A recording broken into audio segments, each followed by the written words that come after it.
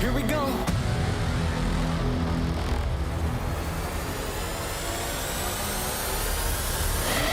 We back on the scene like we never left. Time to go put them back on the shelf. No, we do not need permission. We came in alone, now we leaving you by ourselves. Now nobody wanna play me. Everybody think I'm crazy. Guess I gotta live up to it, nothing but to do it. Hear me out. Let's go. They know we done been there before. They know I done been there before. I think we gon' do it again. I think we gon' do it again. I'm ready to go for the win. Tell them let's do it again. Let's do it again. Do it again. You know what we doing. You know what we doing. Do it again. Do it again. Tell them I'm for another one. Another one. Let's win. Let's do it again. Do it again. You know what we doing. Oh, I like that. Let's do it again. Do it again. You know what we doing. Oh, I like that. Do it again. Do it again. Tell them I'm for another one. Another one. Tell them let's do it again. Hey, baby. Come on, baby. Yeah. Ready? That's fine. On the second day of CODmas, the players gave to me the best damn gameplay CDL has to see. Holy shit. Vegas looks to avoid the tragic 0-3. Can they stop the Kings of the North climbing up the tree? The standings? Whatever. Fresh off their first win with Hook, Optic take on the Gorilla Mates, who could really use a hot cup of victory. Seriously, guys, do it for Gataga! Time's running out for a winless Atlanta to bounce back before the break. But you know Carolina and Slasher only bring gifts of mischief to raise the stakes. Rounding out the day, Boston's on the hunt for more W's to drop in their stockings. Can Surge come in firing and rocking? There's one more chance to join the nice list. Hold on to your snowballs. Call of Duty League starts now.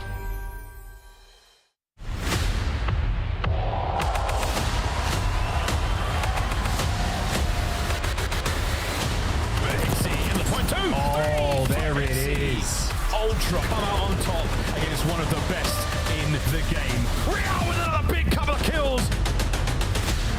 McGuinn, perfection. Carolina, a masterclass here on Skyline. We are in for one hell of a season. I have Roach in bed now. Roach said, I feel all the left. I got one more. One shot. I just want to shut them out. They can only go top. Only can go top. Here. Help time. Last one. Yep. Done. Rugs. Low piano. Low piano. Sit down. Good shit, boys. Oh, I'm done. Sit down. Find out. There. Find out. He's still there. Right corner. This one here. This one here. All three. In the shower. Deep gun. Dead. Hold on. On the tub. Hold on. I have a pinch. I can't get in. One more. Shower. Oh my god. Oh my god. Holy shit, Phil. Jesus. Yo, don't go game like that. Don't go game like that. That was the worst HPs we've ever played. We are moving ever closer to the holidays. Welcome in, everybody, to the Call of Duty League. We've got Alley Cat, fresh off the shelf, and we've got Nameless, ready to rock. The Nuketown sweater goes hard, my guy. Let's start with you. Go. Nameless, 2 more days of CDL before we go to our holiday break. What are you looking to see here on Saturday? Yeah, I'm looking to see some good matches. I think Atlanta versus Carolina should be a banger, a litmus test for both of them. See if we get some game 5s today. Why don't we? Allie Elf, what are you looking forward to here on Saturday? I'm looking to some more game 5s and some close matches and maybe another upset. I feel like we haven't had one in a little bit. I'm looking forward to more highlights. We've seen a lot of triple kills in the community. Well, they've been sending some clips of their own. Let's go to burgers and fries. Or in this episode, we'll call it ho-ho or oh no. Let's start with Gigawake from below. I mean, I think this is a little bit of ho-ho and oh no for the side of Heretics, but Giga gets the fries for the big 2-piece and the 1v2 to win the round. What a great play. Giga would be a great Santa. He would. I think he'd be a great Santa. Just like dye the beard He's just white. so jolly. He just gave us a present of their win yesterday. He's too and now chiseled. We're getting more. He's too Over chiseled to to be the Santa. new addition to Optic Texas. Oh no! Happens to the best of us, you know what I'm saying? Like, happens to the best of us. A little nerves early on, Yeah, you know, first map. That's why I use frags. Hook, though, making up for it the rest of the series. His first tournament with Optic Texas. so far in stage 1. He's perfect 1-0. A frog might have been worse. It would have been dropping like a hot potato, but it's fine because he turns around and fries the rest of the series. Optic Texas end up getting the win, so it's okay to have a bunch performance every once in a while. Yep, gets the French fries, frying a boozy. All right, let's keep this one rolling. At clip number 3, we've got Mac on the attack. Mackenzie Meltz. We talked about what he could do for the team yesterday. He showcased I could also be considered a star slayer if I want to. He is in fact frying. I mean, that was throughout the entire series as well. That's why this is literally just a highlight reel. And as we hand him these fries, what kind of dip do you think he would use? Dip? Yeah, like for ketchup fries, mayo like, combination. Yeah, a combination's crazy. Some Big Mac sauce. Yeah. with his My fries. guy's eating something that's a little pinkish. Have you ever had honey with I'll just fries? say that. Honey Let's with move fries on is really to some more fun here, including our standings, because after Cloud9's win, New York is on the board. That can't be said for some of our other juggernaut squads. Look at Atlanta FaZe down there at 0-2. LAG now 0-3 after the loss to LA Thieves yesterday. Their road does not get easier from here. Best of luck as they're taking on Optic tonight. Yeah, they got Optic. I believe they have C9 later, right? So for this LAG team, like, it's going to be a tall hill to climb, man. You got to come out with a W today. Otherwise, you're looking at an 0-4 start before we go into a month break where it's just going to simmer, linger, fester. You can't have that happen. I can't take the show serious with Allie sitting next to me dressed as an elf. All right, Allie, can we talk a little bit about Optic Texas? What good luck did Santa bring them in the form of Hook? Well, as I am Elf Cat and following in Santa's good luck charm, I feel like Optic Texas just looks so much better in Search and Destroy. And I know Kenny talked about it. Oh, we had a really rough start in that red car and whatnot. But like we say, it's early in the season. Everybody's kind of map pool testing. One day a map's going to go great for you. The next day it's not going to. So even though they have a new look, it is the same old Optic. They have still picked up where they left off. Yeah, to me, Shotzi's been the best player in the game across the first 2 weeks. And when you pair that with like his duo and Hook, who plays at that same pace, it's going to change your team a little bit, right? It helped them a ton in Search and Destroy. And Respawn did seem a little bit more consistent in the first couple showings, but that's something that they'll have time to work on over this next month. I think if you're an Optic fan, you're excited because what Hook brought to the team, the comms, he's developed a lot there. Even Kenny's saying like, hey, I don't have to be that guy giving all the comms anymore. Hook does it for me. And you can see they played some inspired Call of Duty yesterday. Everybody getting animated, getting loud, and they're able to take the dub. And just to confirm this, you said Shotzi played the best in week 1. He was the best player in the league? Yeah. Best player in the world? Yes. Number 1? I disagree. I said it after week 1, and I think so far he's been the best in the world. All right, so that's where I want to carry the conversation. So does LAG have a counter? Do the Gentlemates have that superstar power, or is this going to be a battle requiring teamwork? Of course they have a counter. You look on the flip side, and again, I mean, you're looking at a star-studded world champion roster. This core 3 are ones that have taken Optic to the test in the past couple of years. They've just had a really slow start, but I will say that match versus LA Thieves looked very much more like a top 4 team, top 6 team Saturday or Sunday matchup. I mean, you have the likes of Kismet, who has gone up against Shotzi for years now, knows how he plays. You're talking about Linz, who's looking to have the same explosive power and aggressiveness as Hydra. There is possibility here for LAG. It's just about if they can actually pull through. This is Optic's second match in 2 days. They, of course, splitting the hard points on day number 1. You saw the 250, 249 from LA Thieves, LAG. Are LAG the better team in hardpoint, or do you think it's Optic today? I think it's Optic today. I will say I came away from that matchup yesterday feeling like LAG made some big improvements. You know, there were some big errors that they made, but they were 2 super close hardpoints. And in the game 4, Linz popped off. To answer your counter question, Linz has shown that he can go toe-to-toe with the best of them in terms of the slaying. Yes. Just the small mistakes that they have to clean up today versus Optic. Otherwise, you will get pummeled. Going over to a squad that everyone knows has superstars, Atlanta FaZe was on the verge of making a roster change after not winning more than 1 tournament in 2024. That was until EWC. They crushed out there in Riyadh. The team stays together, but they're not finding success. Today they take on Carolina, who shocked everybody with a 2-0 start to the season, Alley Cat. Yeah, and for Carolina, this is incredible for them because Slasher gets kind of a revenge match versus old team. You know, he got dropped, replaced by Drasa, so now he's like, all right, you guys want to drop me? Now we're starting 2-0 while you guys are 0-2 at the start of the season. So Carolina Royal Ravens, they are the big underdogs right now in this CDL. And for Slasher to be playing the way that he does, they look gross, Ant. Yeah, they do look gross, Allie. I totally agree. The hard point looks effortless. I mean, everybody's making the right plays. When, going to the telestrator segments, I'm like, I could pick any player from this roster. They're playing sound Call of Duty. Clearly, we're prepared for week 1. And on the flip side of that, they're going up against an Atlanta FaZe team that looked like they were playing scared. The Tiny Terror's not really doing Tiny Terror things, not pushing out, not getting aggressive. This is a game,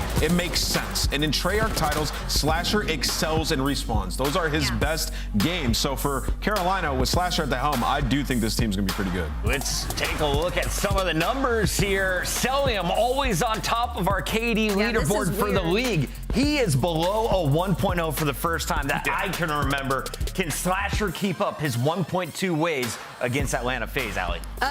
This is weird to look at for me to see Celium not leading in the kill category. But I will say, they did show us the Atlanta FaZe that maybe we were expecting for pushing a Game 5 versus the LA Thieves. But even then, weren't able to close it out. Their respawn just has not been there. There has been a time and place in the past couple of years where Atlanta FaZe struggled in hardpoint as well. But they at least had Search and Destroy to lean back on. I don't see anything that they're very confident in right now. Yeah, I mean, even saying that series versus LA Thieves, the Search too. Not able to close out these Search and Destroys. I feel like they're still learning the game. I do believe week 1 they were behind the top teams, Atlanta FaZe. Just so many plays that they were messing up, but they can get by raw talent alone. We saw it in the rewind, just some massive plays to clutch up and win it. So for Atlanta FaZe today, a great test against the Carolina team that's good on all levels. That matchup will be the third battle in another 4-match Super Saturday. Let's take a look at the full schedule as we will be kicking things off in just a few moments with Toronto Ultra and Vegas Falcons. But looking at the rest of the matches, Allie, how many Game 5s are we going to see? I feel like we could probably go to 3 after this first matchup. I think there's possibility for Boston Breach Vancouver Surge to go to a 5. I definitely expect Carolina and FaZe to go to a 5. And if Gentlemates play like they did versus LA Thieves, we'll definitely get a Game 5. Love it. You ready to get into the action, Nameless? Let's do it. It's gonna be a good Match day. number 1 starts right now. Let's meet our teams.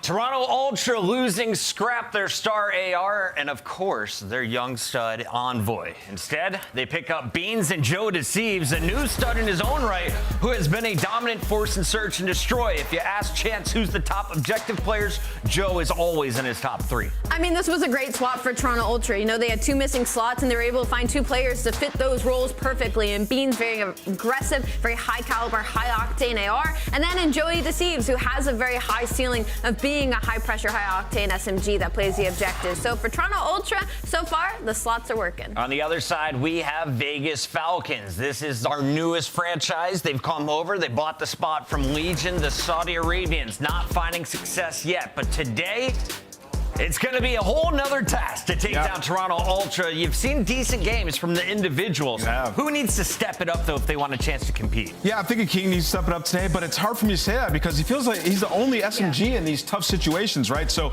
really just some team changes. Got to find out who's going to be running the second SMG on the team. And then I'm expecting a lot of development over this last week that they've had. Skyline has seemingly been the only map that they feel comfortable on. With the ARs, I expect them to play a little bit more Rewind, maybe some Protocol. All right, it's time to get to our Scuff pick'ems. Let's lock them in. Nameless crushing 12-4 after getting his first 3 wrong. Kick us off, my guy. I'm going to go with Toronto. I think they get this one done. I believe in the Beans. How many games? I'm going to go 3-0. Alley Cat, how many games? Ooh, I'm gonna go 3-1. I'll give Falcons and S&D or something, but I'm gonna go Toronto Ultra. I got Toronto Ultra in this one. I think our player to watch is gonna be Baked Beans again. How many games? This match is almost ready. Alley Cat, walk us through the maps and modes. How do you see it playing out? Oh man, I already see that Skyline hardpoint as map number 1, and that kind of makes me a little bit worried for the side of Falcons, just because we saw them play it close, but when it came to closing it out, they weren't able to keep up the pace. So map number 1, I'm leaning towards Toronto. Oh, Joe, I think we have a gift for you. Oh, it's early Christmas. I missed out on the whole Christmas memo. Did you guys send that one back? Do you need a receipt? I got the receipt over here. Yeah, receipt. If you need it. What's the return policy on this thing? I think 24 hours. Do I have to open this? Yeah, you have to open it I first. do? Okay. Hello. This is weird. You look great. It's a brand new Maven. Merry Christmas! Yeah. They really got that on tight, huh? It's like a little dress now. Oh. You good? Oh, I saw your belly button. You saw my belly button? All right, we're doing great, guys. I thought it was a perfect. giant nutcracker, honestly. They really put a lot of tape on that. I like your bow as well. We were gonna wrap you up even better. It looks good, right? Yeah, it does. I feel very sexy. That's like the first time you've been wrapped up in like 20 years? Yeah, it's been a minute. Yeah. Makes sense. You ready to have some fun? I am. Does this look good though? My bow? It does. All right, perfect. Let's have a blast. Merry Christmas, everybody. Listen, we're not going to be broadcasting over Christmas. We're going to be off. Everyone's going to be celebrating, so we wanted to have a little fun. We hope you guys are ready to have some fun. We have a great day of matches ahead of us. Toronto Ultra getting ready to get nasty up against Vegas.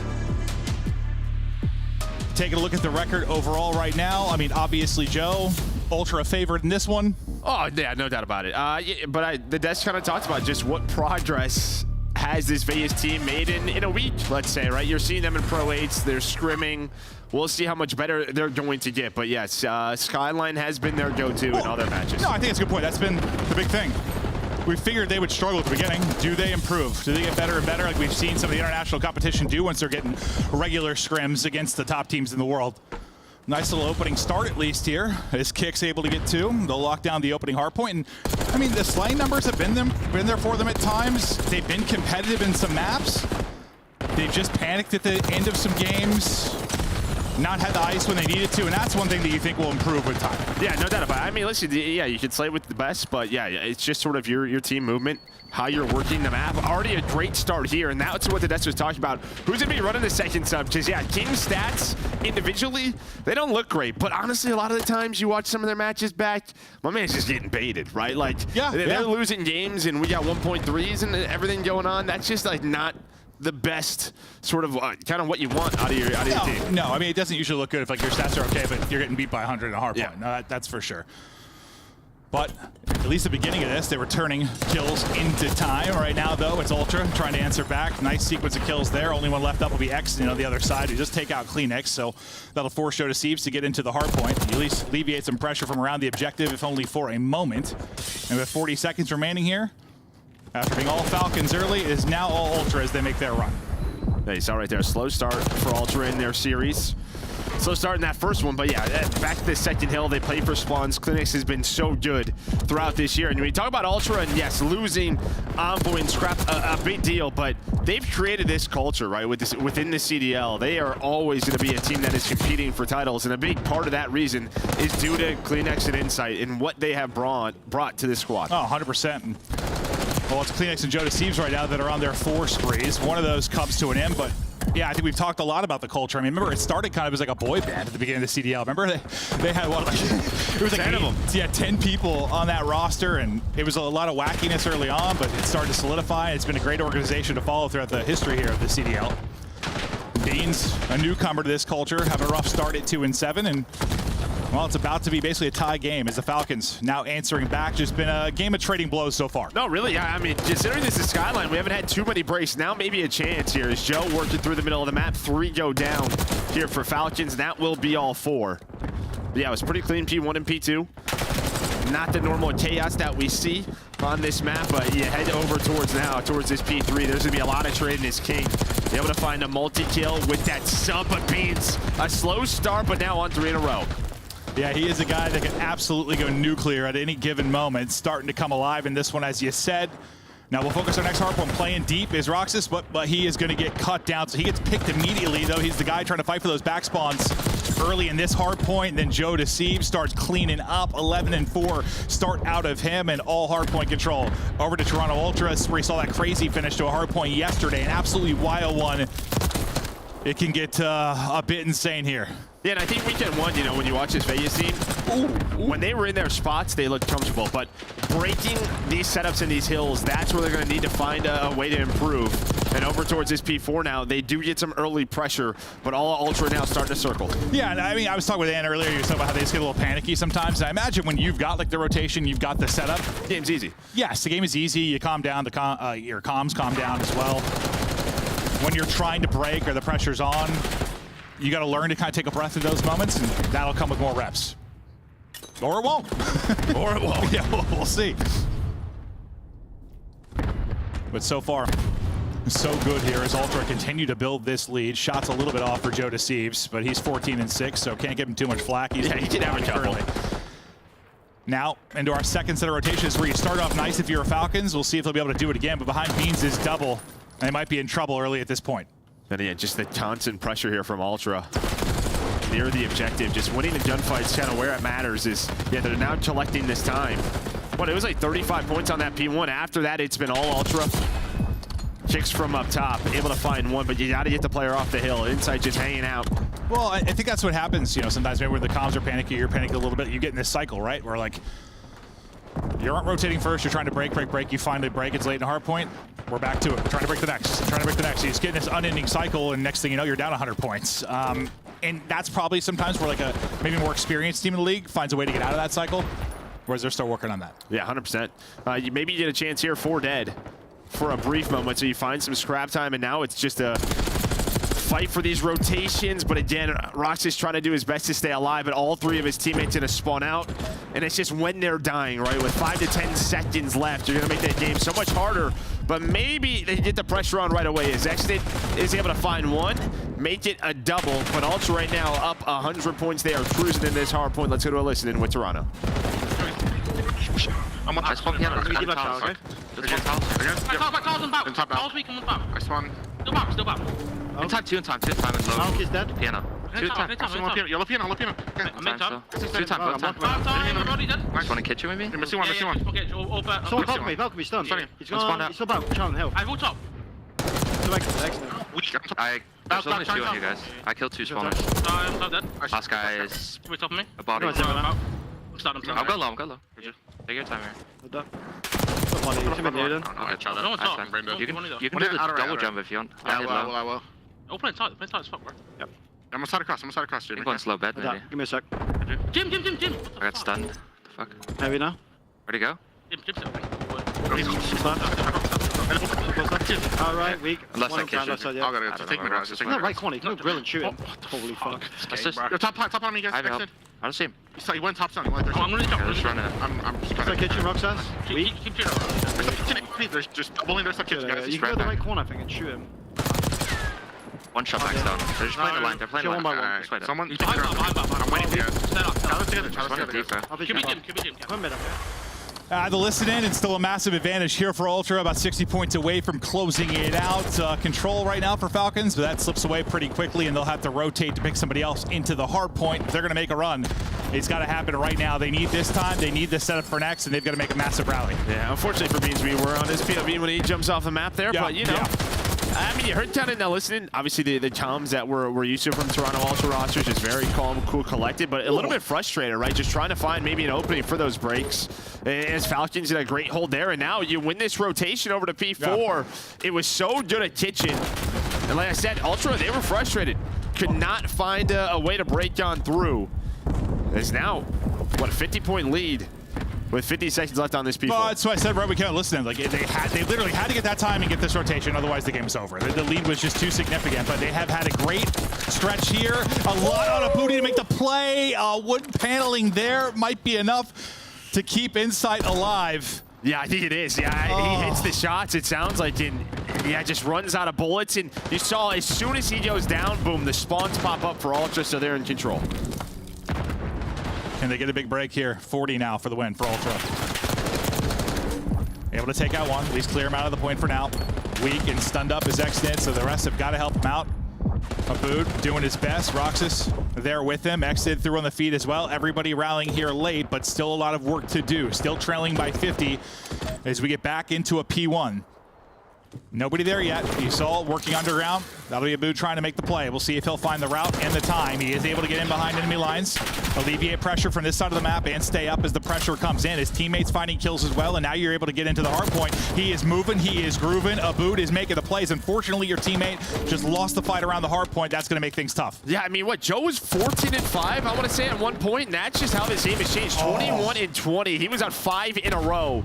But yeah, again, losing the fights around the objective, doing such a good job fighting on back, making this a battle. You see it in the stats. They can slay with the best of the best. It's just, when can they execute to find these wins? If Ace didn't go in a 100-point hole, they'd be in a pretty good spot. Just came out a little bit too slow. Didn't get turned up to what, halfway through the second set of rotations. And it is still possible, but God, it is going to be tough. But here we go is right. Big gunfight win there. Beans is going to get smoked. New hard point popping in 3.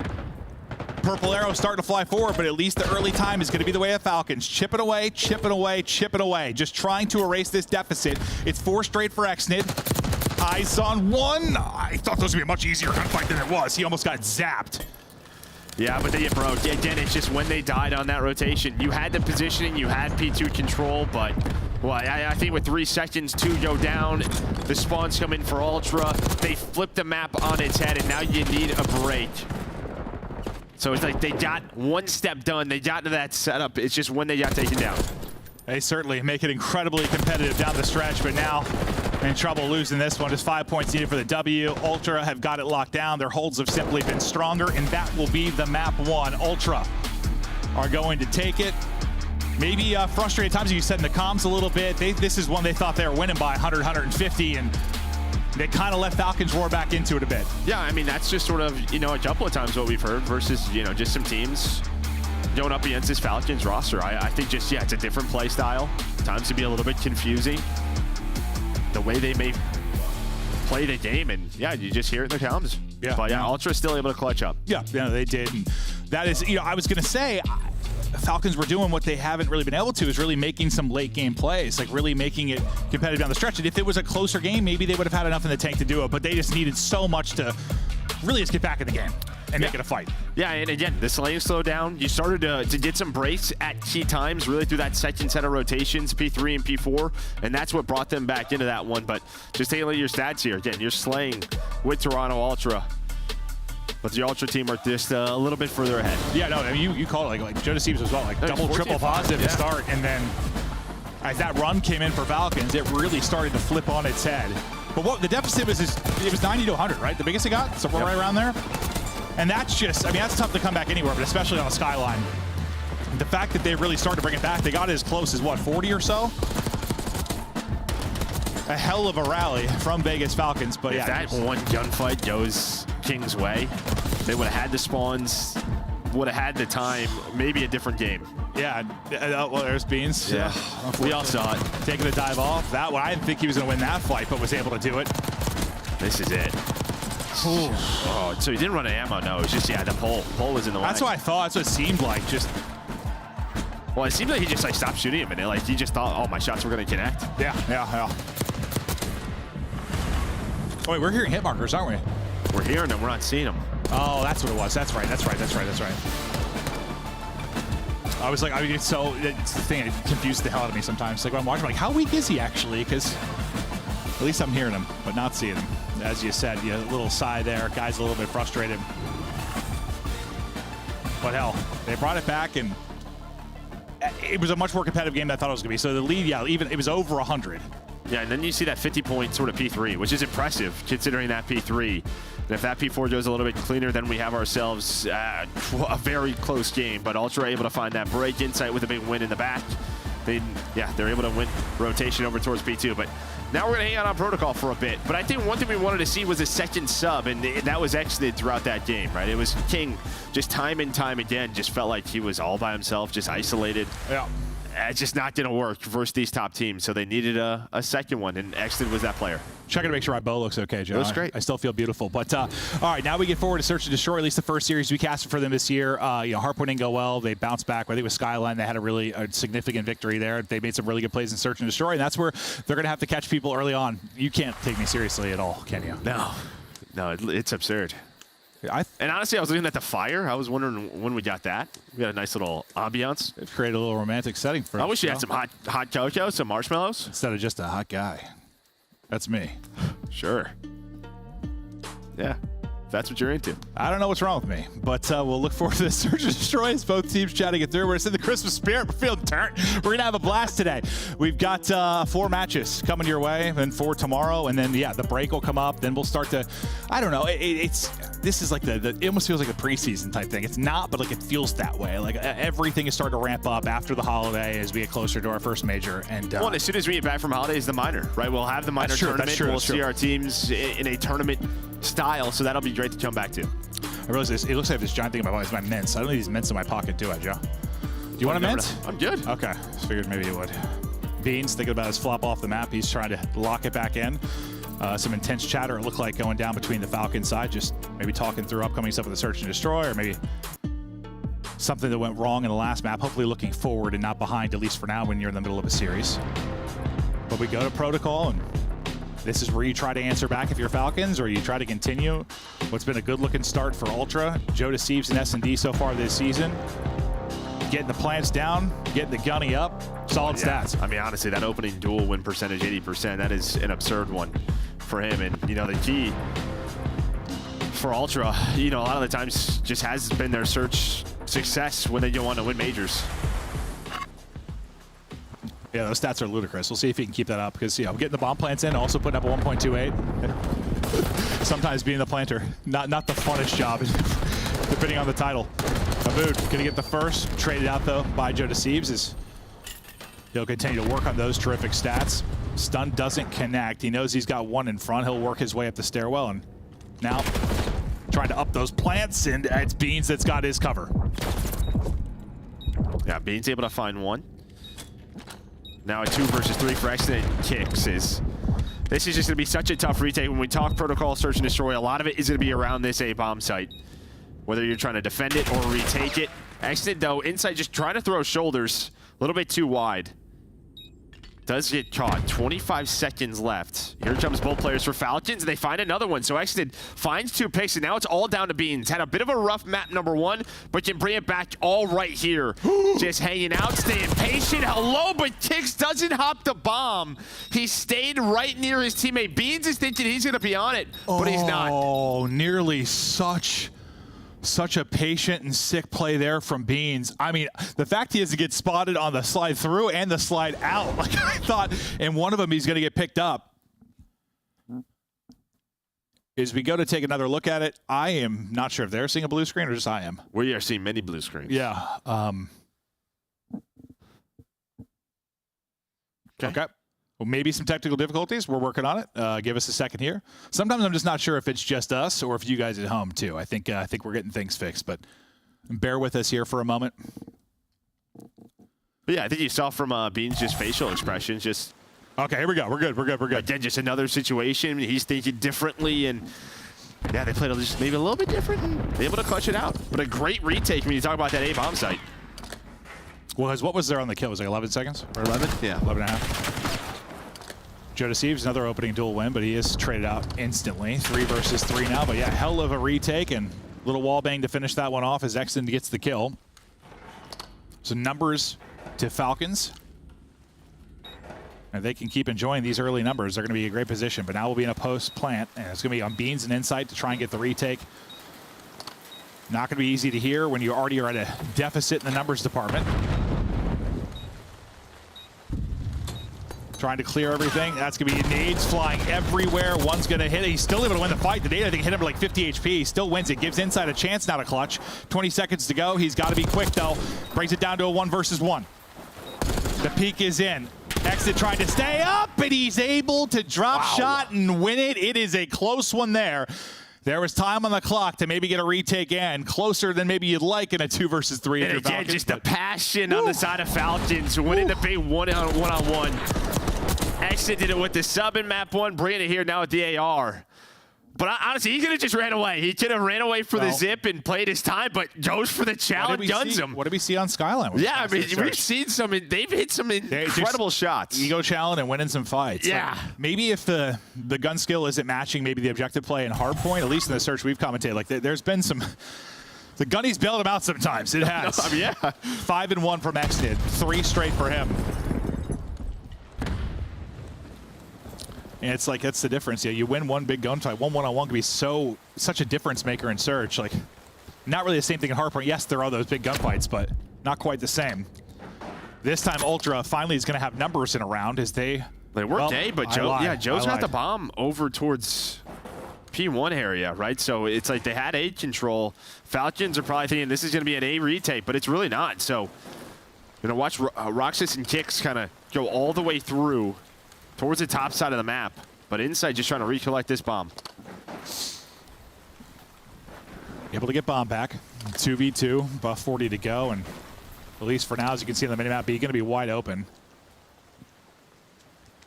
Beans playing for info, not really anywhere near him and the bomb, but there's so many things to check. You just gotta hope he gets a freebie, and he's able to do just that. Well, Beans had some off angles, right? Another one right there. We saw it in round number 1, just not able to clutch it. Just not have been able to find the guy, but we're going to have another one-on-one situation. I'm loving this. Give me one-on-ones all day. 25 seconds to go. He knows where Beans got the kill. Beans is feeling maybe a little bit of pressure to go back and check, but there's the spot in. Now what do you do if you're Roxas? There's just no time.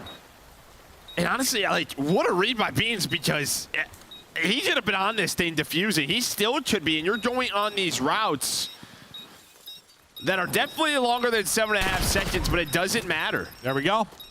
And again, just the facial expressions from Beans are killing me, because he's just like, it's just very different styles.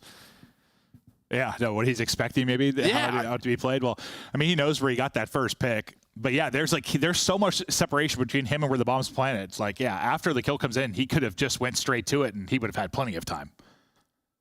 Plenty of time. He almost got caught. Thankfully, he had a nice little shoulder there to just spot for info. But that was my first thing. As soon as he killed Inside, I'm like, I mean, you know where Beans got the kill. No, we're being told that. Well, yeah, it took him about 16 seconds to get near that bomb. So, yeah, you had plenty of time. Twice. Yeah, got that you really did. Challenge at top middle. No kill through yet. But Abood will be pushing it. Kind of holding this backside deal with it will be Beans. Trying to maybe pick up an off angle again. Well, he's actually wrapping back to check deep side of bomb. He's got 2 players near him. He's got a bit of help in the way of insight. Long range beamer there from Beans. He's still got multiple players near him, so he might be in trouble. He's got some cover here to work with. Trying to dance, dip, dive, stay up. Hoping some help comes in. It does. Buys enough time for Kleenex, another teammate to rally over. They've got the full troop there outside of Joe Deceives, and you're at a 4v2. Yeah, but Argenis fight number 7. Roxas maybe could be the difference maker here to find Beans. Kicks, though, gonna get picked apart. So you kind of had multiple players lurking throughout that round. The first one, King. You're hoping he gets the trade on Beans, but just a little bit too much cover. And then, yeah, the teammates of Ultra fly on in. There was a chance there. There was an opening for them to execute on to be on that round, but just couldn't find the kills. Yeah, no, I mean, Beans' movement didn't look crazy or anything. He's had great cover to work with. Like, he had a lot to work with. He was panicking a little bit, but he stayed up just long enough for the help to come in. And they'll get another round victory there. As Ultra continue in this search and destroy, and Roxas chats it through with the team. As he's kind of left out to dry late in that round. I don't know if left out to dry is the right word, but that guy is last alive. Yeah, last alive. Tried to make a play. Everybody dropping down low for Ultra outside of one playing top and insight. There'll be a boo with the beginning chow and not able to finish off that kill. Those gunfights, it can be kind of awkward where you're just shooting down there, hits a slide, and suddenly you lose them for a sec through the ladder. Yeah, definitely want that to be a little bit cleaner, but it's okay. Yeah. You're able to get a first blood on a Kicks. Yeah, you'd love to get a kill there, but those, those can be a little awkward. Yeah, no doubt about it. Yeah, looking down, slide hits. Either way, here comes the retake, and Joe gonna try to do what he can. He's gonna be the last player alive now in a 1 versus 3. 20 seconds, a lot to do. And he is stunned up. Best of luck with that one. Great stun, great chow, diffuses in. It's another retake here from Falcons on B. Well, this is just not easy. It is not easy to retake that bomb site. They have done it twice now. Obviously, the first bloods come into play. When you have that 4 versus 3, that helps. Yeah, 4v3 in both, right? Yeah, numbers in both. Just felt like... I thought for a second, like, Joe Deceives was going to be able to get maybe 2. But then you look up and he's last alive. It didn't really matter. But great job there on the retake from Falcons. We'll see if maybe Ultra try to change anything with their kind of post-plant setups there, or just not getting picked as the push comes in. Advantage, though, back to Falcons. Got 6 for Accident leading the way on one side. It'll be Beans on the other with 6 as well. Oh, well, before he's really even started to shoot, he's already getting laced. Great shots there from Insight. Abu trying to finesse down low. He's going to get double chowed and dropped. Accident able to get out with 7 HP. I thought he was just going to send it for the second. I was like, all right. Yeah, nice little, like, different kind of shoulder. But yeah, just peeking that. And, Falcons, they try to switch it up. Try to hit like a delayed A. Maybe catch them rotating off guard. But the big problem is, yeah, you get first blooded inside with some great shots. Window to window. And now it is exited with 50 seconds in a 1 versus 4. Yeah, that's one of the situations you trust Insight to win his ones. And best of luck with that. Nothing he can do. Dominant round by Falcons in the retake, answered by a really clean one from Ultra. And that'll bring us down to 3-3. And dude, I love Joe Deceives. He just always looks like he's having a great time. I remember the first time, like, you meet some players for the first time, and some you have to have a certain level of confidence or arrogance to like play at this level. And you meet some, and you're just like, all right. But I just met him. He's just like this, like happy-go-lucky, like kid. This is just like he's great, bro. Just a chill guy. He's just a chill guy. Yeah, he's happy to be here. Happy to be here. He is. Loves playing COD. But he just, it's like a different demeanor and attitude than a lot of like people you'll meet, I think, in this type of position. And it's good to see him now on this Ultra team. First blood there for Kicks. We're able to double nade Kleenex. See if Joe can make the plays. He'll have bomb in hand. He has a lead man and Beans. They're trying to get here quickly. If you get a plant, get Beans back to his spots. Yeah, this is doable. Oh, but Kicks gets through both. He's right in between. You see number 8. Help. He's kind of splits them, but Beans is here. Stay alive just long enough for the help to come in. The retakes have been great on A. Sorry, I don't know why I said B earlier. On A. Now can you do it on B if you are Falcons? 3 versus 2 for Falcons. Beans trying to find a different position. 20 seconds to go. Well, and Beans is thinking they're not going to defuse this, right? I mean, that's how both of them are playing this. They're not checking this bomb. Rox is finally going to get on it, and Joe's able to find 2. Again, just playing the clock. We kind of talked about it last week. You may not know the sort of style or instincts that these guys have, the way they like to play. And they're just starting to figure it out. Plant the bomb. They're not going to hop on it. Yeah. Let's just take our time. Just don't die, pretty much. Yeah, and just Beans ends up in a position where I don't know, they're not able to kill both players and hop it. They got no idea where he's at. And, well, the fact Joe Deceives gets 2 is massive. Yeah, I think he wins the first one, and then the second player, Roxy's just got on that bomb to start defusing. So they line up for him. He's able to find that double, and, yeah, then just not enough time on the clock for Falcons. Well, it's the first time for Ultra, right? You were able to actually win it post-plant. Seems like you get Beans back in that position. He's able to make plays, but couple times there's been ultra good teamwork. Just somebody staying alive, somebody get there in time to help. Beans now out to 9. He gets 3 of them in that round. Well, sorry, 2 of them in that round because Joe had the other 2. Kicks another first blood, so he's getting some early picks for him. What can they turn it into? Joe couldn't finish one, but he's able to snap another. Now Kicks is knifing people. He's going on a run. Abood wins his. Joe Deceives falls. Fast one there for Falcons. Kix is taking names early. Yeah, I mean, Kix obviously get the first blood, then finds the player on the zip line, but King just, Joe misses like one bullet. King was able to play his life, then flash all the way through. And with that first blood, middle of the map is open. So as soon as King starts getting shot at, Roxas just works through the middle of the map, has his teammates back. And this is a back and forth battle. Yeah, no one able to get any control in this search and destroy. You need this one desperately if you're Falcons. Can't risk going an 0-2 hole against a team like Toronto Ultra. They'll put you away. But yeah, Ultra trying to figure out how Falcons are going to play certain scenarios. They still haven't figured out the early game. It feels like it's mostly been these bloods for Falcons. Can they find another one here? Stunts hit on both sides of this. Now nades everywhere. Shots will hit. Another first blood for the Falcons side. This time it's directed. Kleenex just got to get out of here. I am out. Everybody is dropping. Early control from Falcons. Yeah, I shut down A again. So now 2 versus 4 for Insight and Kleenex. You see Insight, that is just not the easiest gunfight. That's what makes A so difficult. No, it's not. Good thing is you hit your shots. You're only hitting forehead, but it is a mean heady. Insight and Kleenex. They find Roxas. This might be winnable. Insight was thinking about watching Heli. There we go. Able to spot him. Now you can work the bomb.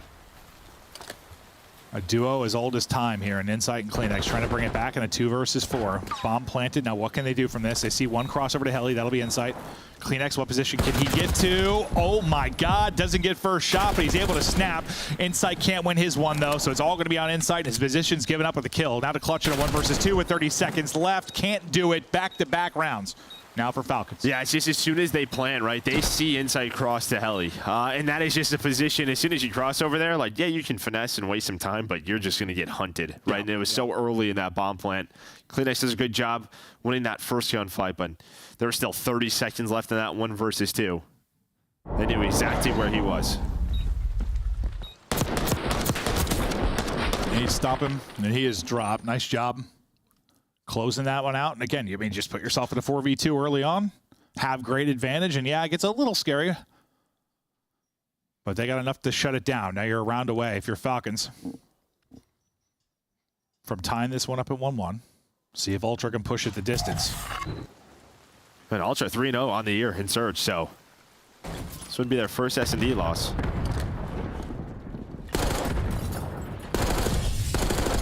Kix trying to challenge that fight with Insight.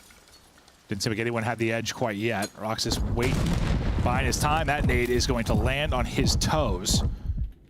Hit the 25, but still alive. Another first blood. Abood this time around. Trying to chow it and trade it, at least as Kleenex. So you bring it back. Hiding in a bush is Roxas, as Kleenex is able to get another and another and another. Kleenex just chopping him down, putting the team on his back to get him to around 11. Dial up a triple there for Tobias. Yeah, I mean, I was wondering how King got there, but he was able to flank through Spiral, get the first blood, but it's just, yeah, individual play out of Kleenex. His ability to stay alive in that A bomb site finds the triple, looking for the ace. There's one for Roxas. Takes it to a 1 versus 2, 30 seconds to go.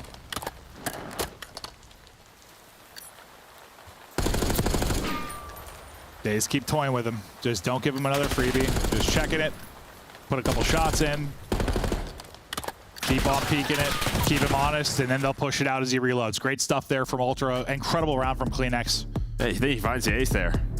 Oh, did he get the final one? Okay. Yeah. All right. As he swung out. We'll see it all from Kleenex here. One more there. And then the final chow, the ace for Kleenex in a big round 10 to get them to the round 11. Now, can you shut it down?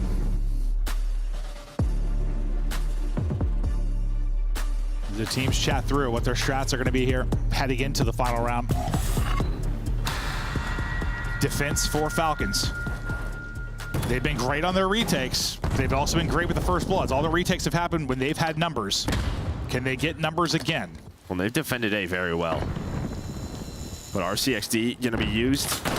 King gonna go for it. Maybe doesn't mean to zip right away, but Joe gets a first blood, punishes him, trying to hit the flank. I thought he was just gonna hip fire chase him there in the face for a second. I was like, insane. oh yeah, it would have been absolutely insane. X did a chance here. Well, now it gets harder. Simtex in, backs him up, trying to win the fight. Oh, it's so awkward there with the railing. Insight gets one at the same time. It's down to Exit and Roxas, as they are in trouble now. They have to retake this 2-on-4. They've been so good at retakes, but they've always had numbers. Not the case here at all. This seems impossible. You just have to get a pick to even. They're not going to give you one. Yeah, you have to get a pick, and there's no chance to do it. Ultra win 2 straight rounds to close it out in round 11. Kleenex puts the team on his back in round 10 to get him there. And then it's a full effort. Abu's out of his chair. I think he's frustrated. Yeah, just dying the way he did. You saw him kind of smile after, like, I think what he's thinking is there's an RC car in play. Like, maybe I can get a timing, find that player, maybe get 2. Well, he's with the guys taking risks for him. It also could be like, sometimes you're in those scenarios. He might have like wanted to fake it and cancel it, but then Joe peeks it right at that time. Maybe. But the fact is, it's one of those risks you probably just don't need to take. Yeah. In a 4-on-4. Like, you have zip control. What else do you really need? The look on his face kind of said oopsie to me. Yeah. Probably hit the wrong button. Yeah. Whatever it is. What we talked about in some of the hard points, like Ant was showing me, like it just had some kind of panicky moments. Maybe one of those kind of in around 11 that bites you, and you just gotta hope if it is like, nerves sometimes. These guys just playing the league for the first time, a lot of pressure, moving to the States, a lot going on. That you'll work on those moments and improve as we go. But it's a tough loss there, because you had a great comeback in the map 1. You just went down 100, so you didn't really have a shot, but you still brought it back and made it competitive. Here, you're in control. You're up 5-4. You think you got a map 2 victory, but Ultra step up. Kleenex makes an insane play with an ace in the round 10, and we get ready now to head to a protocol control to break that down. And our last 2 maps, we're going to kick it back over to the desk just to chat through things. Is so excited right now. Protocol Control makes its appearance 5 days in. Finally, we get some variety, Chris. I mean, come on. Before we get to that, though, let's draw some conclusions. Jump right into this one for us, Ant. What do you got today? Yeah, well, first things first, we got to talk about what happened at the start of the show. So let's get right into the conclusions here.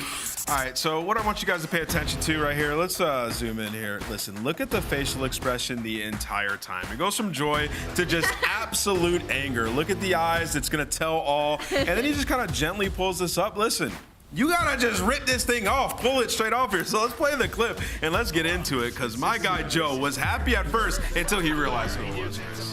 Oh no! I mean, come on. All right, now let's get into the actual clip. I got some real stuff to talk to you guys about. Okay, so you heard Clint and Joe talking about the retakes that were going on this map. So Vegas Falcons, they don't pull away with it, but this is actually an incredible retake. So we're going to talk about this here. So when teams decide to go down low, which is the default shadow here, they're going to send like 3 people down low and hold 1 guy in the building. This is Insight in the building. So basically the only information he has is like middle, and like he can see the windows here, right? So what you're going to see here from Falcons is they get fully aggressive here. They send 1 player all the way through P1 around to like pinch in case Insight were to pick up a kill here. And then number 8 also has information to try to chow that. So you're kind of converging. This is the first guy you have to kill, is the guy in the house, right? And then you sort of want to trap everybody down low. And what you see is, based on the information that they gathered mid, they are going to kill Insight. And you have King, who got aggressive through mid, took over their P2 plat. So you have angles to go from down low in the building. You know the zip line right there. You can go from big door, and you can also come down your spiral, right? So converge from all angles and sort of trap them, but it all starts with taking the space. So once you gather that information mid, King Abode gets pushed all the way up here to P2, just trying to play information. You see 7 on the minimap and number 8, they converge onto Insight, they take him out, and then you're just trying to draw people out of position here. So Roxas does a great job blowing up the trophy, throwing a nade to make it seem like they're gonna come down the zip line, but he actually repositions to go play trades with his teammates. And meanwhile, all this is happening, Toronto's trying to cover everything. Spiral, zip line, big door, and you just don't have enough time to sort of facilitate that in the middle of a round. A great retake, and that's how you should approach it when they try to stack down low.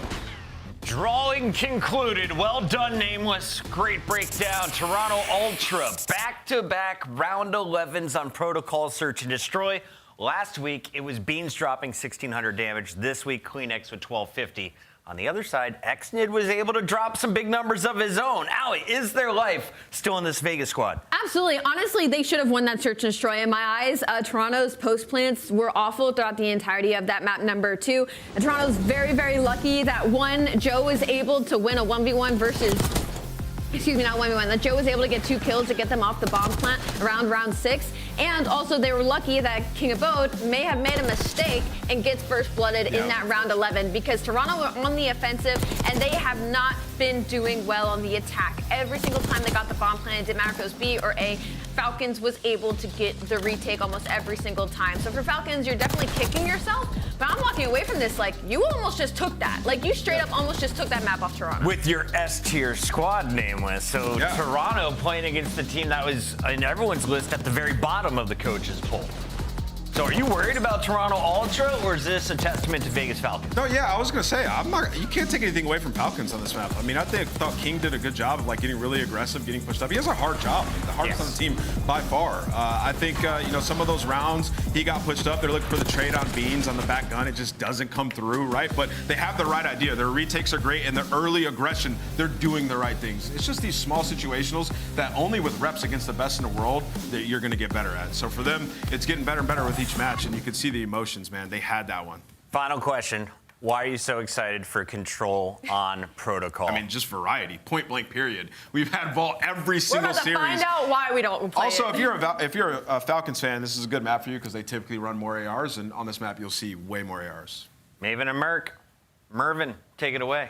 Mervin. Thank you so much. We continue on, but yeah, no, let's start talking about Falcons. Yeah, I mean, I don't know. I think I thought one of 2 things. Like, they were going to come in like this and be kind of competitive and get better. They were going to come in and get choke slammed. I mean, it was one of the 2, and I think they have been competitive. It's just like we've said 10 times over the course of this broadcast, how's it look a month or 2 from now? Yeah, I mean, individual talents there. Yeah, they're just going to have to need more than that. You have to learn from every single one of these games. Big time. Again, you can see the passion, and obviously you bring in Clay for a big part of this, right? Yeah, someone like him with his pedigree. Well, I mean, I think a lot of casual fans will watch, and you'll see Call of Duty, and not always the biggest skill gap title. You think, I can shoot like that. I dropped these amount of kills in pubs.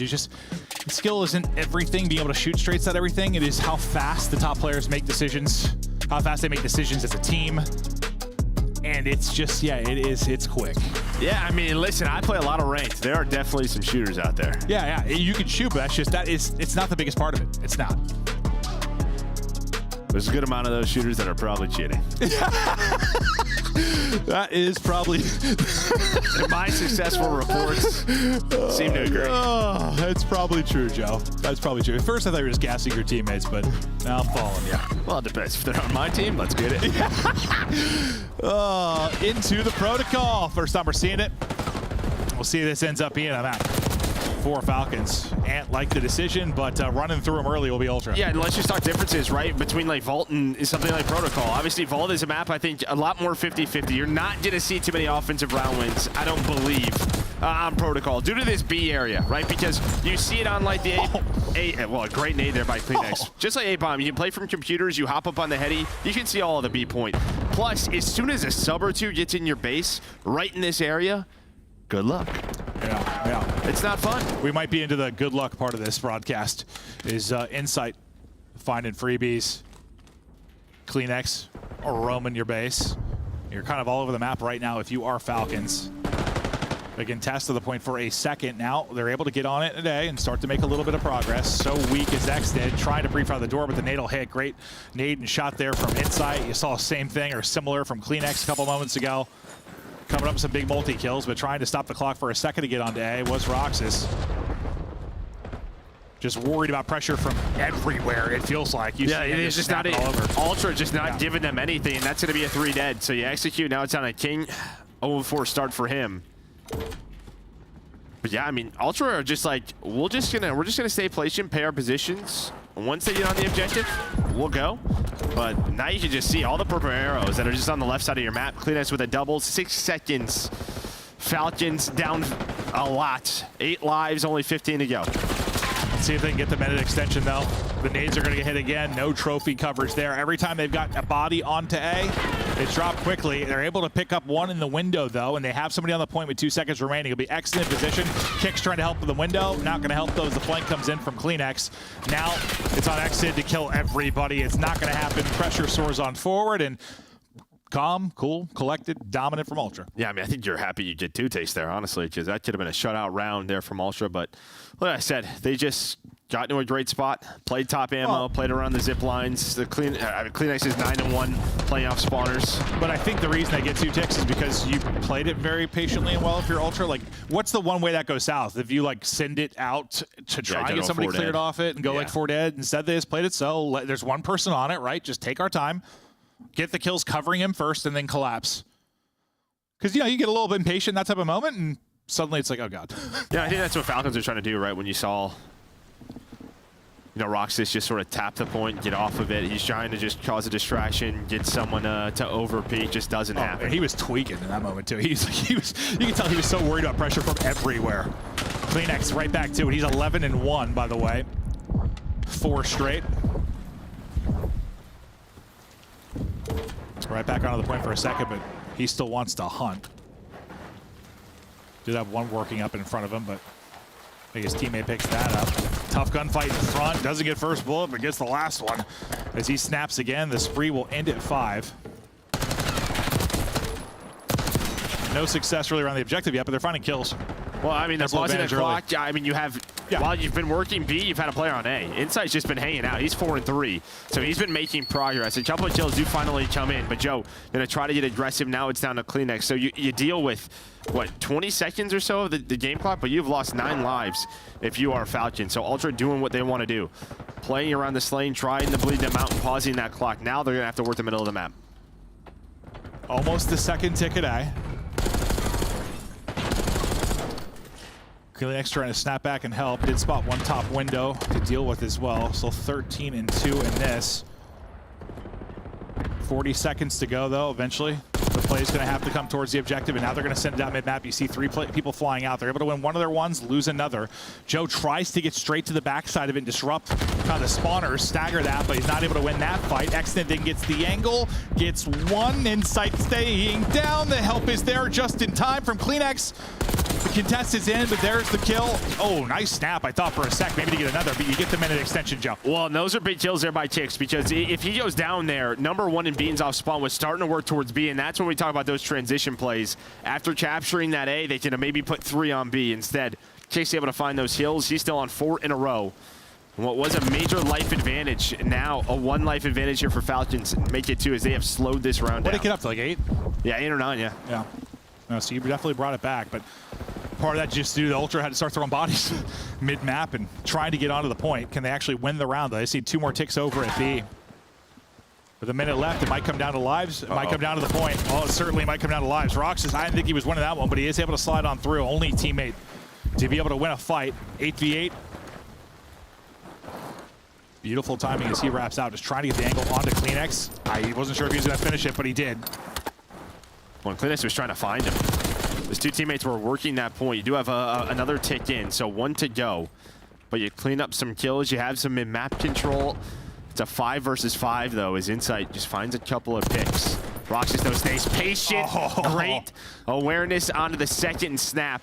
Sees up to 10-8. A hell of a play there. Now 2 versus 4. Beans and Joe deceives.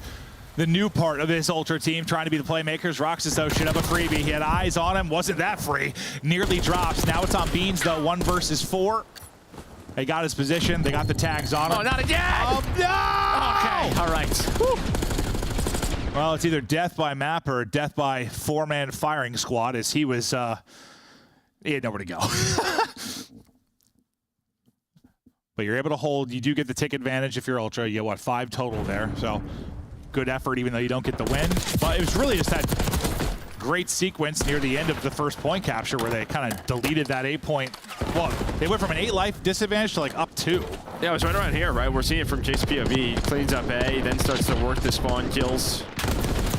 Ultra have to trade that one, just not able to do so. He starts to get going, and yeah, just nice patience. There was a couple of chances, I think, for Ultra to maybe get 3 on it, but there was always like 1 player left, and they were worried about that player.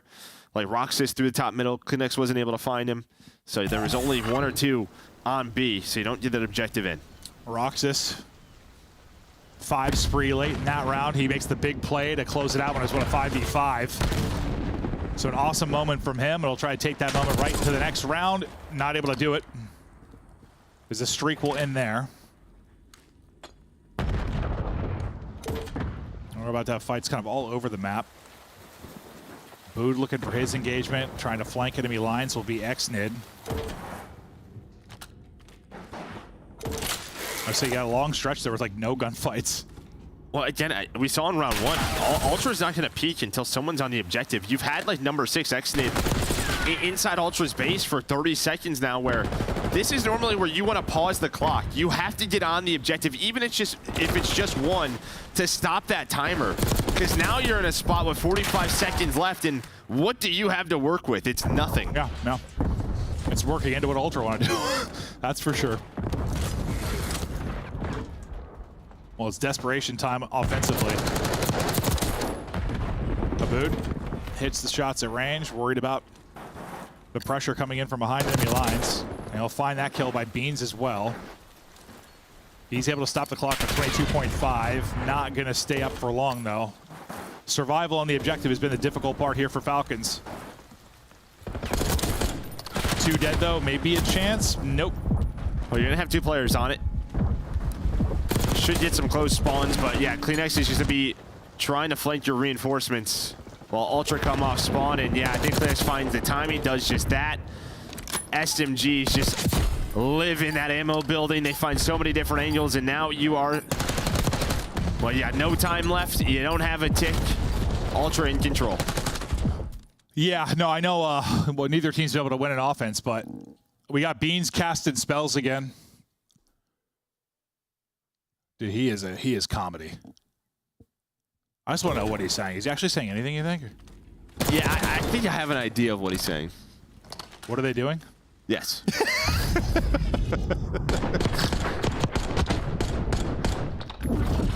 Yeah, that might be the case. Just dumbfounded at times, he seems, but I mean, they have been in control. There hasn't been much on offense for Falcons at all. I know they've gotten 3 ticks, but I mean, it could be spells. He is British. That's true. That's true. Big Harry Potter fan. Probably own several of those wands. I own 1. I got 2. You have 2? Yeah. Went to Universal. I sometimes cast spells when I'm bored.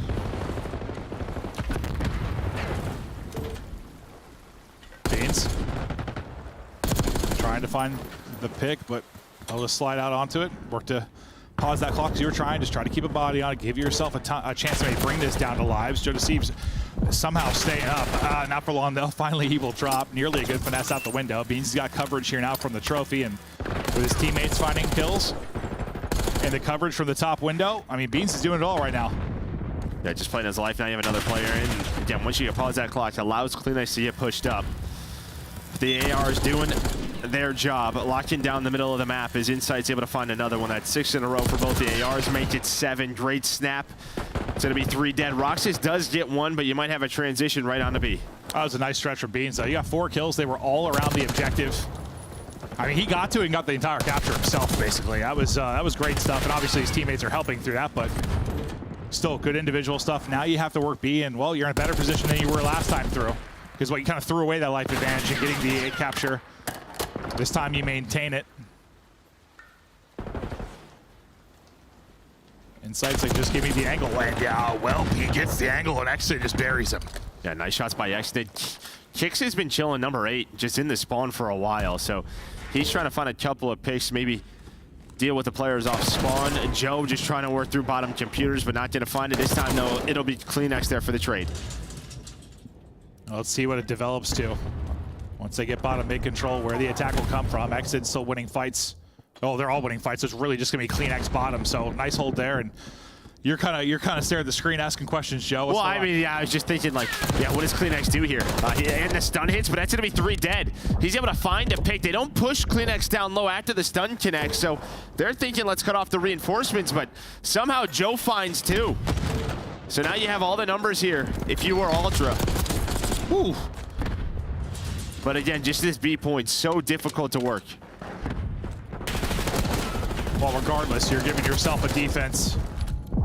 If you are Ultra, still dancing around with a 2 KD is CleanX. 4 straight currently for him. There we go. This is probably your chance to get on it. Let's say they get 2 bodies on it. First bit of progress is done. Insight trying to spot from top, just barely able to stay alive. Maybe buys a little bit of extra time to get a teammate in position. That'll be Beans that'll push up. He's going to be double swung on though, and you nearly get there, but yeah, it's just tough to hold. So many angles. The retake comes in. You're going to have one more crack at this. You only need a tick, but certainly more efficiency here out of Ultra offensively. Yeah, and I think that was just another scenario that there could have probably been another body on it earlier. Earlier, maybe the map is done.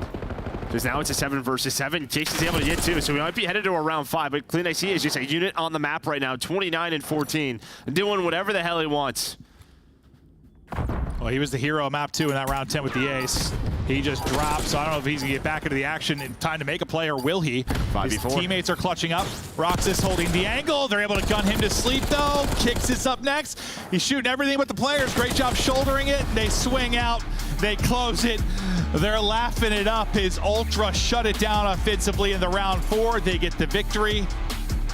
Falcons made them work for it, but they controlled it. Yeah, I mean, you switch it up, you go for the protocol control. I think it looks a little bit better there for Falcons. Ultra did a rep, but yeah, I mean, just the individual plays you got from the likes of CleanX Beans there at the end of that defensive round into the attacking to get A. You're getting better, I think, if you're Falcons. I mean, I don't know if it's happening yet. They're getting better, but you've kind of showed the same thing in most of your matchups. Just an ability to hang, kind of a slaying department, to push back and forth a bit. It's just sometimes in the respawns, it's just around the objective. The kills aren't turning into time and hard points or turning into round wins. And that's something you hope they can work on, but you see the talent on display of Ultra just a little bit too much. Is what? I mean, they're playing together well as a unit, plus you have CleanX dropping nearly 30. A fantastic map 3, fantastic map 2 out of CleanX. And this is the CleanX we've been wanting to see. I mean, he's one of the best players in the world at his position, or he can be, and he's playing really, really well. Yeah, I mean, I think just like, you know, if Ultra's going to want to win majors this year, you needed your sort of foundation and insight to CleanX to get back to their best level. If they're playing like this versus the best of the best, yeah, what Nameless has been talking about on the desk, like them being S tier is very much a possibility. Yeah, and you kind of get this just restart. It's our team, you know, pick up 2 players you want to play with, and so far, you're doing one hell of a job. It's been fun to watch Ultra so far. We weren't sure what we were going to see. Yeah. Are they going to have the same ceiling? Still don't know. I don't know. I think they have the same ceiling that they did with Scrap. Probably not. But is it a team that maybe could make a run and win a major? Sure. We're going to see that. We're still very early in the season, but that'll do it for our first match. Now to break it down, Desk, hello. Hello. Went about as expected. Nameless, you nailed the prediction rate on its head. So let's talk about how good this team is. Not the greatest or scariest in search, but in these respawns, this team is looking dangerous. Yeah, I mean, they're getting it done in the SNEs though, right? So it's working for them. I think in the respawns, yeah, they look extremely dangerous, willing to go to protocol, and now I see why other teams don't want to play Toronto on that map. CleanX is an absolute menace getting up in their base and just making plays, man. Playing inspired Call of Duty as well. Like, despite having control the entire time, like, when it gets hairy, they're able to slow down when need be. CleanX is playing his life, his teammates are dying, and then they regroup together, end up stacking it and winning with the odds stacked against them. So Toronto Ultra, man, getting out of tough situations, they look like one of the teams to beat. I mean, you're just talking about way too many places to have to clear out to try and get some map control against a player like CleanX. That's like spawning in on this map versus Optic Texas and Shotzi. I doubt we're going to see protocol that often with the aggressive SMGs that we have in the league, but it was fun to finally get a little look at it and see how it plays in the matches. Yeah, I think Toronto, yeah, for me right now, you know, you heard them talking a little bit about it. I think they're S tier. They're good on every single level. They're willing to go to some maps that we just haven't seen too much, right? And their protocol and hardpoint, in search, and in control looks very good. So the map pool sort of evolving here for these guys, and Beans bringing that energy. You just gotta love to see it, Chris. I enjoyed this matchup thoroughly. Joe Deceives lives up to the hype once again, dropping numbers in the respawns, having all the joy possible as they head into the holidays with a fantastic record. They improve once again. What is it now? 4-0? 3-0. 3-0, yes. Falcons on the other side. Rough way to end your weekend. Yeah, it's definitely a tough series, but I think like you learn from that one. Once again, you go to a round 11, the protocol control, like it looked a little bit better. Like they were making some plays. Like at the very end, they could have won that last round and forced the round 5, but unfortunately just lose the gunfight onto the point. So for them, just got to keep on improving, man. We saw glimpses in this series just as we did in the first 2. It's great to see Tobias having fun alongside his new SMG buddy Joe Deceives. Today, he earns your Scuff play of the game. It's got to be the round 10. Game-tying ace in Search and Destroy. Kleenex gets all 4 in the round. Allie, walk us through it. Yeah, this was insane. And this is what I'm talking about protocol. Like, he just gets lost, and they're also just solo chelling him. Nobody's trying to push him out. So that's a free 3, and then obviously only one guy left, not much to do. Kleenex flies out for the kill in this corner and gets the ace. Toronto now 3-0, 0-3 for Vegas. Joining us live to talk about their most recent win, we have Jamie, a.k.a. Insight. Last time we talked with Beans, we've talked with Kleenex. We got an Insight joining us, and I want to ask you about your role in this current lineup. What do you do for the team alongside Beans? To be honest, I feel like I'm just the enabler for the boys. You know, I'm trying to make sure the game's flowing well, telling the boys when to like hit mid, rotate, that kind of stuff. I feel like we have a lot of talent on this team. It's just making sure we're all using it together and sticking to the game plan. Our observers have been catching a lot of awesome multi-kills, but we haven't been watching your screen enough. Where should we be looking at, Insight? Where's your best map? My best map? I mean, if I'm in the hill, I mean, that's a good POV. Other than that, it's probably pretty boring. Just stood somewhere blocking or just playing slow somewhere, I guess. It's so funny because you say that in map 1 you had 2 minutes in hill, so like it lines up so wonderful. Insight. Congratulations on the win here. I want to ask about Toronto and how scrims feel in this game. Do you feel like scrims have been translating into matches very well, or has it kind of been catching you guys off guard? Because that S&D was a little close.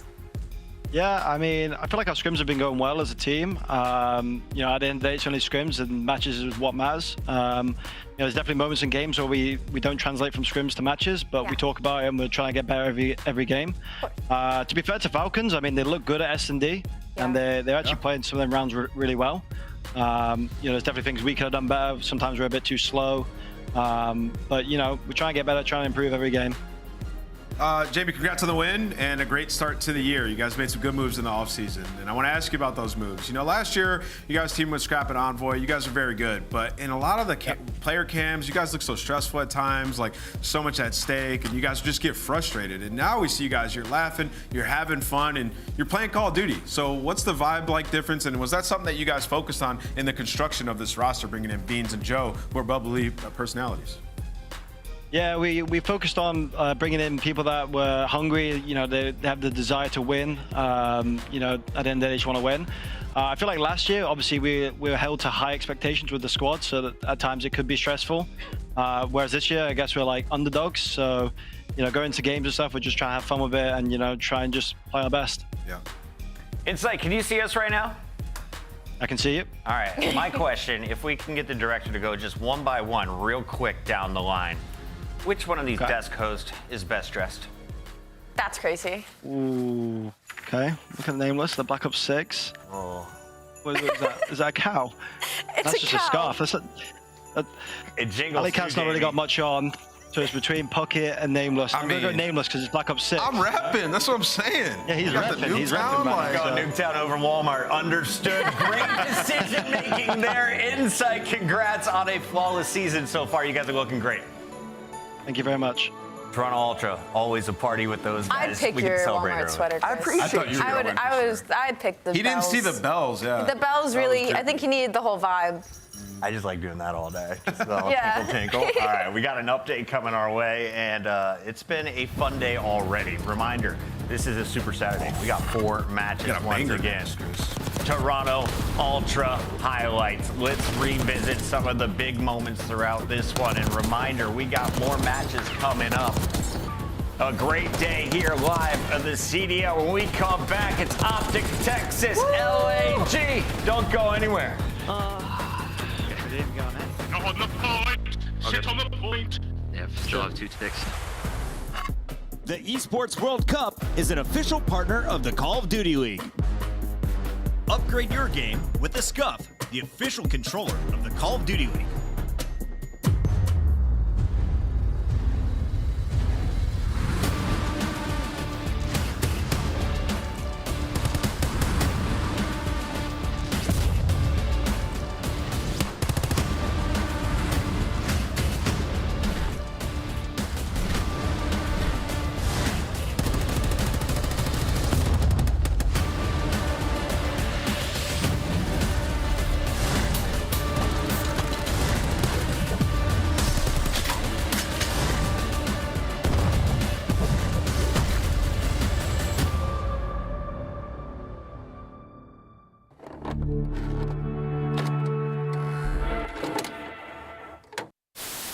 you agree with Smokes not being in respawn? I do personally, yeah. You do personally? I do too. I think it would make the viewing experience worse. What did I just see on my screen? Who was that guy? Did you see that? No. Who the fuck was that guy? I don't know. Welcome to the citizens over there on YouTube. There was some random guy, like, see how they have the quad box? Like, there was some random guy just like in the all 4 boxes, and he looked like he was going crazy. Yeah. Yeah. They're playing my court. They have to play. They are both water. One shot. There's two water. They went both. They went red. They went red, Clay. They? Yeah, they went red. Both red. Both inside red. Both inside red. They went front door. They went front door. He's hopping. Watch his water. I have your word. Back door. He They didn't see you yet. Nice! Let's go, Clay. Yes, sir. We're going to have some laughs during this match, Maven. I'm going to openly just ask, who will be the worst player we see in the All-Star game today? The worst player from all of these teams? Oh, this is hard, man. It's the All-Stars. Oh, I got to think about this. It's going to be Octane. You think it's going to be Octane? Yeah. He was a beast, so he was number 2 overall S&D KD. Yes, he has, but guess what? Octane's had one good event since like 2016. I'm going with Nameless just because he can probably hear me right now.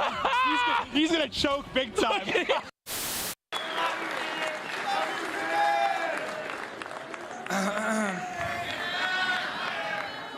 I'm gonna do my best not to break down right now. This game changed my life. I was an overweight 15-year-old kid who didn't feel like I had much purpose, and then this game, this community legitimately changed my life and gave me confidence and made me feel like someone. I have my family here today, so I can't think of a better way to say goodbye than on this stage in front of my family. They've made so many sacrifices for me. I mean, my dad was driving me to tournaments anywhere and everywhere. My mom, she flew to Chicago with me for my first ever tournament. And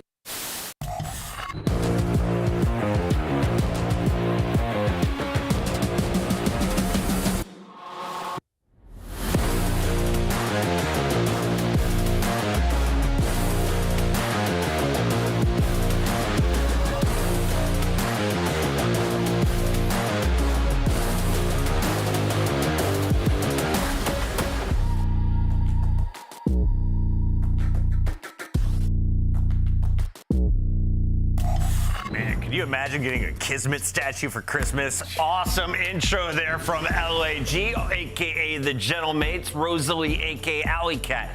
Break down this team for me. They are 0-3, a terrible start. They're 0-3, but respectfully, they've had some really, really tough competition. They had just come off now a loss to the LA Thieves, and that is the closest they've played any of the teams thus far. And LA Thieves is considered an S-tier team right now in the league. So maybe we see the core 3 of those world champions finally getting some stride. If you missed it yesterday, the best hardpoint series we have seen all season. Go back and watch match 1 featuring Kismet, Lynn, Skies, and Priest and Nameless.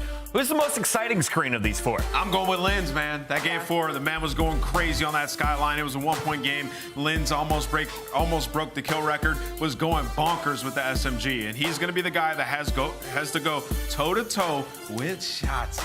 And you know me, I've been saying Shotzzy's been the best in this game so far. So this is a tall task. But man, I came away from that series thinking their hardpoint had improved a lot. A couple small mistakes. They cleaned it up. They could have potentially beat the Thieves. My question is, can they slay the way they did in Game 4 against the Thieves? Can they keep the gunny up? Because on the other side, Optic Texas has shown no signs of slowing down. After losing their first match to Boston in that Game 5, it's been all Optic. Now you got Hook in the lineup, upping the pace. And what's crazy is that when Hook got plugged into the lineup, we are all eyes on him, right? But it was still Shotzzy that was stealing the show throughout the entirety of their series yesterday versus the Surge. I mean, this guy was 31-15 at 1 point, kill record breaking. I expect him to do the same today, but I do want to kind of put all eyes on the other players. Dashy has been taking on a little bit of a newer role this past couple of years. We saw it in the series yesterday as well, where he was the guy holding back and watching the flank and waiting for his teammates and playing that pinch. So Proxy Texas, a little bit of a new identity. Optic's game that they dropped yesterday was Hardpoint Map 1. They seem to come out to a slow start. Is that a bad thing in this series? Can you take advantage of it if you're LAG? They haven't had a hot start in any of their matches. Yeah, I mean, I think you got to start hotter if you're LAG, right? Out the gates, like build some confidence going into this one. I mean, you're 1-5 in hardpoint, so the more hardpoints you lose, you're going to start to lose confidence in what you're preaching in practice. So yes, come out, win that map 1. For Optic though, man, like I said, I do think that they have a new identity. I think it's a good one. Search and Destroy looks so much better. I love seeing Hook and Shotzi run around. Let's take a look at the maps and modes. Tell me, where does Optic score? Where does LAG have an advantage? Kenny told us yesterday, you're never going to see protocol from us. Yeah, I mean, this is an SMG battle. Let's be honest. Yeah. We are in the Vault Simulator. All eyes on Linz, and then all eyes on Shotzi on the opposing side. It's a good old-fashioned battle. Skyline Hardpoint, if we get to a game 4, and if there's a game 5, it'll be on protocol. It is time to lock in. Our scuffed pick'ems. Nameless continues to impress. Let's go, baby. 13 correct selections. Let's make it 14. I'm going with Optic Texas. I got them winning this one in a 3-1. Optic Texas. Alley Cat. I'm going a little crazy on this one. I'm going to try and catch up. Les, I am going to pick the Gentlemates. Going Gentlemates. And she learned a little French for you. I'm going Optic Texas today because Hook's the nuke. Everybody loves them. And the fans are going to agree with me, aren't you? Yes, they do. Match is ready. Casters are here. It's time to bring you your favorite Santa Claus and his little elf buddy. We got Miles and Chance. Let's go, duo. Favorite little elf buddy is criminal. I love it. Yeah, we're ready to go. I'm excited, man. I'm excited. Game 2 of this new Optic, and they're going up against a very spicy opponent. Chance this should be cool. Absolutely. Also, shout out Wheeler. We check our mail. We check our mail. All right, my bad on that one.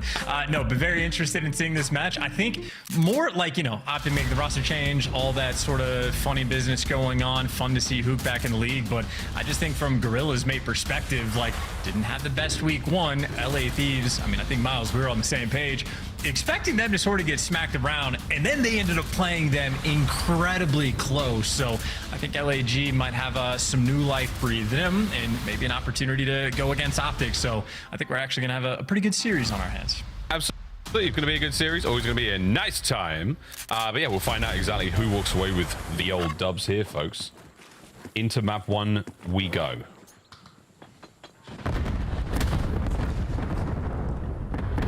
Yeah, honestly. Oh, if you have to watch that kill cam, you're going to be so frustrated. What a route.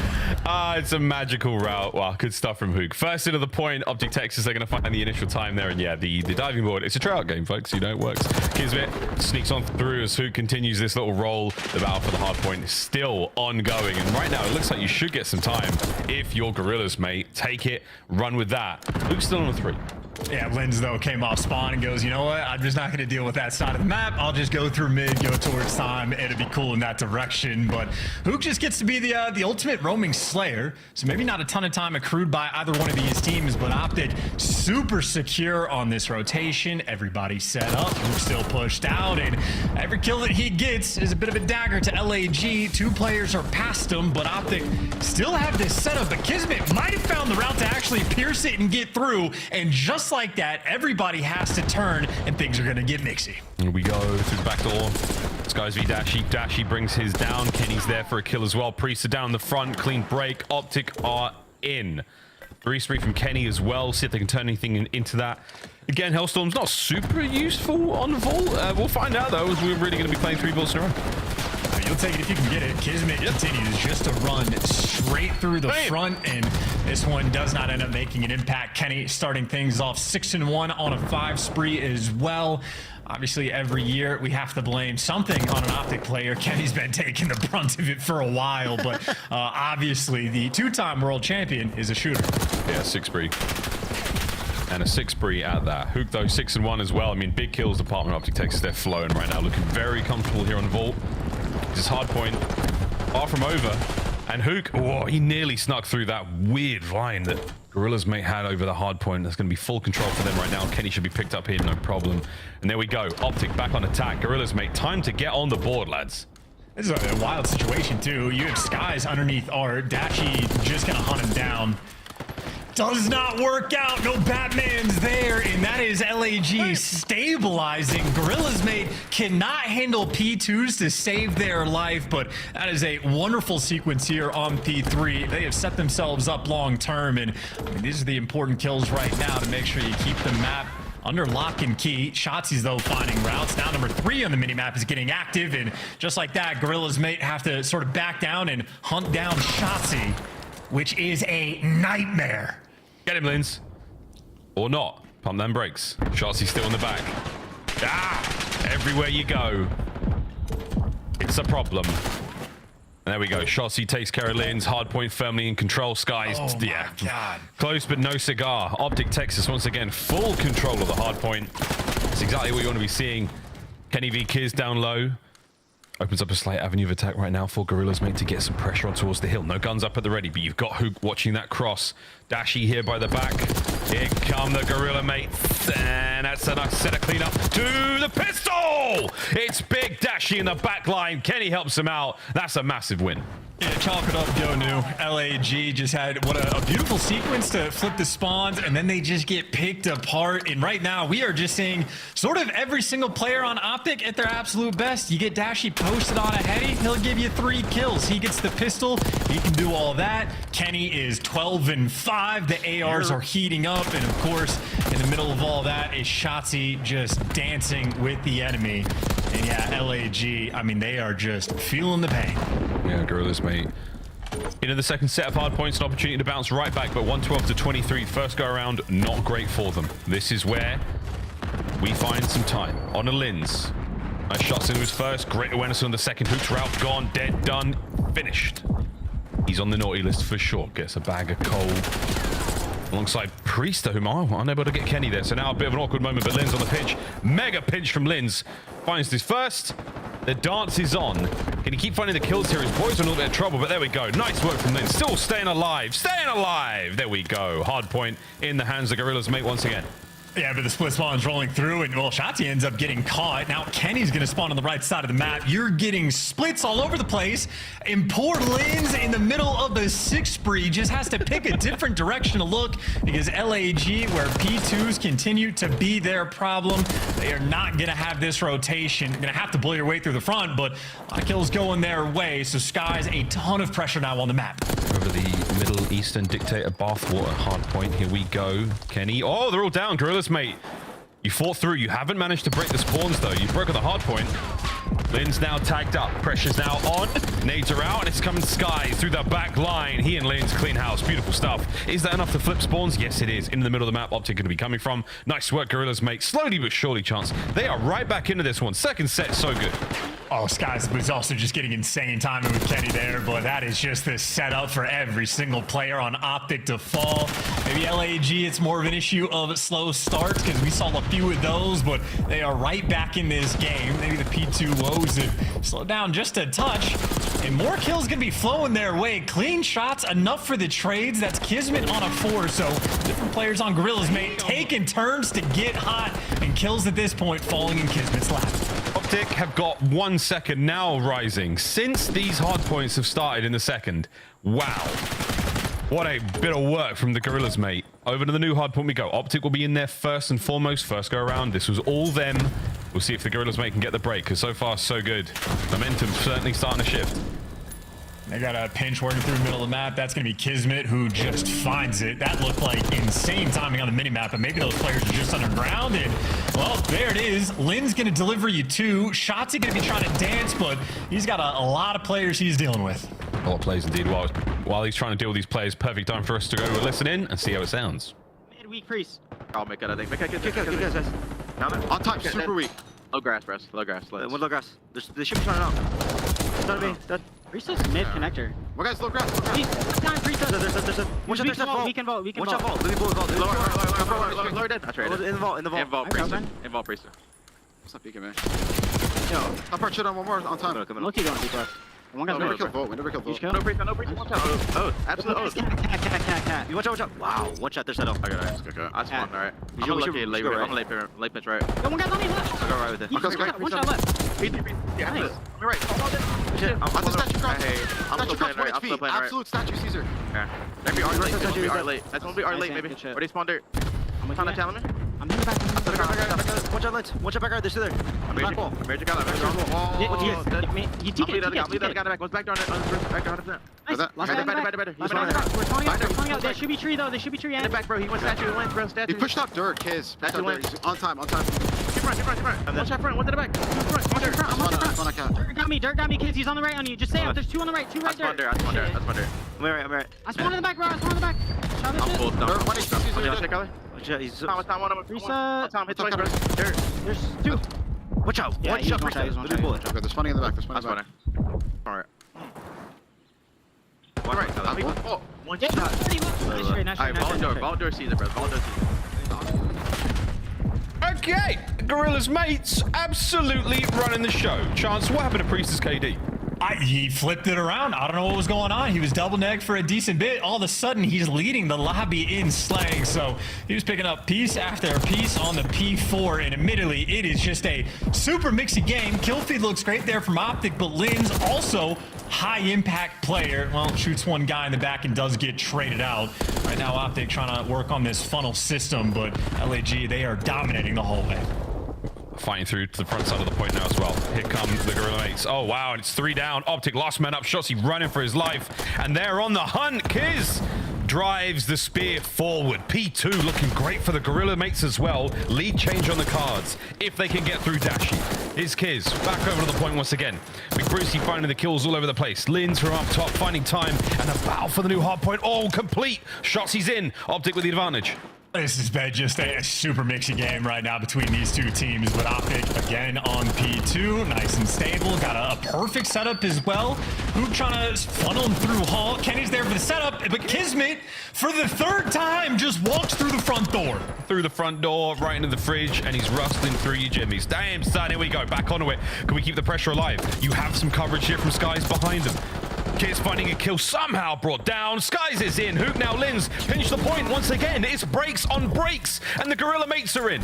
How is it just the front door? That's the thing that's consistently open. I don't know how Kismet's managing to do this, but right now LAG are trying to capitalize. It's a super tight game for the moment. 20 seconds of scrap time is absolutely worth fighting for, and Kismet, well, he gives it the old college try. Slides into death. Optic should be secure on this one, but long term, LAG have the left side spawns, happy for P3 and set up for P4 as well, so the comeback potential is here. Yeah, this is one of the first, or maybe the second hard point now in a row that Optic Texas have not won the rotation for.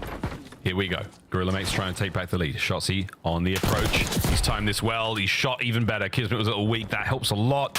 Now towards the bottom side. Shotzi finding another. That's a massive life. Oh, the nade. Can he get some pressure on the Skies to help Hook get into the fight now?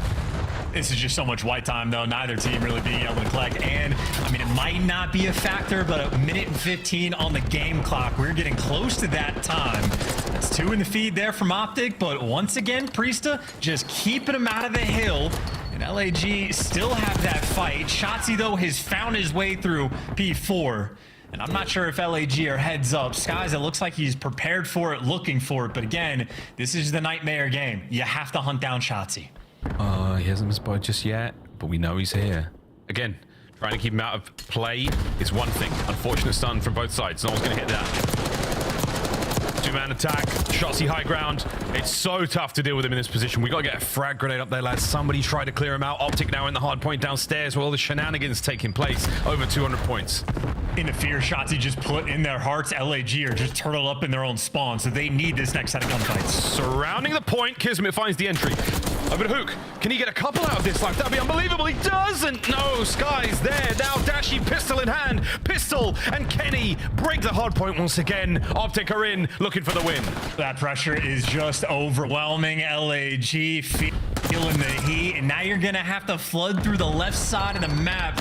Not a fun situation to be in, and you're going to have to hit the high horse, get in those doors, and do it fast. Right now, here we go. Gorilla mates finding anything there? No, it's going to be a couple of 3 in the feed. Optic Texas, you've got this one. Holding on. One last hit from Priesta down low and a contest, and this might be enough to force us to another hard point at the very least. But what a bit of work out of Optic Texas. A fantastic hold. And that is gonna be, I mean, just very close to the game, especially with that spawn coming through. Shotzzy just given a gift behind enemy lines. And him versus Kismet right now. Kismet just has no idea. That's how you kick off the hill. I think they're gonna get the break. Yeah, 2v2 there, now remaining on the hard point. Shotzzy, oh, Roman, biding his time, waiting for the perfect moment for the kill, doesn't get it. The game is not over yet, folks. The game is afoot. Oh my word, 35 seconds left from the point. Hook from over the top. Can he stay alive? No. 1v1 on the point. Dashy v Lins. Lins wins it. Trades are now on. Anyone there to get in new time? Shotzzy still alive. Shotzzy down. Oh, the battle continues. Surely there's no way that LAG continue to have these nail-biter hard points, but I mean, 15 seconds left on P1. If you're Optic, do you fight for it? Do you set up for new? It looks like they're going for the setup, and Kismet has been the man to break, but Skies is already going to fall, but the kills are starting to flow their way.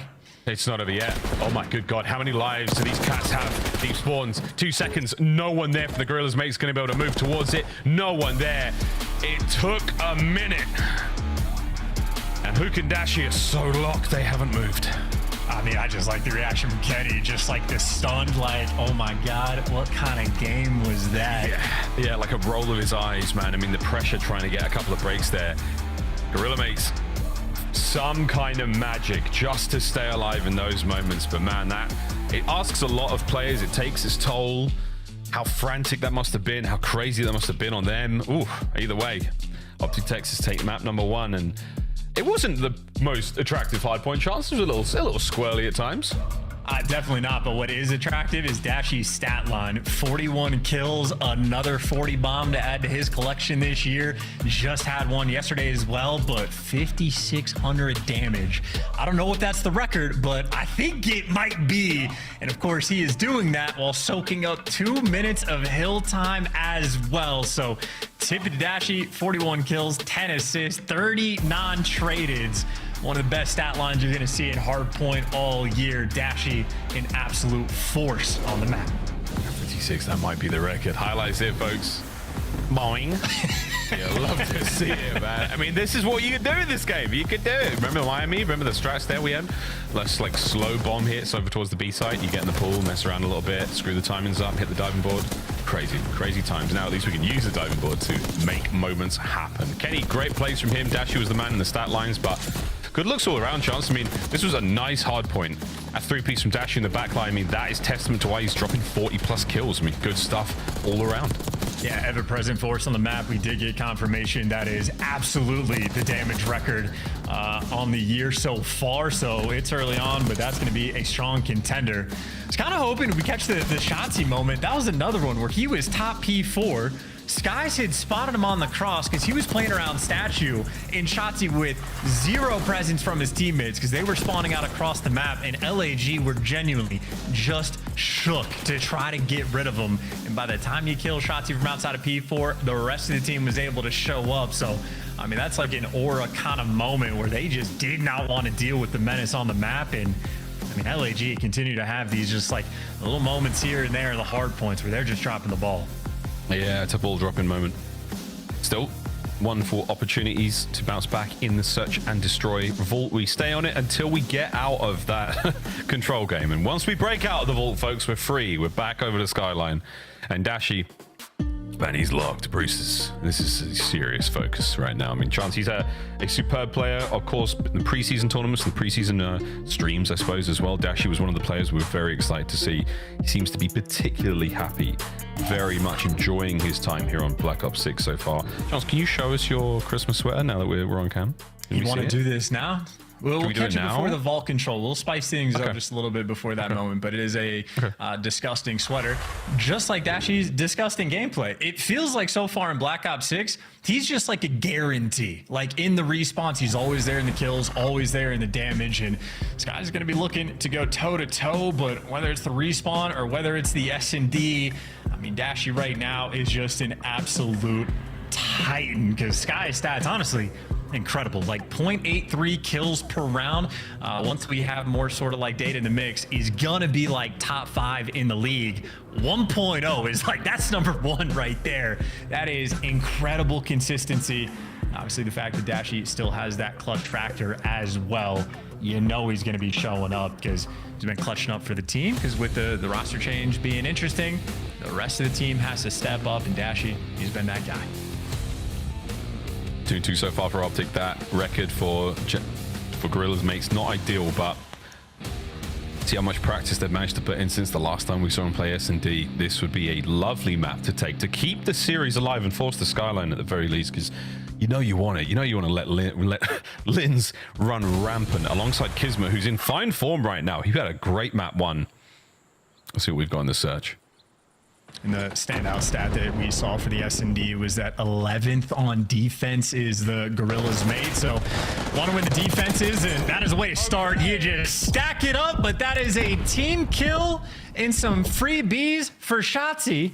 So they talked over their defense, and, well, they had a game plan. Sometimes the plan doesn't always work out. Okay, that was an interesting round indeed. Very unfortunate team kill. You saw the aggression though towards the A-bomb site. What you want out of the Gorilla Mates players, or like we know Shotzi's going to be in there, or at least you get to the A-bomb site so quickly. Get down there, try to get the player off the bomb, try to get the pressure in. The pressure was there. Maybe too much pressure.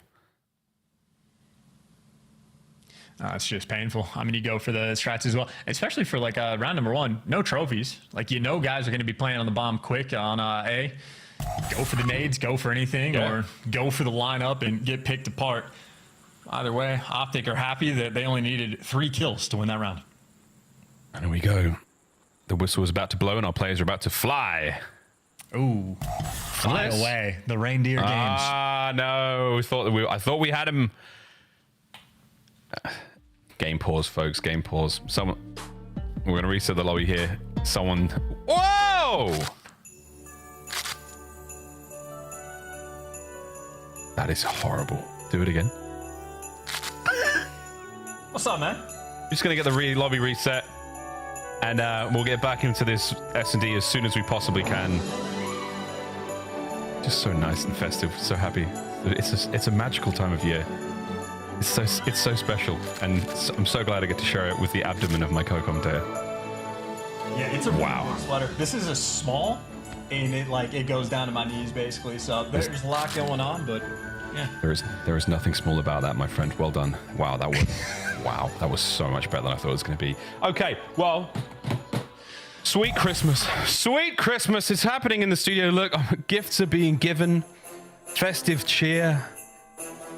It's a miracle, boys and girls. It really is.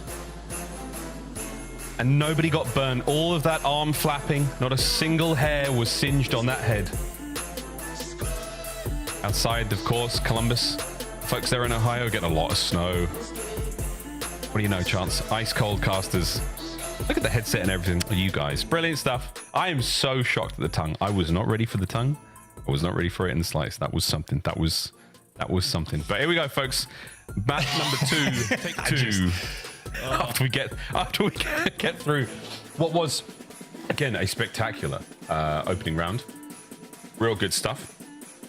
We'll see if we can't get a similar sort. I'm not going to say mistake, but a spicy opener when it comes to those A-bomb site hits. Because again, we're having to reset the entire game, so them trophies are gone, so we get to roll this one back. It's going to be 1-0 though to Optic Texas, but the good news again, no trophies. We get to sort of try that opener once again for the boys of Gorillas Mate. So let's see how that happens. Yeah, it's going to be fun. It's going to be real fun. Hope you guys are enjoying the Christmas special so far. It's getting hot. I'm going to take that off eventually, but it's been a good time so far. A very, very good time. Christmas cheer and the season's bleedings. Reactive skin in store has been causing some stirs as well. It's like Santa left for a pack of cigarettes and never came back. And now he's come back and he's got tats and smoking, and he's such a bad boy, Chance. He's on his own naughty list, you know? 100%. I just, we're watching Dashy fry on like map number 1, so I'm just going to speak in his language. Watching Maven just get unwrapped has me absolutely checked. Like, my dope has been checked. It's so confusing. I will say though, Maven, he is the exact same on and off camera. So if anyone meets him, like, he is a maniac. Just all the time. An absolute crazy person. What you see is what you get. Truthfully. Without question. Truthfully. Like, so truthfully. It does look like we are back. Hook and Dashy cameras are back as well, which is a big deal. But yeah, let's get back into the search and destroy for Optic Texas Gorillas Mate. Yeah, we're feeling it now. There we go. Bumping. Soon to be grinding. our way through this map. It's going to be 1-0 Optic Texas once the whistle blows. So far, all good. This is how Vancouver went.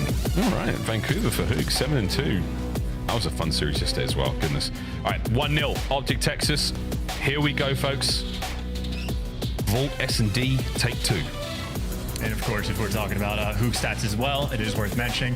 Did struggle in the kills column on map number 1. Doesn't make a difference. A W is a W, but looking for the bounce back in S&D for sure, because I mean, Kenny's spoken about it. A lot of the Optic guys have spoken about it. Hook is somewhat ahead of the game. This is going to be an outer palm stack. Lynn's caught, but he's able to get away with a little bit low HP, but hunted down until Lynn's is the force on the map. And Dashy in a 1 versus 4. We know he's clutch, but this is a incredibly tall task. It'd be a Christmas miracle. Oh my. Or is it going to be a cheesy Hallmark holiday movie where Dashy leaves his big city job, goes back to the countryside, finds his love, working at a VHS store. Shoulders.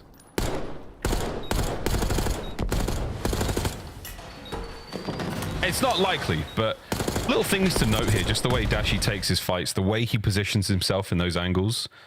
He's in a 2v1, but he makes it a 1v1 every single time he chooses to take that fight. So little things like that, folks, take notes. Big Bruce, always a threat. A dangerous, dangerous setup right now. And the Gorilla Mates will take that, cut things up 1-1. Yeah, I just appreciate that level of respect, right? There's a lot of players, if it's a 1 versus 4 situation, the second he shoots in ball, everybody just slides out, goes for the double chow, but not Dashy. We're throwing some shoulders, we're throwing some stuns, we're throwing some nades, we're making sure this dude does not clutch on us here. So LAG, clearly coming to play, nice bounce back round and a nice counter strat effectively as well. Say counter strat, they go towards A, it's offense, it's what you do. This is what you do, man. Get right down there, get that bomb down. But here come the Gorillas Mates once again. They're inside of the A-bomb site, and need here from Hook's going to push the players on the outside with a lot of damage dealt already. Gorilla Mates, they managed to stop that bomb plant. All of a sudden, Optic Texas right back in action now. Slow things down, try to get himself back onto the bomb. Not a lot of plays left here. They've run out of things to throw. It's down to lives and int. Right, you are, Miles.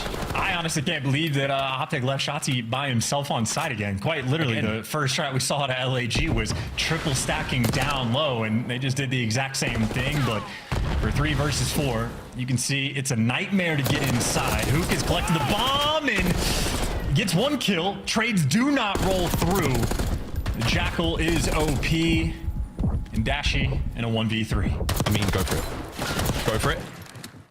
Ooh, I always feel like there's a chance, but this is what we've come to expect now. It's just insanity. A-bomb site insanity. Get in there in this tiny little wet room and just sweat it out with anywhere from 6 to 8 other men. It's just crazy. You say 6 to 8. That's what it should have been for Optic. Again, round 1 for the defense LAG had was to triple stack down low. And I mean, Shotzi just got left to die. I think he had a little bit of coverage from the player on the pool for like the right side chow, but that is just overwhelming force. So I do think that is actually a super solid strat on defense. LAG making it work. Now they want to dominate the hall. They'll deck the halls in a brief moment, but it looks like we're still showing a lot of love and attention towards the A-bomb site, Gorillas Mates. Sky's watching the back. And Kenny's first blood. That's way out of the play, essentially, right now for Gorillas Mates, but it will come back to bite them. And Hook, who's looking to bite early. That's the worry, though. Oh, Sky's picked up with the lineup. Holy moly, Kismet. He's in trouble. He can't get away with his life, but the lineup was nearly there. Gorillas Mates picked to pieces. And that's sort of a perfect counter strat coming in from Optic on the defensive end. Breezy tries to get active B Street. Kenny, I think, just watched him the entire way through a car window, and there was no pressure on the A-bomb, at least not off the rip. And if you open a little bit of space up for Optic, I mean, Shotzi just finds the route through the middle of the map, goes on a free and easy flank, and Hook, I mean, effectively the same thing through the hallway. So Optic were just giving way too much space to play with, and if you don't hit that quick A plant, a little bit of space is going to go a long way. 2-2. We might be going the distance here on Vault. Back to the halls. Back to the bomb site. There we go, the plant finally. Oh, Hook. Can't get the kill. A lot of information passed over though. Shotzi still staying down low. Oh, wait, he might be able to hop up, find something up here. Kenny levels things. And I wonder what shots he can hear. They come! Nearly! Linz stays alive. 2v2. 2v2, but only 22 seconds. Sky spotted him out, so you got this guy trapped in between two players. Dashy just trying to buy you time, 16 seconds. Someone has to hop the bomb quick. Kenny can clutch this. They're going for the fast flank. Pinch out the sides. Linz send it. Nice. Enough time. Yes. Well played, Gorilla's mates. The retake was there. Kenny would have had to, I mean, he had to guess head on a swivel. Are they both going to slam their way through the front? They don't. 50-50 guess. Linz, just enough time to get the bomb. Well played. Yeah, just a great route call there by Linz. If he was a second slower in that situation, he loses it just because of how little time there was. So I think that's why Kenny just went for the pure 50-50 from the intel that had on Linz. But Linz a smooth operator in the movement as well. Good enough there to get that round dub. And frankly, just the fact that, you know, you get the first blood that quickly in the round as well. The double strat running through the middle of the map to trade out Hook. LAG bringing their A game right now in S&D. 3-2. Gorilla's mates with an advantage. Looks him towards the B-bomb site this time round. You've trained Optic well enough. There's a lot of presence on the A side. Kids is still down low. He's just basically a bulwark right now, trying to draw some attention, take the fight. He's got one side of the B side covered, so Linz spotted out there by Kenny. No trophies. This is going to hurt. If anything more lethal comes his way, good luck, mate. This is not going to be fun. He's going to be so tough as well. Yeah, you're just a little too slow on that approach. They took all the space. They got the clearance. Optic didn't have the pressure, but yeah, just going to get picked apart in this one. We talk about Vault, and we always talk about the A site because on offense, you just go there. But if you ever get the bomb planted at B, that might be the most difficult bomb to actually retake in the game. Kismet with some sort of interesting timing there. I think Shotzi, well, if you did it before, you kick him the door, he knows then. But if you get a B bomb plant, you're feeling incredible about your chances on the round. It's obviously just a difficult site to actually work, and you can see LAG having to be so slow on that approach because you do have to check sort of 1,000 different things. And of course, it's right next to a giant exploding van. So things are not ideal, but an interesting attempt. Yeah, explosive everywhere on Vault. The boys of Optic now. Another round. They started things off with a bit of an advantage. Now we're all tied up 3-3.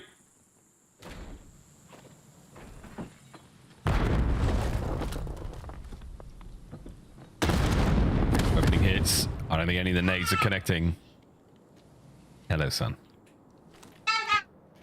Well, last round, LAG just sent 2 through the middle of the map. Aye. That's the wrong direction. You'll take it. I don't think that stun hit his teammate, did it? No, we've still got a lot of presence forward. And another member of Gorilla's mates just caught unaware. Down the skies.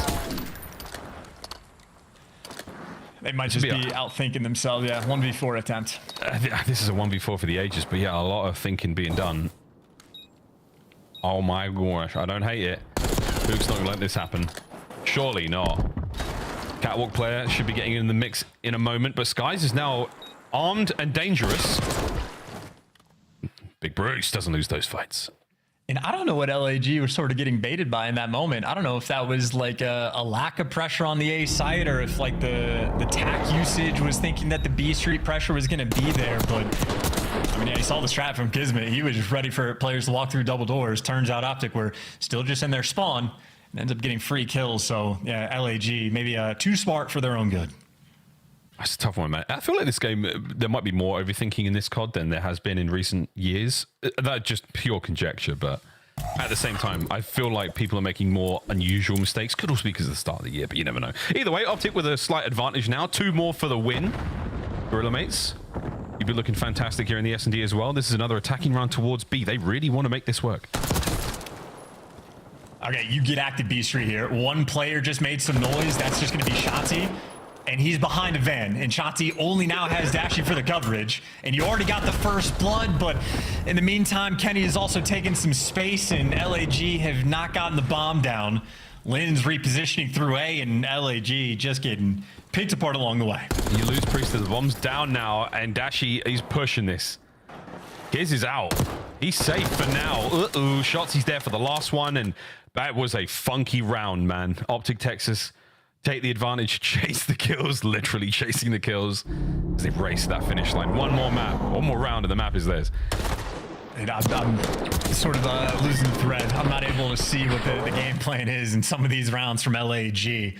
I mean, a great first blood. I think it was Lynn sort of jumping from the top balls, catching a player in pool. You think that's the time for everybody else to get active or make any type of decisive call. But next time you look at the mini map, well, Kenny's hunting down Lynn's. He's flanked all the way around. So, I mean, it's Optic that are playing with a bit more pep in their step, and they have everything they want except the bomb. That's because Shotzi wants to drive an RC car, and I think I've seen one good car out of 15 attempts this year. On Vault especially. Whoa! Okay. Opening advantage here for Gorillas, mates. I'm taking the high road right now for Optic. You've got choices. As soon as you hit middle of the map, there's a highway towards B and A. How are we doing this, lads? You're worried about a lot, and so you should be. Gorillas mates are all over the place. I mean, just 2 in depth to spawn and 2 down low. Clear out one side of the ball, drop down to the other. It's a triple hit, and they all fall. You got a 2v2. Oh, that was a delight. Dashi picking up the kills. Kismet trying to make his way from up the top side. Now it's a 2v2. Here we go. It's a pool party. Gorillas mates, they want it. Hook's playing it close. Dash over his shoulder. One up, one down. Here we go. First blood in for LAG. Could Dashi find the second? Did he see the player on the red dot? Skies gets the kill. Stays alive. Man, what a battle. Oh my God. Yeah, huge win from Skies in that moment. I mean, just Peeker's advantage, I suppose, on the slide out. Great shots as well. And, I mean, ice in his veins. Hitting that red solo cup and getting ready for the next round. That was a near 3v4, though, from Optic. I thought they were about to pull out some magic, but just clean shots rolling through. Well, because of Codcaster, we have the CDL operator overlaid. Whatever Dashi was wearing, whatever he would look like in that situation, he was basically invisible anyway. So shout out to Skies. That was a very, very good win. All the piles of trash on the floor there, the water effects. There is a lot of visual disturbance to make Dashi blend in there while lying supine. Oh, Black Ops 6. It's just, there's so much going on. There's so much going on. All right, here we go. A bomb. Gorillas mates, you're in. And you're planting, hopefully. I was going to say, thank God they're just not going B Street. And Optic stacked it as well. So now Priestley actually had a huge responsibility. He ends up just getting triangulated. And finally, the second good car we have seen this year, a 3v2 in favor of Optic. She gets it. Whoa, the slide from Kismet from the top rope all the way down through hole. My word. The slip and slide of doom. Kismet, though, all smiles after that play 2v2. Is it a drive-by or a fly-by? Optic got to be faster. There's one kill. You got to hop the bomb the next, like, 12 seconds. And Kismet might just be able to catch a player, or he might get caught. How fast can you go? He's so fast. Kismet. Down, done, and that is game with 1 second on the clock. Man, he was running for his life. Running for the round, running for the map. And there, defuse complete. Optic Texas, stay alive. The shenanigans on Vault are over in S&D for now.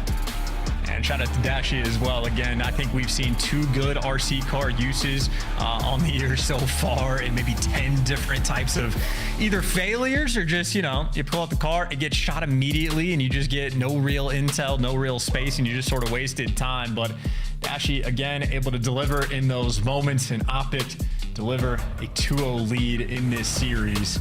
They're all about the business. Yeah, man. I mean, good stuff out of Optic. I think there was a really, really fantastic turn of events for the Gorillas, mate, in the first hard point. Again, a little bit too late, but very, very strong showings of life there. And I really enjoyed what I saw there on Vault. That was a spicy S&D, good looks either way, great gun skill, good play calls, teamwork and comms are all there. The chem's good, but 6-4, end of the day, that's a solid victory in Search and Destroy. The 221, though, a lot closer. Vault, we stay on it, folks. We definitely are going to be seeing that Vault control played. Skyline hardpoint, if the Gorillas mates can bounce back. And this has been a tight series. I know the French fans watching want more. And you're going to get more if they can find the dub here on Vault Control. For the new Optic, one of the more difficult game modes to just jump in and figure out a chance, I think. I think there's a decent opportunity here for the bounce back. Very, very much so. Well, certainly the LAG have the reps on it, but that'll do it for myself and Miles. Over to the desk and see what Nameless can break down. Man, what a tongue on that guy. Chance looking great today. He looks good. Fantastic outfits and wardrobe from everyone. It's all right, Alley Cat. It's very festive. I'm surprised we didn't wait till tomorrow to do it, though. But Yeah, we're going to lose Quentin Joe tomorrow, so I wanted to that's dress fair. up today. Aw, yeah. that was very considerate. Get the whole family together. Speaking of family, we had a feast, a family-style feast. If you are a fan of Optic Texas, Shotzi has been enjoying himself on Vault. On the other side of things, let's talk about the search for LAG. You're up 3-1. How do you let Optic finish this game 6-4? What went wrong in the middle? it's similar when we watch in other matches where like something is working and then once it stops working, it's not being able to make that adjustment. And unfortunately, I feel like that's kind of what happened to LAG. And they also just weren't winning a lot of these trade situations and on their offenses as well. They're getting the bomb down. Same thing as last series, struggling with the post plant. So LAG kind of beat themselves up here, but I have to tip my hat to Optic Texas and Dashy specifically for pulling it back in their favor and going up 2-0 in the series. Yeah, it just comes down to some small things in the individual rounds. I think early on they tried like a B push on offense, and I don't think you can get away with that until you have a trophy ready. Because obviously the van right next to the bomb, and then it's Linz, he gets called out, doesn't finish his kill, a little bit shaky shots. Dashy should never get 2 there, you know what I mean? Some of these retakes, a little wonky, but for Gorillas, mate, that has been the story so far in every single match. It's the smallest details that are getting away from them in these moments, and they're not able to close out these games. Map 1 was super close too.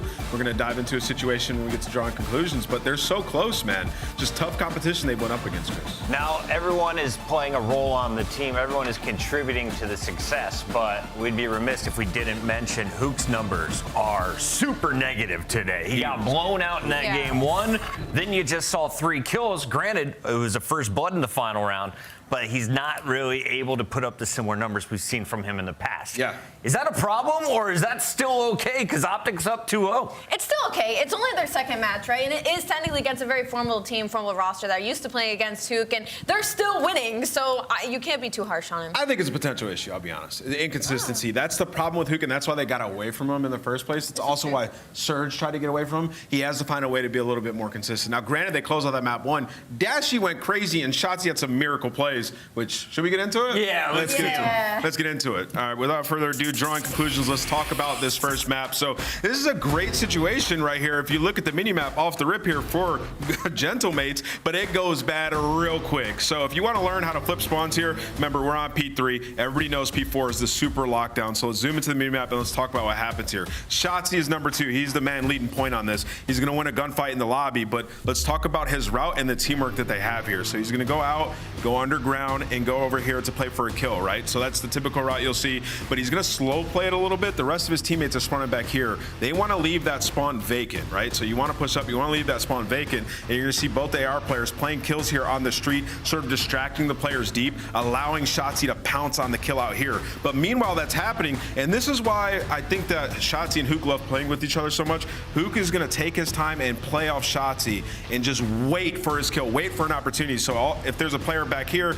in this building, on the statue, trying to kill Shotzi, Hook's going to be able to pick up that kill, which you're going to see ultimately does. Hook ends up getting traded, but Shotzi's able to wreak havoc in the base. So let's watch how this plays out. Shotzi wins the first kill pushed up, the guy trying to create layers, and he's going to take a route. And you can see 4-1 on your minimap, Dashy and Kenny pushing up, trying to leave that spawn vacant, and also draw the attention so Shotzi can get out here and find a kill. He's able to find one, and when we pause here on the minimap, this is where you see Hook comes in, that guy's attention's redirected toward Shotzi, and he's going to die. So this is just played very well by Optic in a gauntlet hill where most teams are able to set up and just fry you. Optic instantly flips, and Shotzi gets back here and wreaks havoc. You cannot let him get behind enemy lines. You can't give that up if you're Gentlemates. SMG setting the pace there, Alley Cat. Oh yeah, I mean, and that P4 is everything when it comes to Vault. So I mean, like, laid out really good plays out of Optic.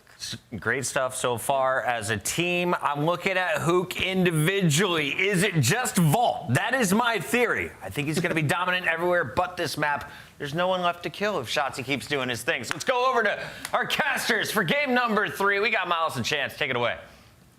I'm so sorry. I was just finishing a piece of Christmas chip, festive snack to get me going into this next part of the tournament. That's right, folks. It's a magical time of year. Welcome, everyone. Map number 3, Vault Hardpoint. Everybody sit down in Santa's lap. We've got ourselves a real good time. Shotzi's taking on Kismet here in the KD department, boys and girls. I can't lie. Shotzi's overall stats charts just outstanding. Yeah. Right behind him. Not bad. To me, it's honestly pretty shocking that Kismet has that great of stats. I think I've just sort of, my stock for LAG has been a bit low for their 0-3 start, but those stats are phenomenal for both of them. I mean, a 1.3, you could literally not ask for anything more, except apparently Shotzi can give that to you.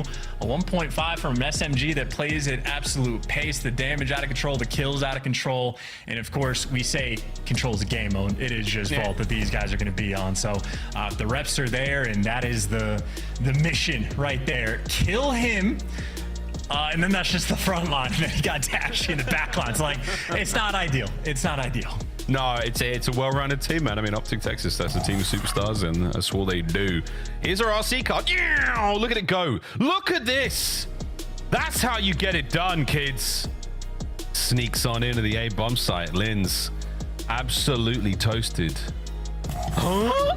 You look surprised. You not hear the massive zipping noise right behind you? Yeah, but I don't think you would expect, like, maybe it sounds like the Top Cat section. What is Shotzi doing? Oh, it haunts you. Like, that is getting on you. Shotzi, by the way, one of the smartest players in-game in the league without question. I mean, ridiculous in-game IQ. Out of game, though. He's a, what's the meme? The chill guy? Is it applicable? He's quite chill. He's quite a chill guy. Right now, I mean, he's just worried about those bright lights, man. Sometimes those lights are bright, Chance. No, I've never. Yeah, no. Let's not do it. I've never seen Shotzi have a performance like we're thinking. No.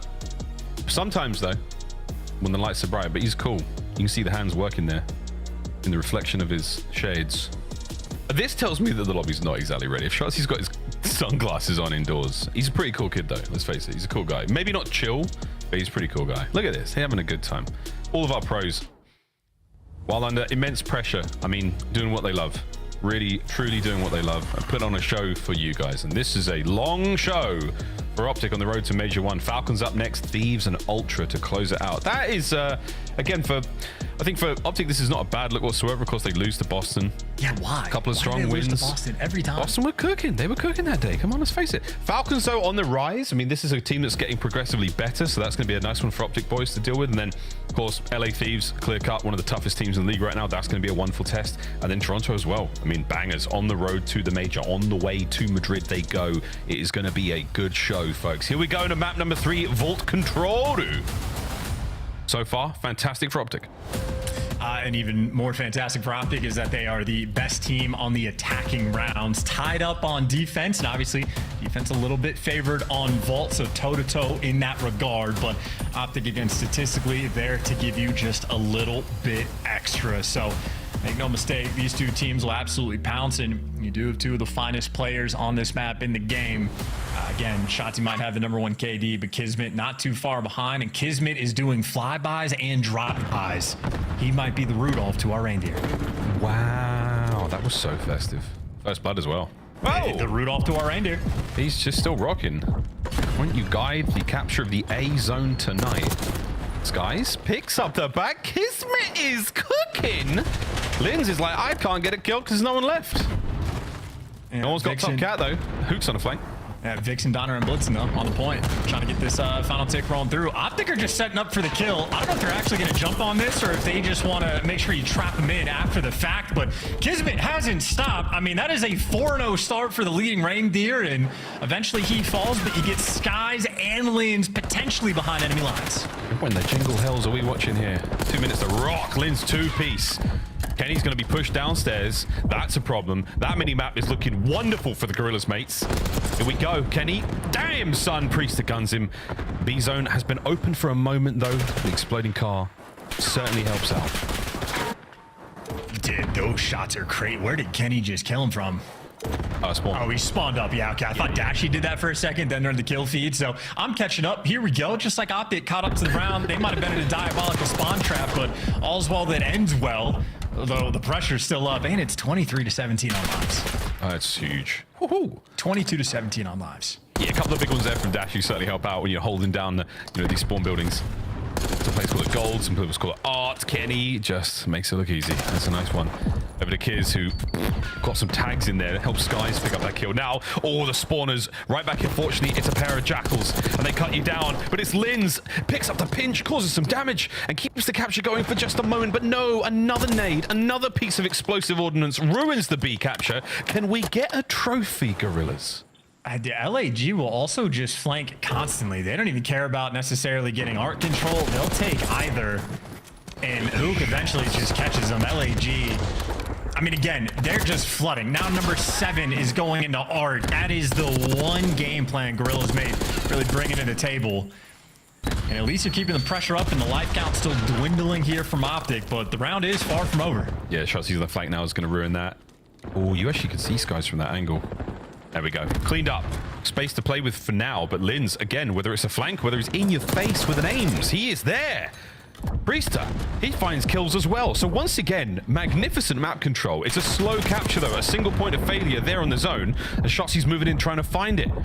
Awkward timing indeed, Chance here on ball.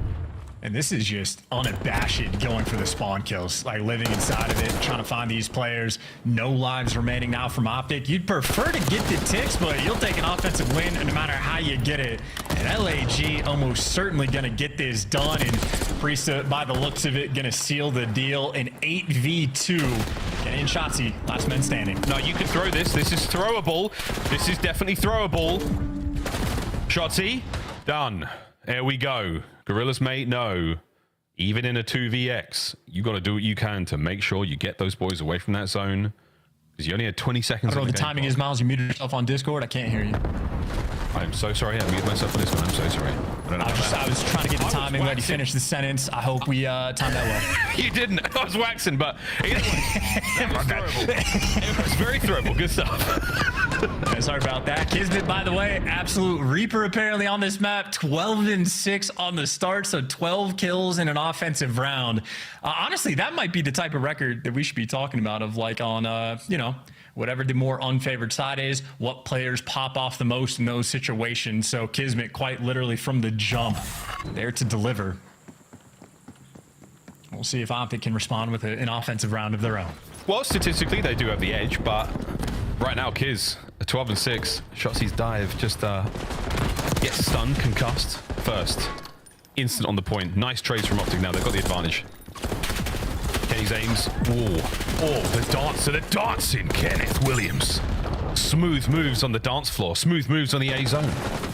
Yeah, and like the finesse around the pillars as well. If you just buy your teammates the space to get in the mix is always huge plays, but that's enough for Dashy to get 2. But the entire setup of the play was just to get Hook behind enemy lines, and he just gets read like a book. Skies is there, so LAG again, handful of world champs on this team as well. Not the team that'll let these flanks roll through.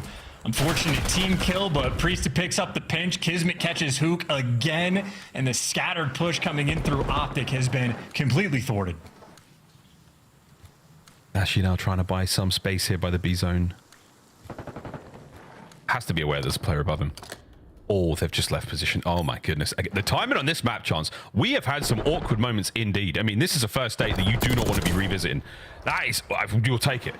20 seconds on the clock. Gorillas, mates, feeling fantastic.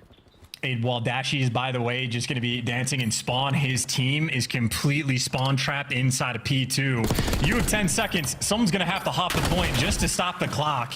Optic, it looks like they're roaming towards this A site, but this has been a devastating defensive round. Wait. Gorillas, mate, that is as clean as you could really ask for. It's not over yet, and now it should be. A very, very difficult scenario to be in for the Optic boys. Gorillas, mate, happy. 2-0 advantage here in control. Can they close out another offensive round? Well, again, it's going to be difficult for them to pull it off. Kismet had to get 12 kills in round number 1 to make it happen. So I have faith for Optic to bounce back on the defensive end, but that is destructive enough that if we go to a round 5, LAG almost certainly going to be secure on that defensive end. So they've done the hard work. You just want to keep the light out of Linz's eyes, and you'll be good to go. It's no light. That's the sun. It's the biggest light there is. Yeah, what does that mean? That is a light. The biggest light of all time. It is dying, though. We won't be around to find out, folks. Here we go. Kenny, first blood right into the middle of the map. Whoa, howdy doody Optic there, rolling forward now. They line up for Kiz. Dashy, though, a little too strong. The fortitude there keeps him alive and well. Sky's now in a bit of a wrap. He's got himself a 3 spree to play with as well. Can he turn it into a 4? Hook and Shotzi, they don't really want this, but Mr. Bueno, a straight shooter, he stays alive. And it's just oh, wow. Well, all right. Captain Curse in that moment. That is just the LAG method. It just, they don't care about what side to get through. They're just trying to find the way. Kenny, in the meantime, he is spawning everybody on LAG over towards P2, so that's why you got the Optic players funneling through, picking up Hall, picking up the outskirts. I mean, that's great comms and a great moment, and Shotzi, great moves to get out of dodge. Yeah, really nice work there. Gorillas mates bleeding out. 27-19. Optic Texas pounded them this round. A lot of body shots. The opening jabs were enough to soften the blows. 27.8. Stop the clock on B for a moment, but they want to get A. They want to make some sort of concerted effort. Can we do something together? Okay, Linz fighting. Linz fought, lost against Shotzi. B zone get captured a lone chance, but I don't think it's going to matter for anything. So this map is just, I mean, these guys are making it hell. It's just constantly in player spawn, everybody on the map, every direction. 10 seconds left. You're forced to get on the A zone. Kenny gets traded, but Dashi from up top might be able to line a few of them up. Wait, it's not over yet. One segment done. Covered. Kenny's got to go really big here, otherwise this A zone's getting captured. And these flanks have just been easy reads. Yeah, they're chalking it up. If you're going all the way around, yeah, you're chalking it, and you're getting red anyway. Nade doesn't take him down, but there's the defense getting secured, the extra ticks rolling through, and that is, of course, only if we get there. LAG maybe looking for a clean 4 down, a break over towards this B zone. That's the first wave, chopped in half. What are we? I mean, this is wild, man. They're going everywhere. We are all over the map in every regard right now, folks. We're on B. Shotzi manages to stop the capture for a second. He win the fight against Priester? No, he can't. So now over to the front line. Trades there. LAG still with a lot of presence. They've got a lot of space here. They've got numbers. And Hook is in trouble. He's having a rough game indeed. Oh, he just ended up inside of that van, and now the other one's going to explode. Kenny will take the 2. You just bought yourself a lot of pressure, and you clean up the flank as well. So Linz does get caught. Optic things, or keeping things contained. I think LAG, I mean, you want to just get a clean 4 down, but they are spreading the map again. Yeah, it's not an easy thing to do. Shotzi, oh my god. Oh my goodness. That's exactly the way you do it. Positive ID on 2 players, not looking at him, waits for the perfect 2-piece. Shotzi may have just won the round, and he's looking to absolutely seal it now. There's another. Shotzi. Superb work. Push that front line forward, but wait, 2 seconds on the clock. Oh my word, Kismet stays alive. He's on the zone, finding the capture, but doing it alone. A trophy is the only company he's got. Yeah, well, and the entirety of Optic Texas are going to be his friend as well. A 9 versus 1 there. I really want to, like, I'm looking forward to seeing this map at the end of the year to see if the meta, like, actually develops at all. Because obviously, spawn kills central, and it makes perfect sense. Like, that aspect of it is never going to change, but I'm waiting to see some of these, like, well-orchestrated attempts down B Street and trying to, like, just, like, collectively find that pressure, get vault control to watch the flank, and get 3 guys on time. Start pre-exploding some of these vehicles because they are just a force on the map, but either way, Optic win the round on defense. Game's not finished. They're gonna have to win 2 offensive rounds back to back. Name of the game. Yeah, name of the game. Also, Dashi's, like, those 4 kills. We didn't see the Kismet kill in the last play there as well, but those were some ridiculous shots across the entirety of the Gorillas mate lineup. So nice one, Bruce. That was sick. Mates are in. Mates are in. Kenny. Mates are in. It's your A zone defended. Kismet v Hook. As Hook's pulling the KD back a little bit. But man, Kismet is one tough player today, Chance. Yeah, that is a tough customer indeed, and Hook just gets gifted great timing. His teammates get a couple kills. Linz is going to go turn, and now all 4 players on Optic surrounding the A zone.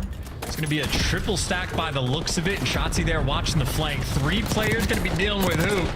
He's able to get 1, but Dashi somehow kills himself with a nade.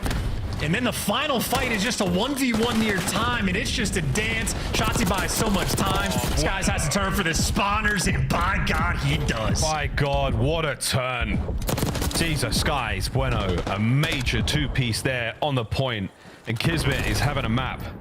Back over to Skies. Superb work with the aims. B-Zone looks very appealing right now for Optic Texas. They're going to maybe make their way on. You got the option there. But one solid pincher in the A-Zone could be good, but Linz, oh, he misses the first. Is it enough to get in there? The B-Zone now wide open once again. Sky still alive and kicking over by A. In and out he goes. The Lion right now for the Gorillas, mate. It's just so annoying to deal with. 2 players right now on that A zone. Someone pushed out front, but it's the full flanks that are going to be rolling through. And it's just, I mean, they're like circling right now. Vultures around this A zone. Trying to make the capture complete. Kenny finds his. Priest out through hops. Enough to get the contest for a second. Here we go. Kids, can you find 2? Can you find nothing? Priester can't get it either. Shotzzy finds a couple, and that is going to be the A zone captured. 1:12. And only 15 lives. This is to stay alive here on Vault. We force the final round.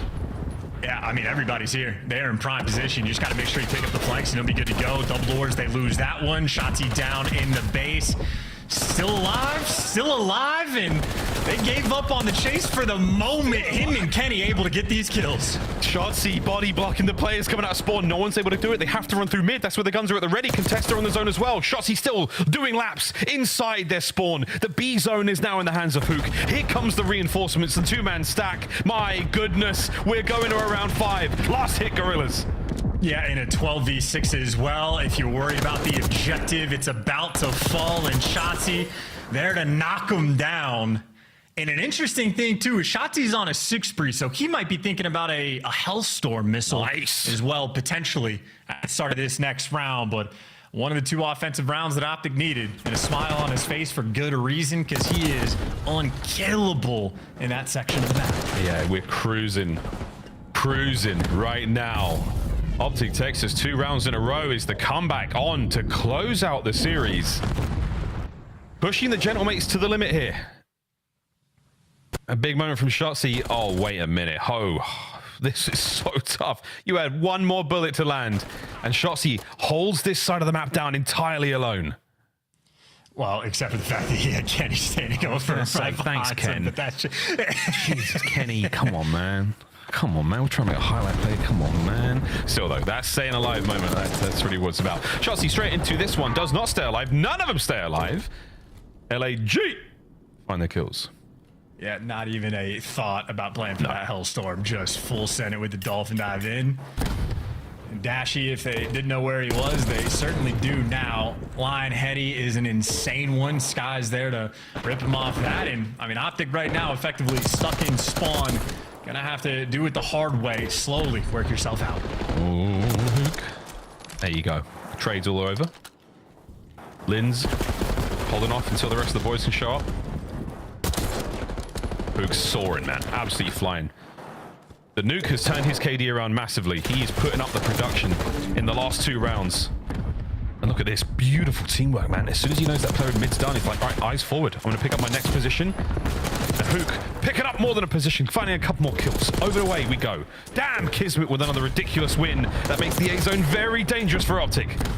All right, that's a tough 1v1 to lose because you don't have the pressure on A either. You were just trying to stop the clock and get players in position, but effectively back to square one, and time is ticking. 22 seconds on the game clock, and everybody's spawning over towards gold. Not fun to attack either site, and if you have to lean B, that's a nightmare. But no, A's going to be the call. They're surrounding it. Oh, Kenny unfortunately loses that fight. Final 10 seconds. Oh, we're in A-Zone for a second. No, it's done. Hook's got to go huge. Can't find a kill. Dashy, what can you do?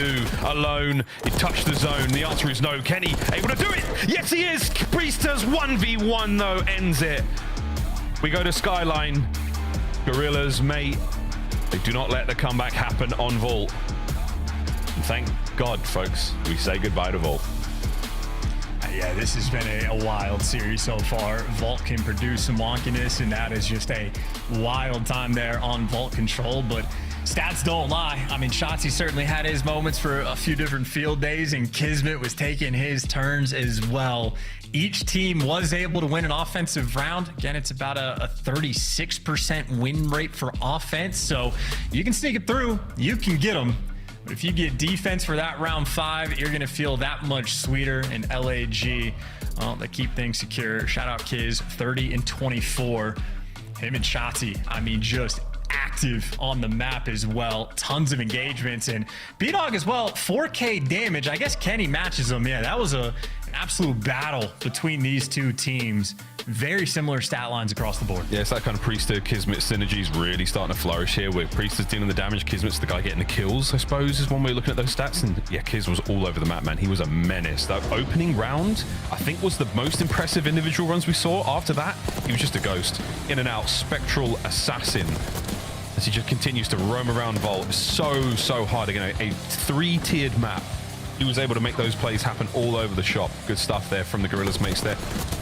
Happy to add a loss there to Optic Texas in the control department. The first loss they've been handed in the season so far, and it's early days, but very spicy stuff there from our purple team. Yeah, I really am just looking forward to, you know, once we go through maybe 2 or 3 stages, figuring out like who the best vault control team in the game is, who are these teams that are really able to capitalize on offense, and sort of break down the VOD and see exactly what they can do. It might be the case that it is just a spawn kill mix fest blender the entire time as your primary key to success, but I do think a team or two might be able to crack the code and figure out something just a little bit sort of finer tuned, but I mean, that's going to be a long way away before that develops, because I mean, this map, when it's good, it's great. When it's bad, it's hell. I mean, we've seen this with ever since Control came into the CDL or into the competitive COD, or back in Black Ops 4, we're seeing start of the game and the end of the game, even the middle of a game's life cycle. Control looks so different every single time, man. Every single time.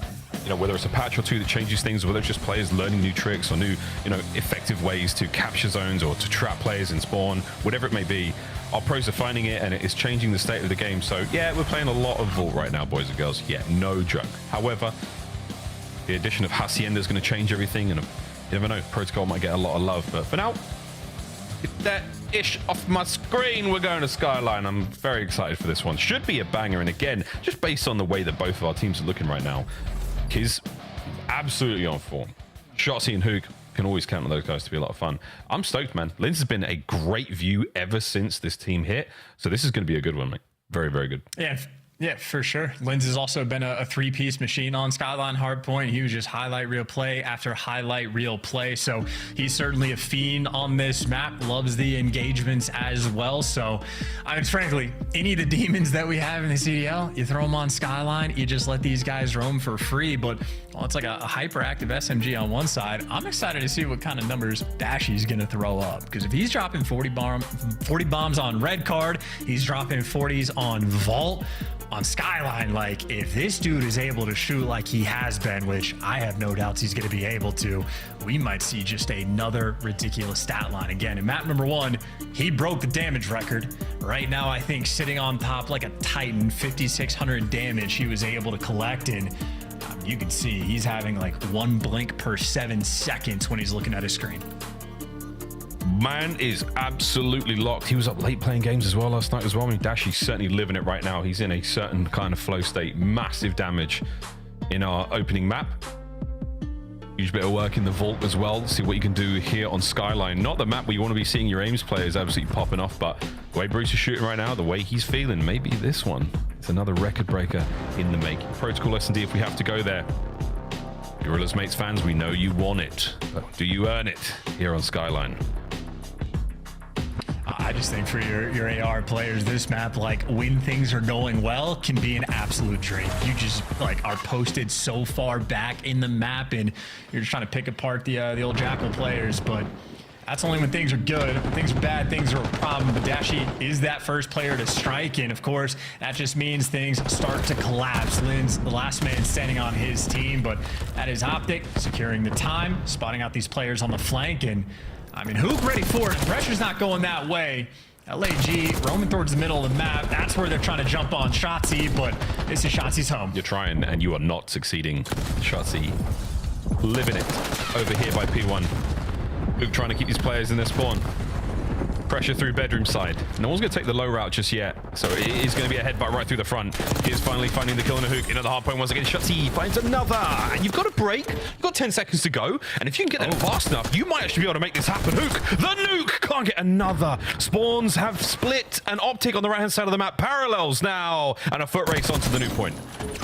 Yeah, LAG quick enough to spawn 2 of them out, but Shotzi does enough to buy his entire team the time to get back in the mix. So Gorilla's mate had one good moment. Shotzi gonna back you all down, and now everybody near that zip. Absolute mania. Here we go, folks.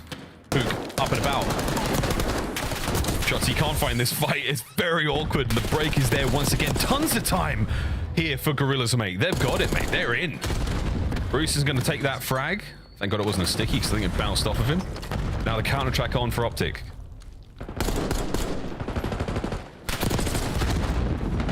Looking for the kill. Nobody was home. Lynn's perfectly played. Backs him down. Everybody collects the kills. And LAG, yeah, things got mixy with the Shotzi 2-piece, but they end up stabilizing. And that is a very clean response on P2 from LAG. And of course, they have plenty of time to attempt to roam the map to maybe break down that P3 setup. But instead, everybody just getting chopped down. So it'll be nice and stable. Shotzi on the new time. Hot tub pressure in the hands of Optic as well. And Gorilla's may clearly want to take the left side of the map so they can start killing kids off the cross. Dashi took 2 to the grave. Damn, Skies. He's having a nice one so far. Priester on the approach to the point. Squaring up against Dashi. Sends it. Teammates are there for it. Optic all dead. They got spawns as well. Yeah, that's a huge moment. So you set up Skies perfectly.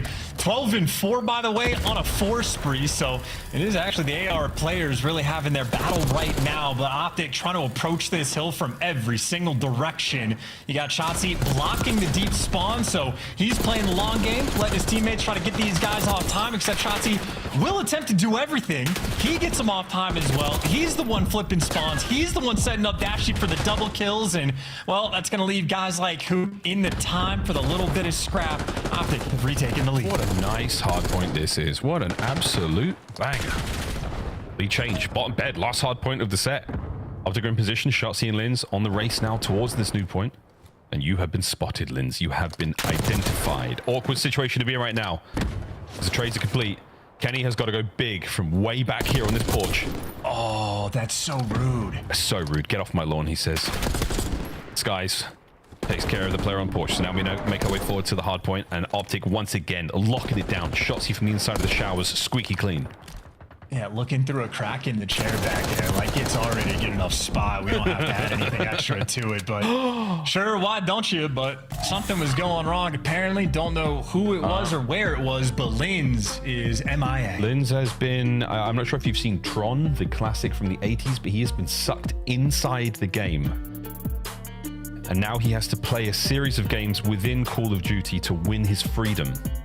It's the original Tron. It's a classic. So who is Kurt Russell in this dynamic? Kurt Russell is actually not in Tron. That's Jeff Bridges, another white man. Ooh. You were close. Sorry, old white guys. They get me every time. You were so close. You were so close. Yeah, Jeff Bridges. We share a birthday. Me, him, Tyra Banks. I tweet them every year and they never respond. It's really tough. Road to the Major 1, folks. This is for the Gorillas, mate. 3 L's in a row. Not ideal. Again, close. Banging series. Tough opponents. Optic now, though, they are trying to get back. They've got a lot to do against this squad. And as far as, again, the map has looked so far, Chance, very, very nice. P1, all Optic. P2, all Gorillas, mate. P3, nice back and forth. That P4... it only just begun. We barely got to see it really get going. Cloud9 Ultra Falcons for the remainder of this Major 1 road for Gorillas, mate. There's a possibility to get at least 1 or 2 wins on the board here. Does it start now? Does it start now? For these guys, you certainly want it to. Like, you need to get on the board sooner rather than later, because, like, it's very tough to tell. Like, if Stone 3 start, even if, like, the second half of your schedule might look like a little bit easier in theory, it's just going to be mixy as well, because even teams like C9 looking a little bit better on week number 2 compared to week number 1. But either way, Linz, I think, was able to get out of the portal. Maybe Skies had to go dig him out. It is going to be a full reset on Skyline, so it'll just be 0-0. go back and we'll go for the battle again. Oh yeah, well, full reset here, folks. Full reset on Skyline Hardpoint.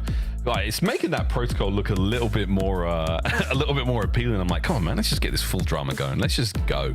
This is two huge organizations with major fans backing them, screaming, going at each other in chat, saying all kinds of weird stuff. Maybe there's a tweet here or there. There's watch parties, you name it. Everything is popping. This is a good one. Let's go the distance, boys and girls. Optic Texas, the Gorillas, mate. Come on. I still can't believe that Jeff Bridges' Kurt Russell thing was so good. You put them next to each other, you're totally right. Two old white guys. Absolutely amazing. I hear what you're saying. You know who I share a birthday with? Who? No, Mother Teresa. Whoa. That's right. That's pretty cool. That's pretty cool. That's pretty cool. Did you tweet? We had nothing in common. Did you tweet on? Oh, wait. Oh, no. All right, here we go. Game's almost ready, folks. Gorillas, mates, whether the lobby's ready or not, they want to go. Here we have it. Full reset. Back into Skyline we go. Our second reset of the game, actually, or second crash of the game. Unfortunately, these things happen. It's someone's PC. It's an individual. We can probably blame them if we find out who it is. This is something that we can actually find out, John. Would you rather live on Raid on Skyline or like hang out on 6-star? No. I'd much rather live on Skyline. What about 6-star? No, 6-star. There's nowhere to sleep in 6-star. There are no bedrooms. It's a hotel. Yeah, but it's, you don't have to be on top. You can go down one floor. Right. I think I'd rather live on Skyline. Raid is the weirdest place to live. Like the bed, it's so weird. Whereas Skyline, at least, you know, it's quite nice. Nice place for skies. Are we just gonna? We are. Oh, okay. Is this gonna be a good P1 for Gorillas, mate? Shoes in the other foot now. Cinderella. You're just waiting for Shotzi to jump. Yeah, there it is. I was about to say, eventually Kisman's gonna die off the hill. And Shotzi right now, just a nuisance. Just a nuisance. 3-0 start after that. His kills and his POV is simply different.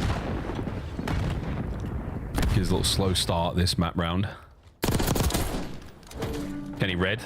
Just watching for the hop up there. Nope, no one's going down those. The top side you need to worry about. And this is a P2 that you're looking very much forward to. If you remember Gorillas, mate, yeah, Kids finds another on the back line. Not going to get shots if the time, so the scrap's going to go their way. Oh, no, it's not. Linz is there.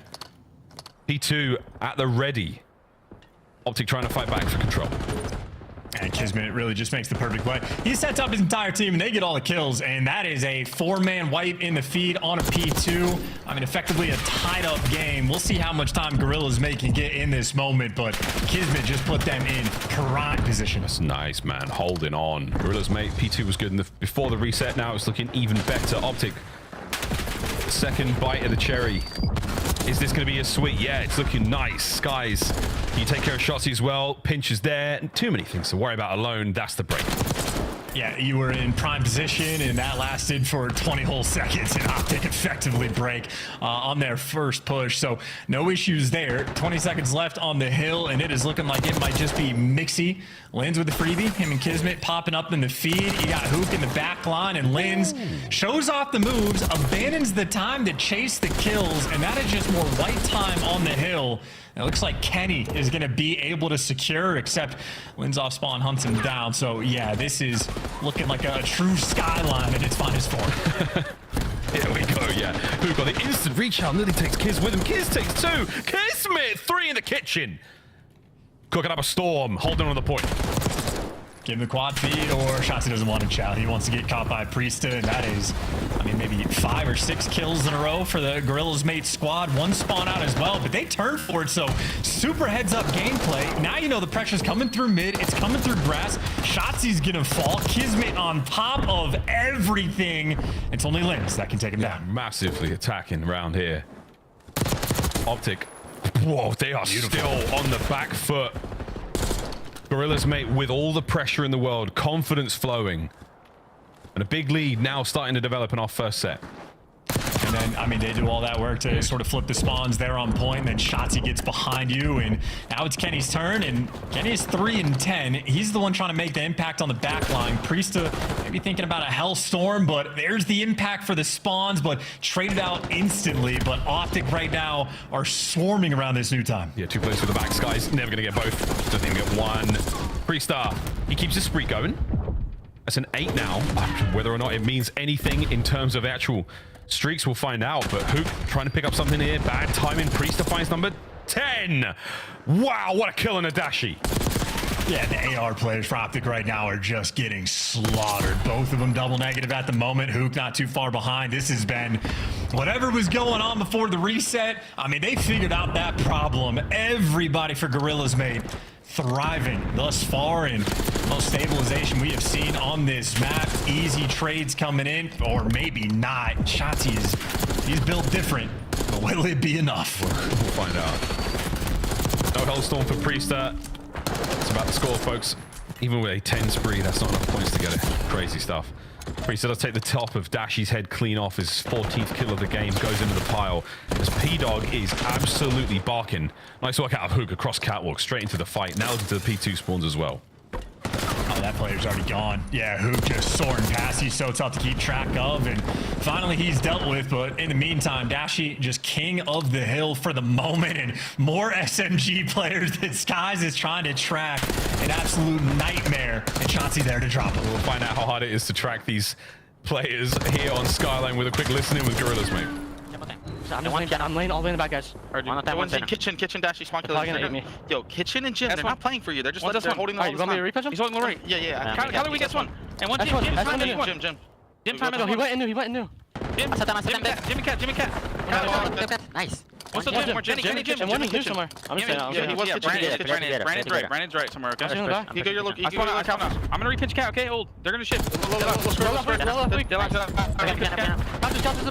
He's on zip. Low square. Have your back. One shot, low square. He went to the back steps. I have your help. Back steps on me. D1. Back steps on me, guys. We're spawning in Norn. Go low square. Watch my back steps. Here, guys. I have your steps. Back left, Dashi. There's two back left. I got one more. Nice shit. I'm in the back. I'm collapsing from Cat. You got all. Yo, back. One more. That's four. Do you have kids? Pick up kids. Left pass. You're good. Kitchen dead. Top left. Nice. Top left. Do we have left? Top done. I have left. I'm staying left. I'm playing copy on the campaign. I have a little left now. Got me, Cat. I'm near Cat. Yeah, Go to cat. It's okay, cat. Oh, P1. I can't push up. Piano. One shot, tree, weak, back door. He's on square. Shit. Nice. Back door, piano. Getting new. I'm pushing cat too. One more behind you. I'm pushing you. Top cat, dead. Nice. On me. Jump. Okay, on me. We're coming in. Kyler weak. He's on. They're behind me too. Mid. Weak, Brandon. Jim and Outer P1. Outer P3. I'm wrapping. Said P1? Weak on the bar. Brandon's hard challenge. Take time on the route. Mid on me, one shot. He's in you. Flip, stay alive. Whoever's out, stay alive. You're huge. There be P1. You lay here, hold on. P1 dead. Nice. That was a lovely listening, man. Great comms. Fantastic work. And a lot of deads and a lot of SHI. You know where I'm going with that one, kids. Yeah, just love the flowiness. That was especially so as soon as they got that clean forward down. Lynn just gets in prime Slayer position, and they were able to handle the map, and they have just taken full control. So you get a lead advantage on Skyline. You can just play it in a slightly different way in LAG. I mean, again, absolutely having a fantastic time. 60-point gap. Got mostly the right side spawns of the Dust Skies. A lot of pressure on him. All of his team is going to fall and spawn out, and he gets dealt with as well. So a moment for Optic to breathe. They get control of the time, and they can start to flow just a little bit. A lot of kills going their way. Watch Kismet, though. He's making the backline a lot more dangerous, and he's got damage to the player in the middle as well. So Kenny head on a swivel. Where's Kiz? There's Kiz. There's a nade as well for your troubles. Optic now being pushed on the inside of the hard point. It's a four-man hit on the backline, but it's Shotzi. Shotzi on the flank! Can't get them all. He gets a pair, though. And now over to Dashi. Keep the kills going.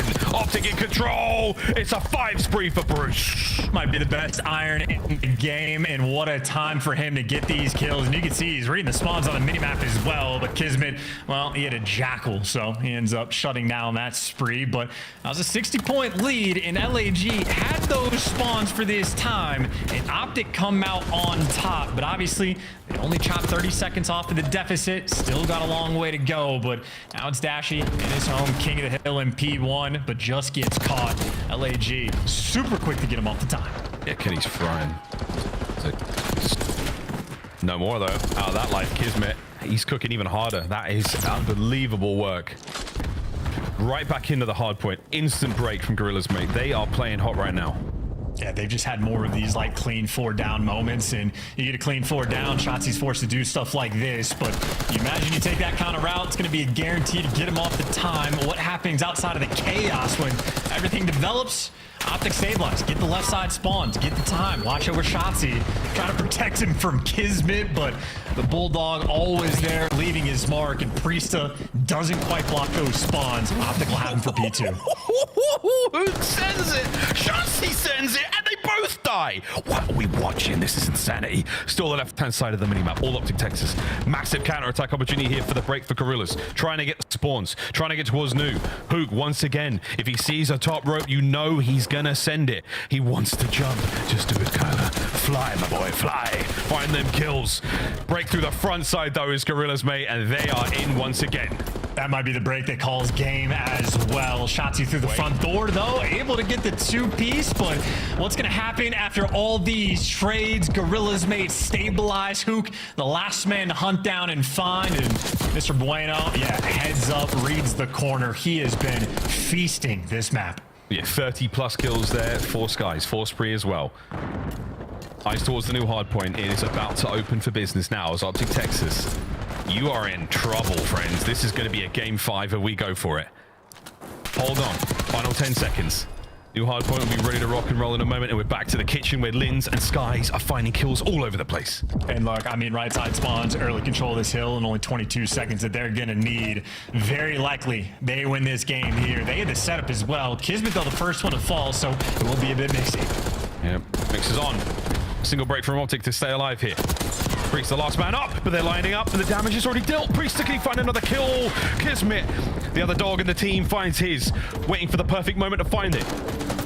Front side safe. Another one in the hill. Kismet still flowing. 33 kills for him as well. And the hard point might as well be over. Over to Kenny.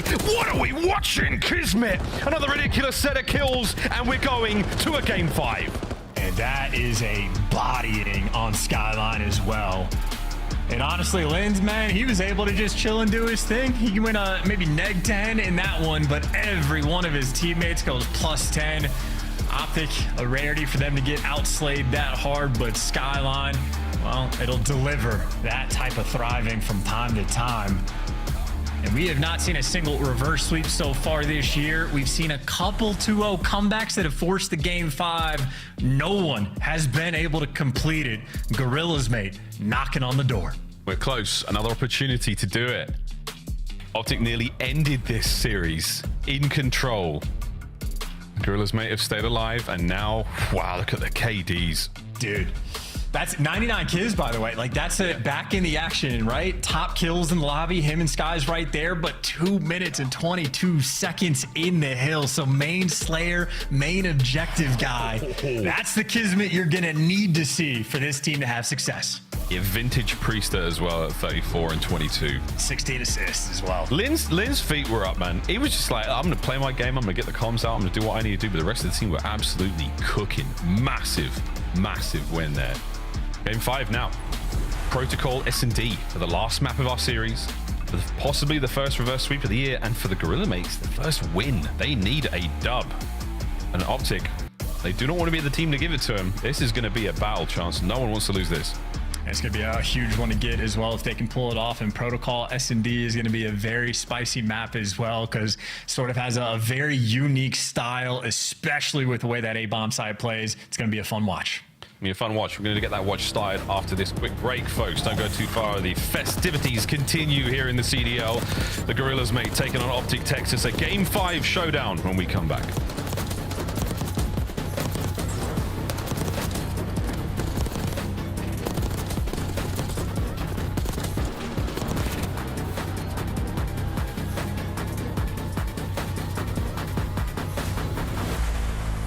Upgrade your game with the Scuff, the official controller of the Call of Duty League.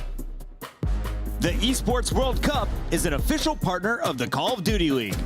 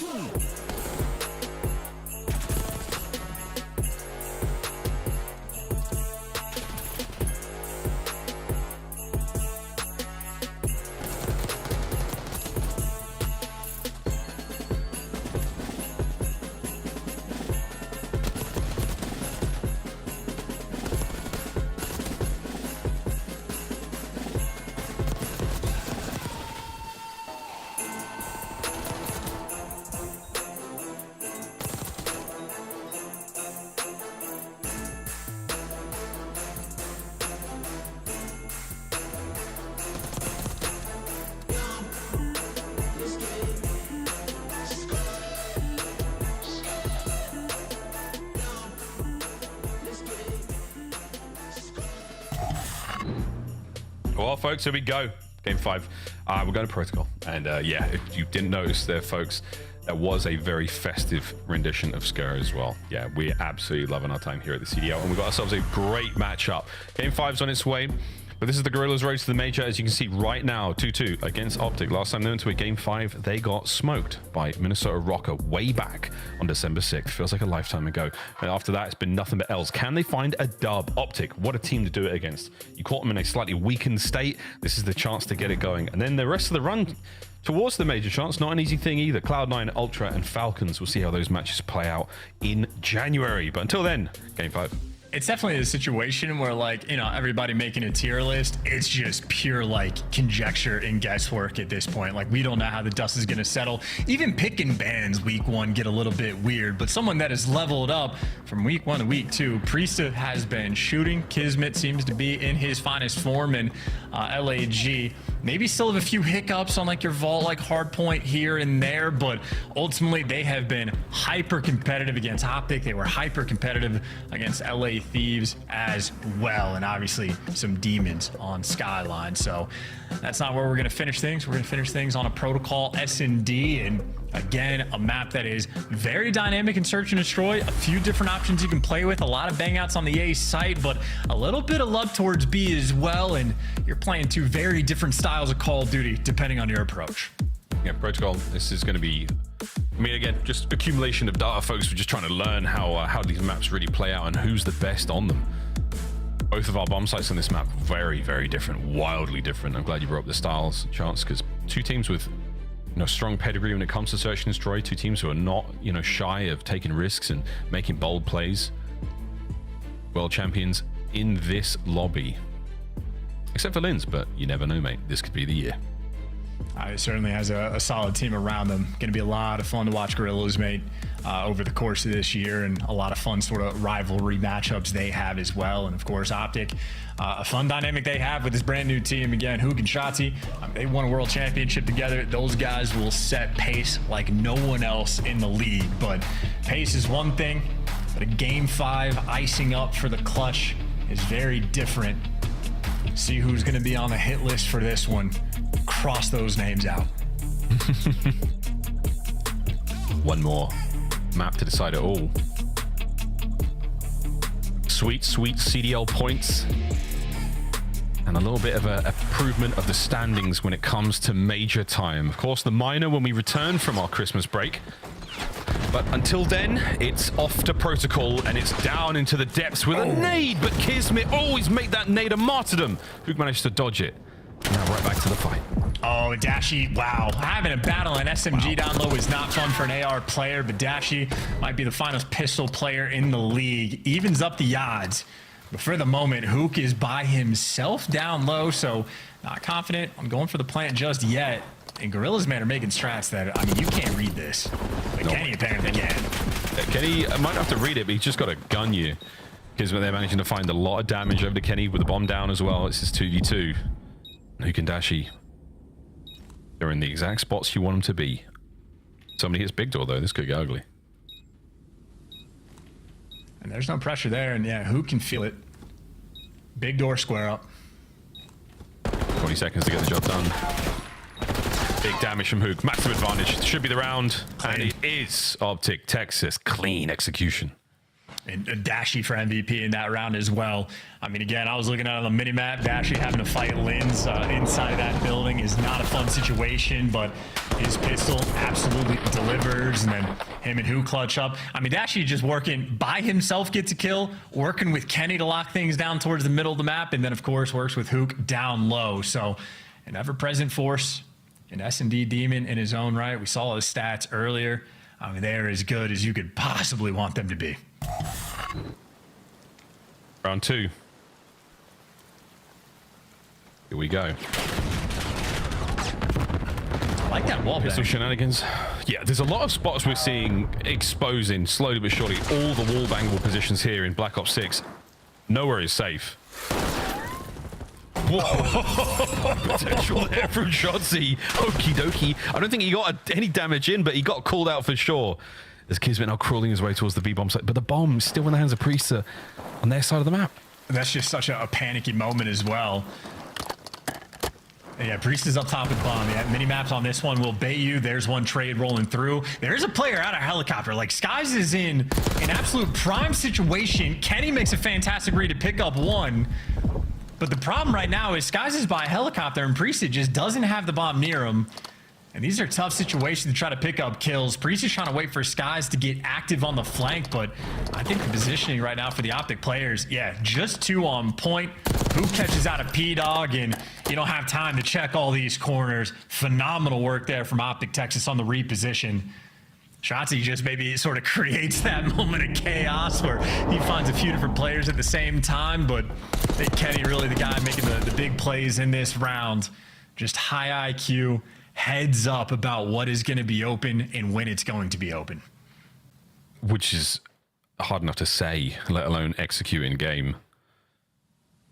Gorilla's mate looking for some kind of bounce back here. We are unable to find a tremendous amount of success in the first 2 rounds. Round 3, will this be the case? Go on defense.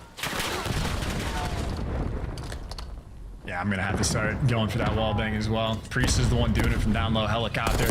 Kismet doesn't rip anybody this time, and instead he gets ripped himself. An awkward stack low spiral. And that is a free and easy first blood from Optic. And they're just pushing it. Break down that tower. Priest left in a 1 versus 3. There ain't no way. That is a tough one. They line up that close. Priest is dead before he even hit the floor. Me too, guys. Me too. I don't know. That was a fantastic round from Optic Texas. It's 3 straight. Yeah, I don't know what left Skies confused at that moment, but that's a fun player came there in that moment. But Kenny there for the final kill. All his boys there for the nice first bloods. And again, Kismet, I mean, pulling out the aims down low, try to lock down that line of sight, but he's been traded 1 for 1 in those situations. Back and forth battle so far on Protocol. No, it's not. It's 3-0 Optic. Dude, I could have sworn LG won round. My bad. No. It can still be a little bit back and forth, but man, they're winning these rounds. And here we go. Trophy. Doesn't stop these bullets. We didn't see the trophy get thrown, but we did. I'd get rid of that trophy, man. Just shoot it. Just get rid of it. Yeah. That's what I'm talking about. Now, Shotzi. Oh, this is for the round. This is it. Oh my God. Yeah. Don't shoot him. Okay, fine. He's got eyes on at least one. He didn't see the other guys go by, so this is, again, Shotzi flank. Somewhat, not ruined, but it's not going to be nearly as effective as it could have been. And Kismet now is making them pay. We double back over towards A. Here comes Shotzi once again. The world tour is over. That bomb's getting planted. Dashi, 1v3.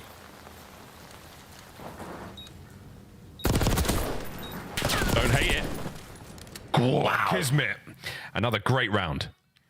Yeah, I mean, you're happy to have the Jackal in those moments for Kismet. I think if he has an AR in those hands, Dashi might just be able to win that 50-50 and things get a little uncomfortable, but I think it was just a situation where Kismet not only gets the first pick when they were in the 3v4 when Shotzi's behind him, and then Hook just tries to make an ISO play, doesn't have the help of any of his teammates to look over, and ends up just getting caught. So a scattered mini-map there from Optic, and maybe now a back-and-forth game. I'm paying attention, I swear. It's possible. 3-1, though. In this Game 5, Priest yet to get on the board. He's been fantastic. In the series so far, the Protocol is a different beast. It's a big map. Alongside Red Card, one of the larger ones we have here in the CDL, and Linz, he's trying to make it feel very small. In and out. Yeah, Kenny's trying to make the play on the map, by the way. He's trying to take positioning, but Linz is there to make the plays as well. Dashi ends up just getting baited. And Kenny could make this a 2v2 depending on the timing, and that is just, you play with the door, you end up on the floor. Watch out for your fingers. 2 rounds in a row. Gorilla's mates, now they're starting to find some form. A little bit of miscommunication and awkward step there from Hook and Dashi down low by elevators, and Dashi ends up giving his life for the cause, but sadly, a lost cause in that round. Well, you're also seeing the impact, by the way. The wall bangs through those double doors off the rip that Priest has been doing every time. We saw it from like Shotzi's sort of perspective. He gets reduced to like half HP. You can't really drop down the elevator shaft and chow. If you're already half HP, you're taking another 10 damage when you fall down. And just that little idea quite literally does change the dynamic of this A site. I like to see the adaptation. Pros pretend they can't do it. That's why they get rid of snipers, but they can evolve. They can. They can learn. They can evolve. But goddamn, would snipers be nice on this map? Kenny, will you get towards that bomb? No need. Shotzzy on the hops. Big damage. Priester should be able to cover here. Maybe not, actually. Wait a minute. Shotzzy sends it. He sends it. There's another player on the stairs. Stays alive. And now Hook. Massive advantage over Priest in the damage department, but no teammates. No nothing. 3 straight rounds. Gorillas. Back to back to back, and that is just a lightning pace being played at the B site. And again, it is a map with a few different styles. LAG playing with different ideas, and I mean, just too quick with it. Lynn's there in perfect position for the final kill, but that is just an overwhelming offensive strat executed to perfection. Optic, now they're just forced to respond. Starting a bit dicey. I mean, everything you've tried has been cut down. Kismet's having to have a whale of a time running around finding kills. And we're going to send it through mid-map, potentially. Watch out for the windows. That's right, Big Bruce is up there. Causing problems. That's a wild man chow coming in from Lynn's, but easy pickups for the first blood, but Kenny just gets traded. He gets absolutely caught. Kismet finds the space on the map, and you can see Optic, they just do not know what they want to do. It seems their primary strat is to go down the elevator shaft, and just that wall bang has been picking them apart. Dashy, though, nice catch. This will be a 2v3 clutch for him and Hook. Dashy's got a sweet spot to work with here. Kismet in the middle of the map. Sky's at range. Oh, you wanted that fight.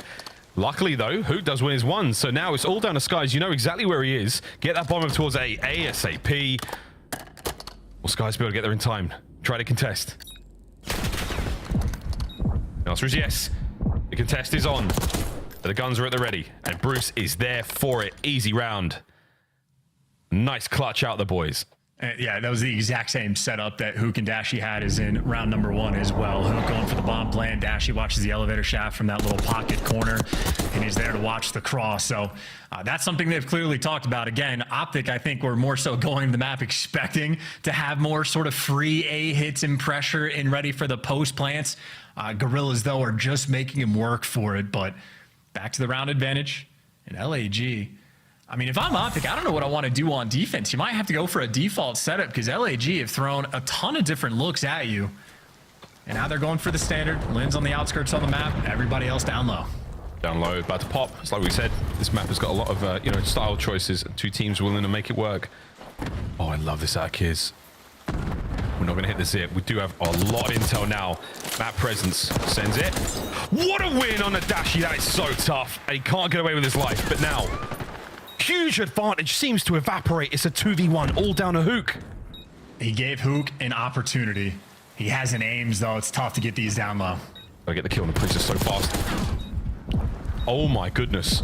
Prescient play. Oh! They walked right into him. The first on the Priester was something in the Lynn's. Destroyed, and I'd be smiling too. What a round from Hook. Match point. Such a confident head nod, too. He just goes, yep, that's what I thought. I knew you were coming in for that trade. Easy reads for the nuke, and him and Kenny go huge in that round. Poor Kismet, you couldn't have asked for anything more, but Kenny slams 2 people, and Hook, well, does the exact same. That is wonderful work out of those 2 players for Optic. And he's like, I've been here before. This is how we run it. This is what I would do. I'm just going to gun you. Beautiful, beautiful round from Hook. Opening salvo of fire is significant. Hook at 50% of the hit points, and now Shotzzy looking to make something happen over the top. Can he get big door? Or is he going to do what Kiz did in the previous round? Either way, Optic playing with a lot of confidence, a lot of wind in these sails. And they finally got the bomb as well, which is nice, but now you're going to have to root out all these players on LAG, and even with the fall damage, he wins the first gunfight. Big gunfight win. Eyes on 2 more players as well, so lots of info pass. This is where Kenny's going to try to step up. Damage dealt again. Trying to stay alive. The rest of Optic now moving over towards B. That's the plan. And Kenny was the front man in, and now he's the guy worried about the pinch. Drops down just to help, just in case. This is a very tight setup for this 3-man hold. Oh yeah, you got a Kismet come through the middle of the map as well. Hook lands it. RCXD. Another from Hook. He has slayed his way through this, but it is not over yet. It's now down to the ARs. It's Priester to stay alive, or it's Dashy for the map. He could hop this, but Big Bruce, the greatest irons in the league, strike down the Gorillas mates again. Optic, no reverse sweep today. That is an unreal protocol. I think LAG showing off a new strat or two that teams are absolutely going to be stealing. But at the end of the day, you gotta win your main advantages, and that 2v4 that Kenny and Hook were effectively able to pull off, absolutely wild stuff, and that's the type of thing that calls game. Kenny over there, again, just the one taking space. The reads he has on Linz going up the wire, knows when to get active, knows when to pick up the flanks, and then however he was able to slam those two players down low, just setting up Hook for the kill. 3 bomb plants, a first blood, and 10 kills to his name. That is Hook in his finest form. Finest form. I mean, the 2v1 clutch was something absolutely magical stuff out of him there. You really do think you got the advantage, Gorillas mates, but Hook nails it. That is that, folks. Game 5 in the books, ladies and gentlemen. Optic, another win for them, and the Gorillas mates sadly still remain winless here in the opening 2 weeks of the Black Ops 6 season. Tough looks for them. We'll see if they can't bounce back after the break, but until then, it's back to the desk. Thank you, Miles and Chance, and thank you, LAG, for a little extra time here. We had a best of 5 go the distance after a 2-0 start. Optic slowed down or LAG heated up? What did you see in the middle of this series? I felt like LAG heated up, and I think maybe it caught Optic Texas off guard for a second here, but this game 5 was kind of just a rough watch. Optic Texas take that early lead. LAG are playing really, really slow, not really challenging anything, allowing Optic Texas a lot of space on the map and allowing them to get a lot of those early first bloods. And then LAG's all right, let's change the game plan. It starts working. Kids gets a big 2, but then just to give Hoop the 1v2 to then go down 2 rounds.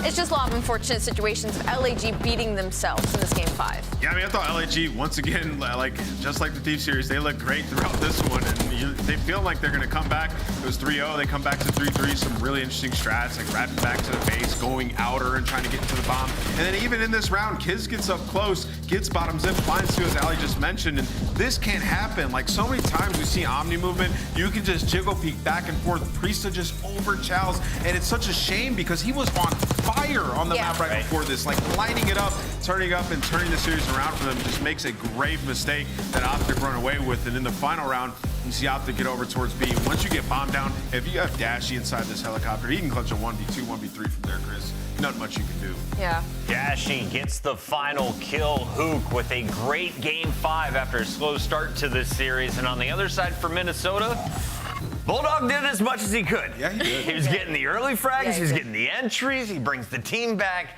They fall apart in the searches. No longer can they separate the way they were today. Dashy, with a record, earns our Scuff Play of the game. Let's take a look at this thing. The damage dealer. This has to be map 1, right? Yeah, map 1. Well deserved, Bruce. Crazy. What was the final total production? Yeah, like 45 and 30 or something? He was 38 and 28 last I saw. He had like 2 minutes in the hill. He was doing everything, finding every kill in the back, up close and personal. He saw his teammate Hook having a struggle game, and this is why Dashy's so good. Like, yeah, he can soak time and just play the right way, but he can also just gun you and find multi-kills. Yeah. And right now, it feels like he might be the best they are in the game. Like, the last couple of series, he has been turning up when they've needed him to. Like, him and Scrap, 1A, 1B. Playing as well, his role, I should say, incredibly well. Dashy earns our Scuff Play of the game. I'm told our interview is ready. Can you guys guess who we're going to talk to? Probably Dashy. Dashy. Wrong, it's the Nuke. Welcome back to the show, baby. Hook, a slow start today. Were you worried at all with your numbers, or were you just happy to get the wins in game 1 and 2? No, not at all, because I'm honestly really confident in myself in this game, and I feel like it took me a while to adjust, but I mean, yeah, was never worried. Hook, congratulations on the win. I mean, to turn around from the beginning of the series to clutch it up like that in game 5 is always a testament to how good of a player you are. And this is the last time that we're going to see you until the new year. So I want to ask, what are you going to do for the holidays and during this break? Stay on the grind, but also just hang out with family. I got family coming, so yeah. Of course, enjoy. Hook, I want to ask you, listen, you know, tough start to this series, and going into that search and destroy in map 2 is also tough. But then we get to a game 5, and you elevated to a whole new level. Going down, you pulled the aims out, and you're making some huge plays. Talk to me about protocol search and destroy, why it works so well for you. I think it's just the reps. I knew going into, I don't know, I thought the whole time we were going to win, or not win, but like, I knew if we went to a game 5 search, like, I was going to be able to, you know, be the big ice for the team. But what do you think's changed for you, like playing a little bit of challenges in this game and coming back? Because you just seem so even keeled, even through the rough performances. Like you just bounce back. I think that's a testimony. I don't know. That could be a testimony to my career, maybe.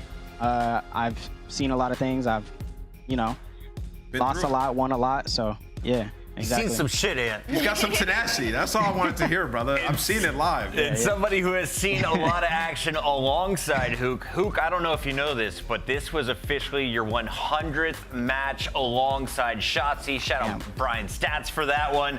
I gotta ask, did you see yourselves playing Black Ops 6 with Shotzi again? No, I said this on Seth's stream. I think going into it, I knew I was going to be on team, but no idea it was going to be with him and on Optic. So, yeah. Happy to be back? Yeah, I'm happy as hell. I'm happy as hell, though. Let's go, Kyler. That's what we like to hear, man. Great to see the smile and a great performance in that Game 5. Appreciate it, guys. That is Kyler, a.k.a. Hook. You can find Hook the Nuke in an Optic jersey the rest of the season. I have a feeling a fantastic start after a slow week 1. Let's take a look at our third match on the day. Carolina. Can they keep it rolling? Tonight, they take on their toughest challenger, who's sitting at 0-2. Atlanta FaZe, desperate for a win next.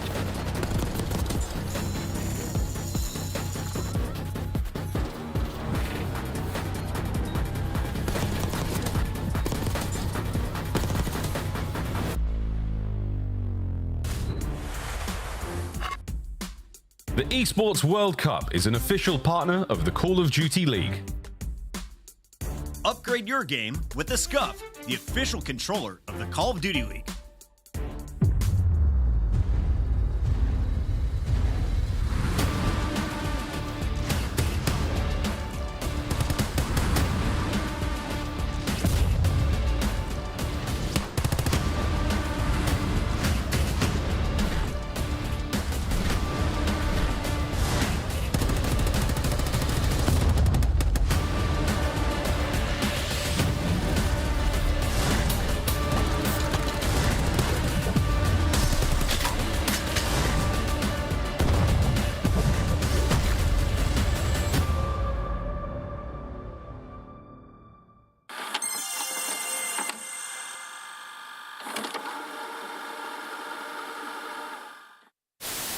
I've got to go with the New York subliners in this one. FaZe warmed up the subliners. A vibe check, bro. Dang, man. Paco has carried me in a rank. I'm going to go with the New York subliners. That's crazy.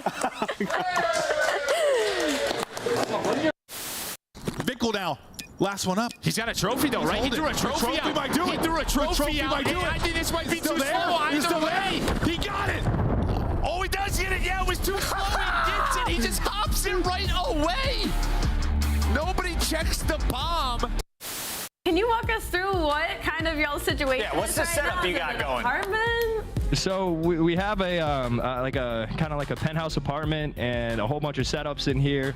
Do you guys all live together in this penthouse? Who's cooking? Who's whipping up the meals after a win? So Brian gets the penthouse. We're all staying at a different apartment. Okay. Still pretty nice, not quite a penthouse, but you know, we spend every day here. It's Brian Saints living in a penthouse? Call of Duty can make dreams come true, children. You heard it here first. All right. Can they be shop scrap? No. Okay. Both in you. I'm in you. Weak in you. And our set time. It's sell. Make him do something. It's 20 seconds. Come on. One more. Roxanne. Mirror on the wall. It's it to me, Roxanne. Anyone do some breathing with me? Yeah. 3, 2, 1, go.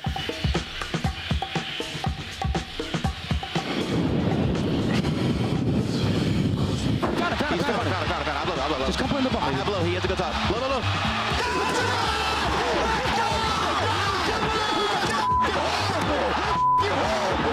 I'm gonna help you 2 seconds. Nice. Have your OE. Have your OE. Have your OE.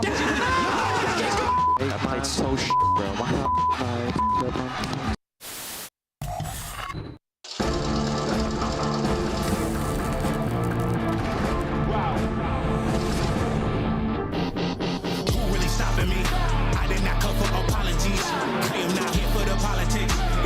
Started with common sense. They gonna cry for acknowledgement. I got the team to conglomerate. Give it to Austin, not stopping it. I am the one, they not stopping him. No. Black boy, it's a different situation. Black tents when I pull up in the latest 101, so they never can replace them. This is not the attic, now we live in spaces. Tell me that I can't, I'm bound to go too crazy. Tell me that I can't, I'm bound to go too crazy. Laser focus and the diamonds all canary. I try to tell them, but they didn't get the message.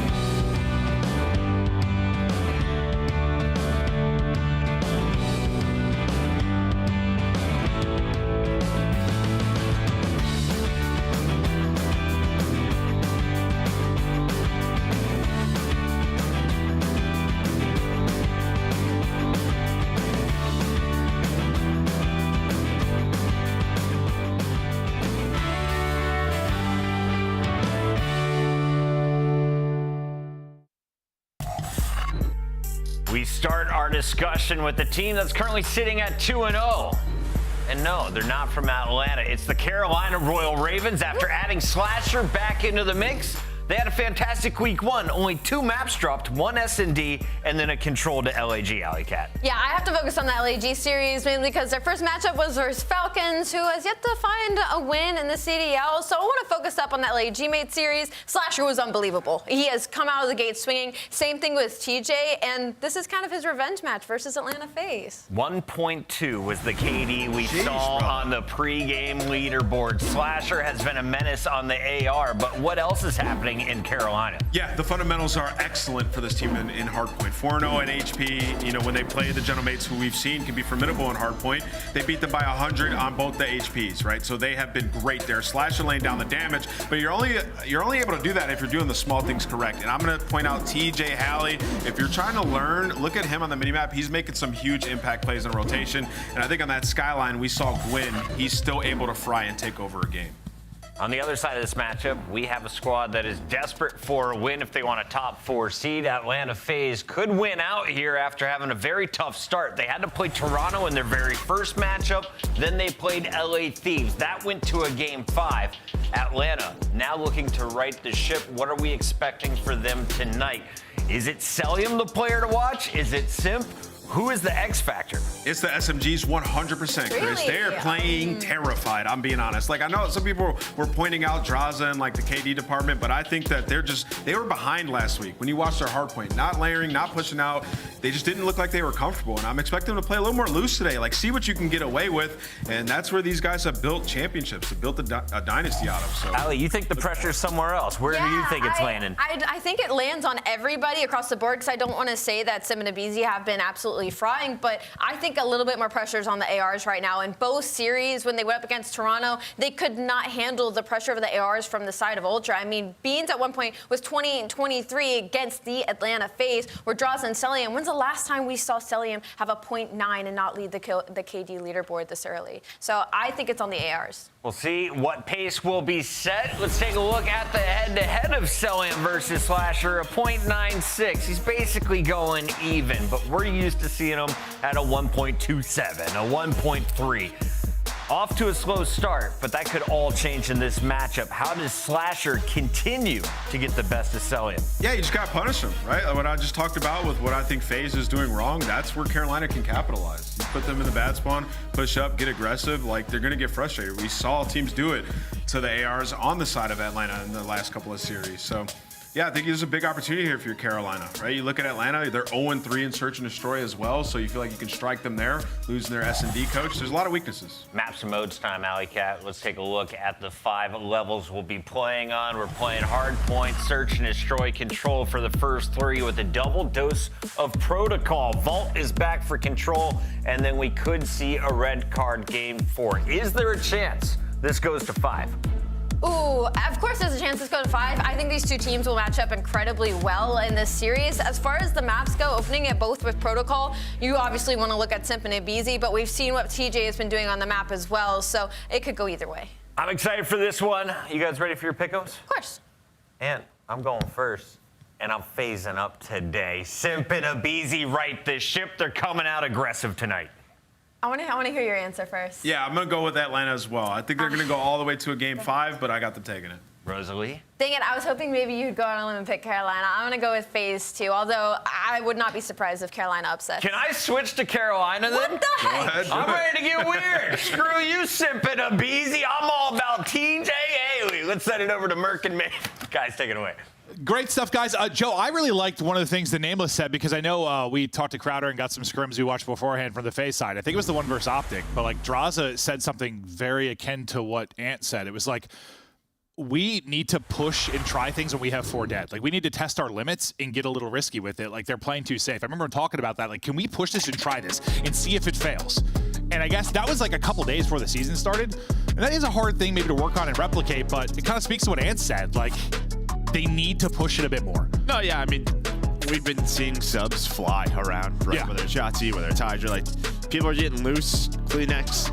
And yeah, that's what you're gonna need out of Simp and Ibizi. But I think starting off 0-3 in Search and Destroy for FaZe, that is not the best sign. And Draza has really been struggling. Yeah. Last year, he's always a catalyst in Search. Yeah. And to me, that does just come down to reps played. Yeah.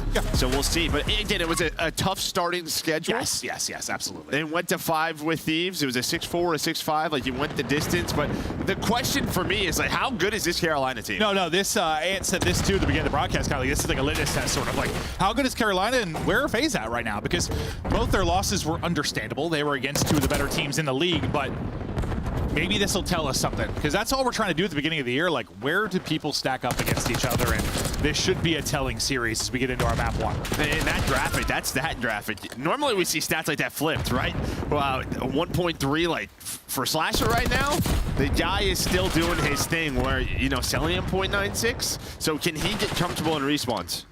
Well, I think there's a lot of people, you know, I don't think FaZe have necessarily been villains because of their behavior per se, but they've become villains in the course of the CDL due to their winning tradition or the fact they've been first in points every year. Like, there's definitely people you want to see them kind of slip up. So I'm sure people are loving this. Like an 0-2 start from them, where typically they're at kind of the top of things when you talk about it stage by stage. So Ravens maybe fighting here to try and put them further in a hole, give them an 0-3 start, which we don't really see for this core trio. I don't know if we've ever seen it. Yeah, exactly. So, or did they just answer back and remind us how good they can be? A nice little sequence here from FaZe as they'll go out in front and take the lead. Draza getting things cooking as he's 5-3 with 3 in a row, but the entire team kind of popping off in this sequence. Yeah, it's 9 in a row for the team. And in map control, this is exactly what you want. 30 seconds left. They went home from the front, but that is a nade to the face from TJ. Nice trade through the middle of the map. But now it's Ibizi in Carolina. They flipped the map to set themselves up for P3, but there's still 20 seconds left. So you're going to see FaZe just start to try and get forward. They're trying to, but they're not finding any openings. Gwen and TJ able to shut that down. We'll keep an eye on kind of the SMG matchup over the course of this one. It'll be a huge one. And Simp, I thought, dead to rights. Nice shot tipped by Slasher, but the sub at close range will win that one. He gets away with 9 HP. Now the next hard point pops. You do have presence here from FaZe. You kind of have a 2-on-2 in and around the point. They're going to actually isolate the player inside. Vivid doing a great job battling and finessing for a bid. I thought about enough time for the help to come in, but Simp just snaps back and takes that another one. I mean, just think about that one-on-one. That's the difference from this being a very clean setup for Royal Ravens, and now FaZe in control. Just that's what Simp does. Then he finds a couple of more to get his teammates here, gets them off the hill. You still have close spawns if you're Ravens. You now have the man advantage. Can you find the trades? They sure do. Last man Simp, all 4 dead. Great job by Carolina. Yeah, I mean, a good job by FaZe early to make it messy, get some time. Great answer from Ravens. Vivid, a big part of that is he's on 3 straight, and now you're going to give that up, start to set up. for our next rotation. Vivid staying alive. Nice little nades going to connect. Maybe create a little panic for the face side. He's going to carry this 4 spree. Get ready for the drop down and Chow. Here we go.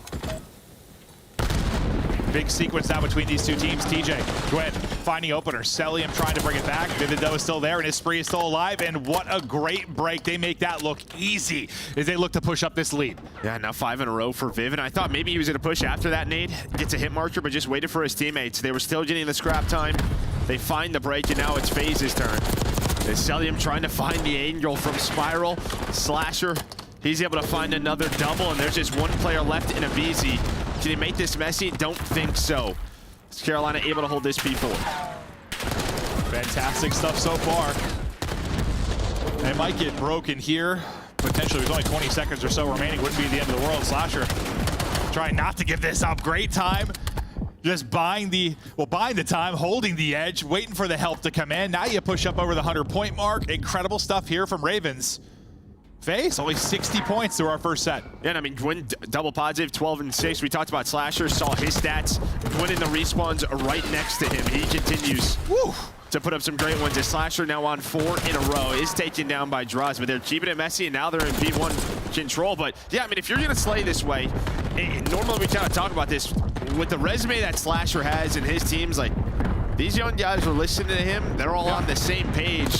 They can do damage. Well, I mean, if this team is going to be able to slay with some of the big dogs, historically, they can be great. Because I don't think we have that many concerns about them maybe playing the game the right way, working together well. It's just, are they going to have that firepower? Right now, they do. Still early in this game, but the lead, second by second, building here. Up to nearly a 70-point advantage. Vivid having a game. He's on another streak. He's on 4 straight. He has 5 straight earlier in a big moment towards the P3. And he keeps it going here. Just dancing back and forth between 2 more players, so the streak will end there. But you haven't allowed FaZe to touch this hard point. And now we get ready for next. Yeah, I mean, 70-point lead. You're headed over towards this P2. Nobody really in control, but you have good positioning. If you're Carolina, you're just waiting on Gwyn maybe to lock down top middle. And he's going to do that. Him and TJ both able to find some kills. There's number 3 and Simp lurking, but he's going to get caught out. So this should turn into time for Ravens. 1 and 2, though, spawn in the back. Are they going to recognize this? Now they will. As soon as Gwyn spawns, they turn, but it's a second too late. They just had no info on Draws and Abizi. The game gifts them one.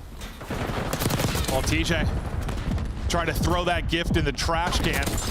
And he is making the play. 4 straight out for him, up to 17. Despite the fact you get a nice spawn there, if you're FaZe, you get in. It does not last long. TJ is farming currently. The streak continues to grow as he buys his time. Just never really gets back to full HP before that Chow. But man, you have like FaZe. The game's very hard for them right now. Like every second. This is wild. I mean, impressive stuff out of Carolina. Again, in a great spot on rotation, controlling P3. Hunting down the players in the back, and FaZe right now down 100. Let's go to a listen in, see if the boys can get back into it. He's in the corner. Back to me, Austin. Just do it, sorry. Back there. Another one, solo door. Austin. I'm out. I'm gonna just push out. You said I'll look up.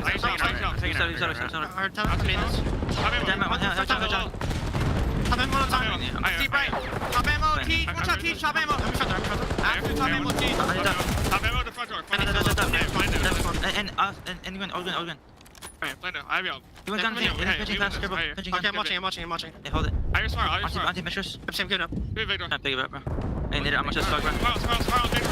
Spiral, Austin, one shot. I shot one chapter. Yeah, it's a challenge. I'm one shot, I can't. He pitched you. First turn. Yeah. Well, Carolina comes into this 4-0 at Hardpoint, and my God, they are looking strong, just slamming. Right now, 30 needed for the victory, maybe going to 100-point club FaZe. This has been an unreal performance. Now you just got to put them away. They've got hold of the Hardpoint. They are locking it down. There has been no opening or any moment of success for Atlanta FaZe. I mean, even in the listening, right, just a lot of frustrations, not on the same page. You could see it in the player cams. I mean, this is unbelievable. Ravens are dominating, and you said it. We might get a 100-point club. Ravens could tweet that out. We haven't been able to do that for them for 5 years. Yeah, no. It is, well, I guess other than the map 1 versus Thieves, right? they got bodied. I'm saying for Ravens to do that. Sorry. I thought you meant for FaZe to be 100 Point Club. I was like, well, they're a little too familiar with the start of this year, but unbelievable there is the pistol pops. This one is done as they get the final tick. And oh my God, Carolina Royal Ravens just slam them. And it is all smiles there. You know, we're talking to Ant in the green room. He's like, I was watching FaZe. They just seem a little bit behind. And it is looking that way. Whatever's going wrong in their camp with regards to scrims at the start of this season, maybe they can still bring it back and win this series. But this is a team and a core that does not lose like that. They just don't. 5-0 for Carolina and hardpoint on the year now. They look good, man. They look good. They look really, really good. This is proven to maybe be that litmus test. Unbelievable out of Carolina. In control from beginning to end. Like I think I said at one point, like, the game looks very hard for FaZe right now, and that's just due to Carolina. I mean, so they had 40 points at P2. They got not many after that. No, look at it, just flatlined, just absolutely flatlined. Well, they just got out-rotated, plain and simple. Over and over The one time you made it messy was at that P3, and that was because of an individual play from Simp. They then went to a P4, got immediately broken. You go to the next set, out-rotated every single hill. And you would think with this crew, with Omni movement, Treyarch title, they'd just be disgusting, but it's not looking that way early. It is Carolina. No, instead it's disgusting. Highlights. Huh? Instead it's disgusting. Yeah, no, the wrong kind. Yeah. Ugh. What a performance from Carolina Royal Ravens as the struggles for FaZe continue. The success for Ravens looks to continue as they try to push out to a 3-0 start on the year. We weren't really sure what to think about Carolina just because, well, I mean, they got a win over Falcons, which wasn't really all that impressive. A win over Gentlemates that, I mean, they haven't won. It doesn't look all that impressive, so we weren't really sure. But, you know, you have a map 1 like that, I'm starting to think, well, goddamn. Well, yeah, I mean, even the roster coming into the year, right? We knew how good Gwyn and DJ were going to be, but there was just question marks around sort of the AR duo. Slasher was out of play for a little bit. Vivid in an AR role. What the heck? We haven't seen that. It was working there. No, but I mean, they are, listen, all the props in the world in Carolina. We can talk about the negatives as much as we want with FaZe, and it is a huge surprise. But this Carolina team is rolling. They are all on the same page and looking good. Oh, I just think after that one, it feels like a little bit of both. It feels like FaZe are having some struggles and they're not playing very well, and also Carolina are clicking and making them pay, punishing in those moments. And props to Ant, this guy we said on the desk, is I think there's going to be moments like that where they can actually absolutely punish them and put them away in hardpoint. And, well, they did it there. And you saw the frustrations on their faces. You heard the frustrations in the listen-in. It was not pretty for the FaZe camp, and neither was the score line. What a start, 250 to 88. We stay on protocol. We now go to search and destroy, and now we go. I mean, FaZe have yet to win a search and destroy, right? They're 0-3. I mean, you lose 2 to Thieves, around 10, around 11. But, I mean, you know, you can put up the excuse, hey, they played Thieves, they played Ultra. And even if Carolina are playing well, I don't know, any excuses kind of go out the window after this.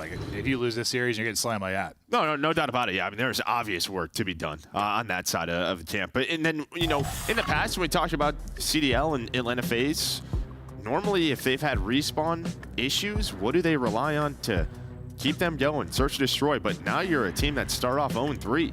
Yeah. I mean, maybe your catalyst or your X factor in Draza really started off slow. He's got a 0.6 through 3 map. So he's a guy who puts in so many hours. We know that. And if he's not on point, then yeah, things do not look good. It doesn't look like a word's being said there right now. They have got to be so frustrated, but we look now at our stats. Vivid had a terrific map 1, but both these teams haven't really been super in he's search. got 2 maps. He's got 2 maps. This is just an S&D. Yeah, it hasn't been great for Vivid. The good thing is well, they've won both their matches. So, yeah, 0.15, if that was for a long stretch, yes, that would be hideous. That would be one of the worst, well, the worst probably we've ever had, yeah. But 2 maps is not much to write home about. You're coming off a fantastic map 1. Draza, you expect to see him improve there. You know, he can be an absolute grinder. Got to see if you can turn the vibes around the FaZe camp, because they were just stunned and silent. It was nothing but laughs and high fives on the other side. And it's just, you know, when you're, you know, there's egos involved. When you're a team like FaZe, it doesn't lose like that. Now you're getting slammed. I'm sure it's just more frustrating than it is maybe to some other players. Well, it could just be as simple as if scrims aren't going well, you lose the first match. first map in a match, vibes are going to go down. Yeah, right.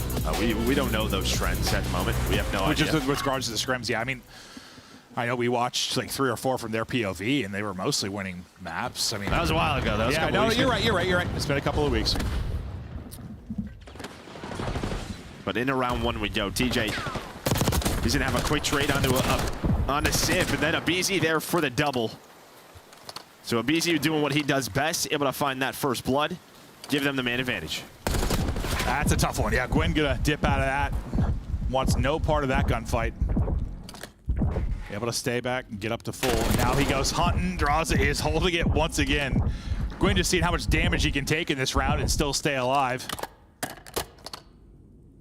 As we chill for a second, Gwen and Slasher trying to bring it back in this 2 versus 3. They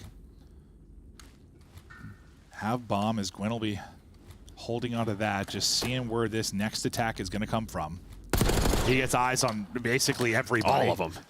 Adios. And now it's just how to FaZe want to play this, right? They still have to plant the bomb. Slasher going to slide in. He's going to find one. Get out. And then just gets out. Then Gwyn comes on through. So you catch all the timings. Cell now in a 1 versus 2 hits the snap, but Gwyn full HP in a 2 versus 3 round that Carolina able to clutch out. You think they were frustrated already? You get 2v3'd in round 1. Those frustrations grow.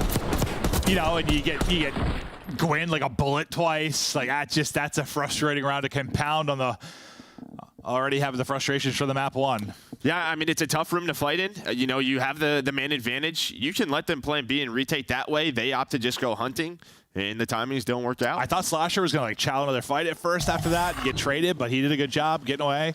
Good job just playing their lives. Great round from Gwen, considering, yeah, he took 200 damage. But we'll flip it. Now he'll try offense if you're a FaZe. Nice shots from Abizi as he's going to get another first blood. Yeah, he's doing his thing. He might be the only one, but nice trade there from TJ. Same can be said then for Draws, so they'll take numbers. Bomb getting planted at A as well. It's the exact same scenario. And well, are they going to do it again? It might, because that Nate got one and it almost got Draws. He's down to 25 HP. Same duo trying to do it. Slasher and Gwen. Bring it back in a 2 versus 3. Stun in. Hits both. Trying to hit shots. He's toast. Gwen tagged. 3 bullets in it. Trying to get the reload. Not going to happen as Gwen and Slasher with another 2v3 special. Lordy. Oh, Lordy. And well, yeah, you get the first blood, you get the trades, bomb down, everything's looking great, but early in the map, guess what you don't have? Trophies, and they hang on to their nades, and you see what that extra utility does. Gives them every advantage in those fights. Well, yeah, it brings it to a 2v2, and Draws is out of the fight for a while because he's so weak. Never gets the reload in. Yikes. Beautiful stuff from Carolina, though. Back-to-back 2v3s, up 2-0 in the search. And you gotta love what you're seeing out of Carolina Royal Ravens. This is fun. Yeah, poor Vivid. He's just like, I think he's been blooded 2 times by Abizi. Hey, well, the .15. But we're winning. The .15 is technically going down. Yeah, that's a good point. You got Vivid on one side, Abizi on the other, who's getting the first blood. It's like, I'm doing my job, but we're losing. Well, not this time. First blood to Tej. Insta trade. Other drops from either side. Numbers, though, go to Carolina. It's all going to be on Draza 1v2. Who knows? Maybe it's just one of those games where the team that doesn't get first blood and have numbers is going to win every time. Let's see if Draza can pull off the 1v2 now. He just has no utility. Yeah, and wins 5-0, putting the bomb down as well. See how close he is to the Hellstorm. I think Vivid just able to spot him. They're going to reposition now. So many angles to check if you are Draws. Now just toy with him. Nobody needs to overchow. Well, there's the overchow. He's going for the trade. And he's going to go for the trade and does. I was getting flashbacks to our last series. Well, I mean, he was hit down to 9 HP. I didn't think he would be that low. I thought maybe another bullet, but Vivid stayed patient, didn't, get caught sprinting, and well, gets 2 in the round. Thought it was Priest and Lens all over again.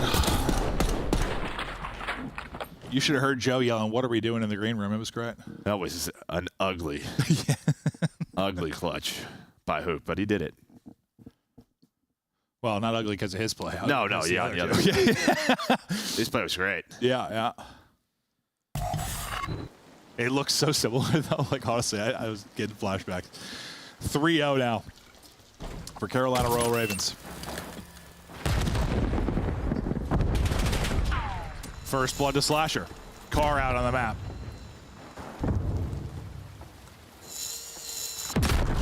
Well, that'll be gone for now. Got numbers, though, if you're Carolina. We'll see what Slasher gets. Yeah, what is the timing like?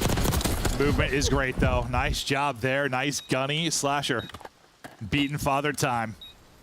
4-2. Right back to him. Got one right in front. That's going to be a tougher fight, but he has a buddy to work with.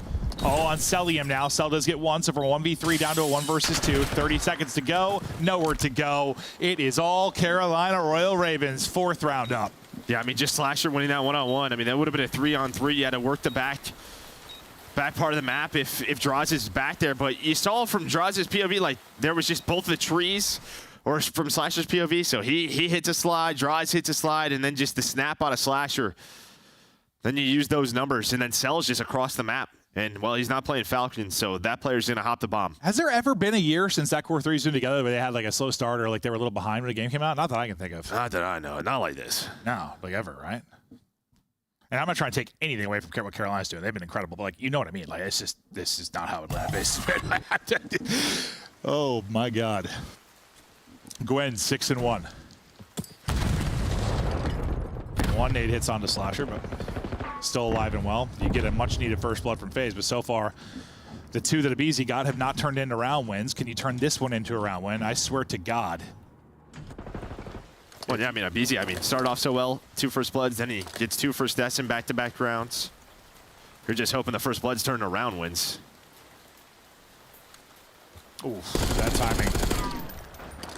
Holds it for a second longer, may be able to get the headshot in the pick. Slasher, just looking for info. Clearing out back B. Taking a look at the defense over here today. That trophy would have been nice a couple rounds ago. They are taking their time. You know, you're down a man, you lost Vivid. Slows down the push for sure, but it's time to get going. Sip does win a fight before he falls. You retain numbers. Yeah, Gwyn has to stay alive because he has the bomb, right? So 20 seconds. You want to rotate this out. TJ working the pinch, but a nice bait and switch there from Abizi and Cell. Gwyn, though, 1 versus 3. He knows there's a second one nearby, trying to find that player. That was Cell, hits the slide, and FaZe finally on the board. They get one. A lot more work to do, but they get one.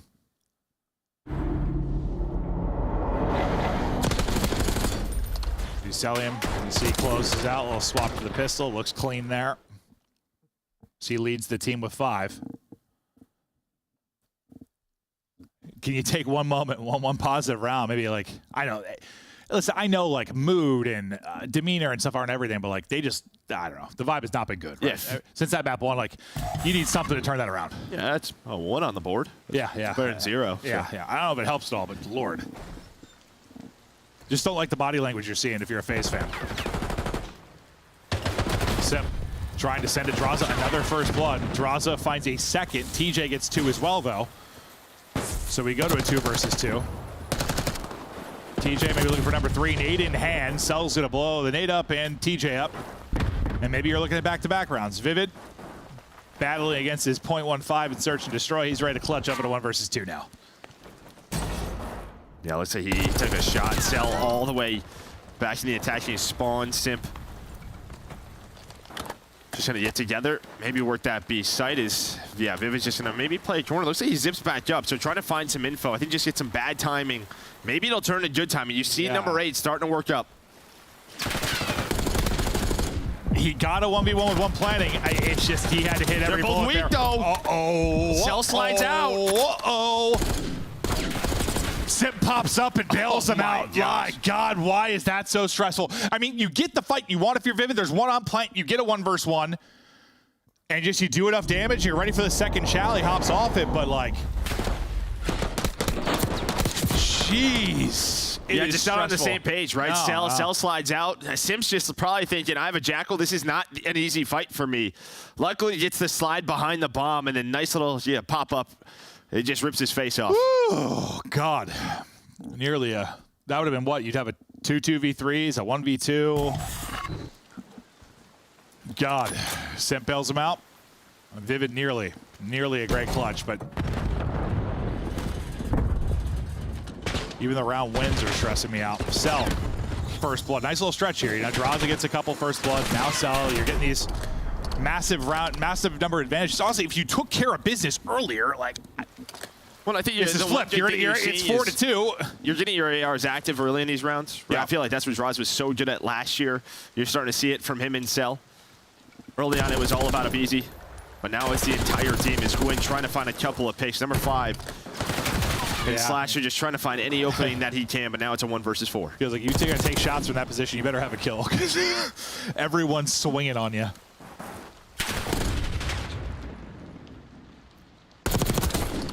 All right. What are we doing? That is a tough one. He's a bullet, but he gets away. What are we doing? I mean, what's your thing? You don't like have to fight. Right, you don't have to. You don't have He's to. got to plant the bomb. Like, he still has to plant. You don't have to challenge. All right, we're good. Joe's getting stressed out. Yeah, some of these guys. Well, there's been a couple plays today that are just like, yeah. I used to want to like take their controller and just launch it across the room. Maybe sell a little heat check as well. Like, literally, honestly, if you fell asleep in that position, you would have made a better play.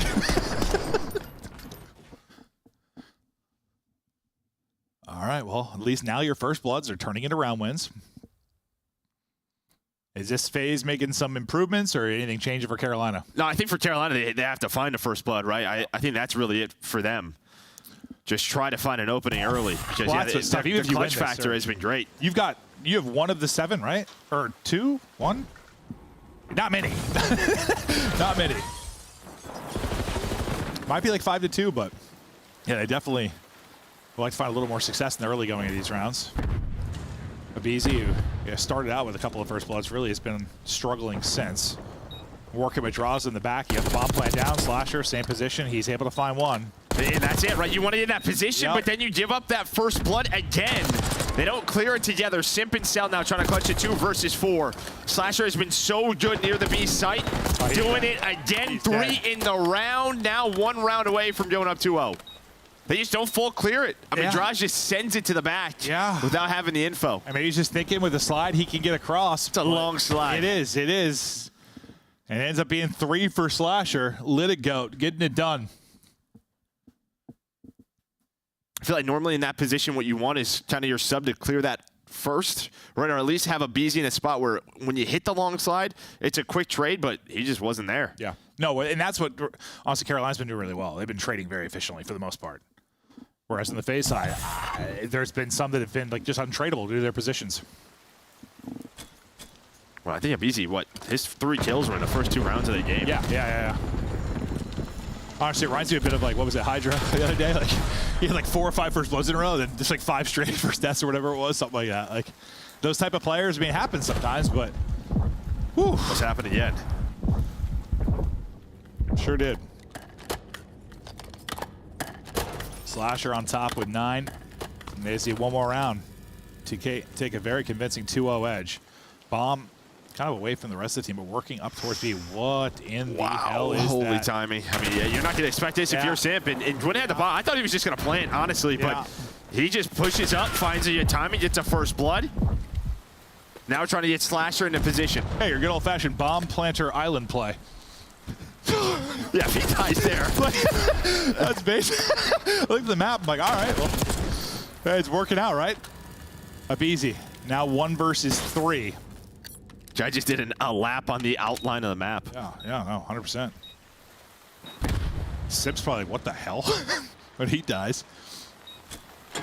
There's a nade hit. It hits, but won't matter. Carolina Royal Ravens up 2-0. I mean, it starts with a couple of 2v3s that really just fuel them forward. FaZe make some improvements and have some nice plays maybe in the middle game, but threw away far too many rounds, too many clutches for Royal Ravens. Wow. And you did that when you got dominated a bit in the first blood department, because what did it end up being? So it was 5-4 because they got the last 2. So 5-4 it ended. So that's not too bad. So it was 5-2 when you thought. Yeah, it was 5-2, yeah. Yeah, but again, I mean, Abizi start off with 3 kills the first 2 rounds. He really slows down on the other side. It's the same duo, Slasher and Gwyn. They continue to put up numbers, both with double digits here in map 2. Well, yeah, they did with double digits. They were also the 2 in the 2 2v3s. working very, very well together. Austin's looking good on this title. Yes, you know, I said to Joe, and like, listen, we don't talk about player age very much, but like once Clay retired, I'm like, Austin's like the oldest by a mile now, I think. Like he's been playing forever, but he's still shooting, bro. Like he's being consistent right now. I love to see it. I mean, he's one of our favorite players. So, you know, he is a very intelligent guy. Fantastic man. I don't know. He can build robots. It's just great to see after, you know, he has been, think about these last like few years for him. Like he goes from on Atlanta phase to what? That LEG team where they somehow won a tournament. Well, that was before that. Before that. Then to Atlanta phase. Then Breach. And then Breach and then Challenge. Well, I'm Challenge. He just like took a break. Yeah, maybe that's why his thumbs are fresh. Could be. But we're 2 maps in. Atlanta phase are getting slammed. Desk, what are your thoughts? I'm glad I switched up. How are you guys feeling? I wish I picked Carolina. You know what's crazy? I was going to do it, but I thought talent alone, maybe some search and destroy prowess, like coming into this one, FaZe would be able to push to the game 5 and close it out. But kind of like what we were talking about, they are not good at this game right now. No. Atlanta FaZe has a lot of improving to do. Abe is getting shut down in search and destroy. It looks like the team is just slower than the opposition, so it's only a matter of time before things level out. But right now is the scariest we have seen if you've been an Atlanta fan.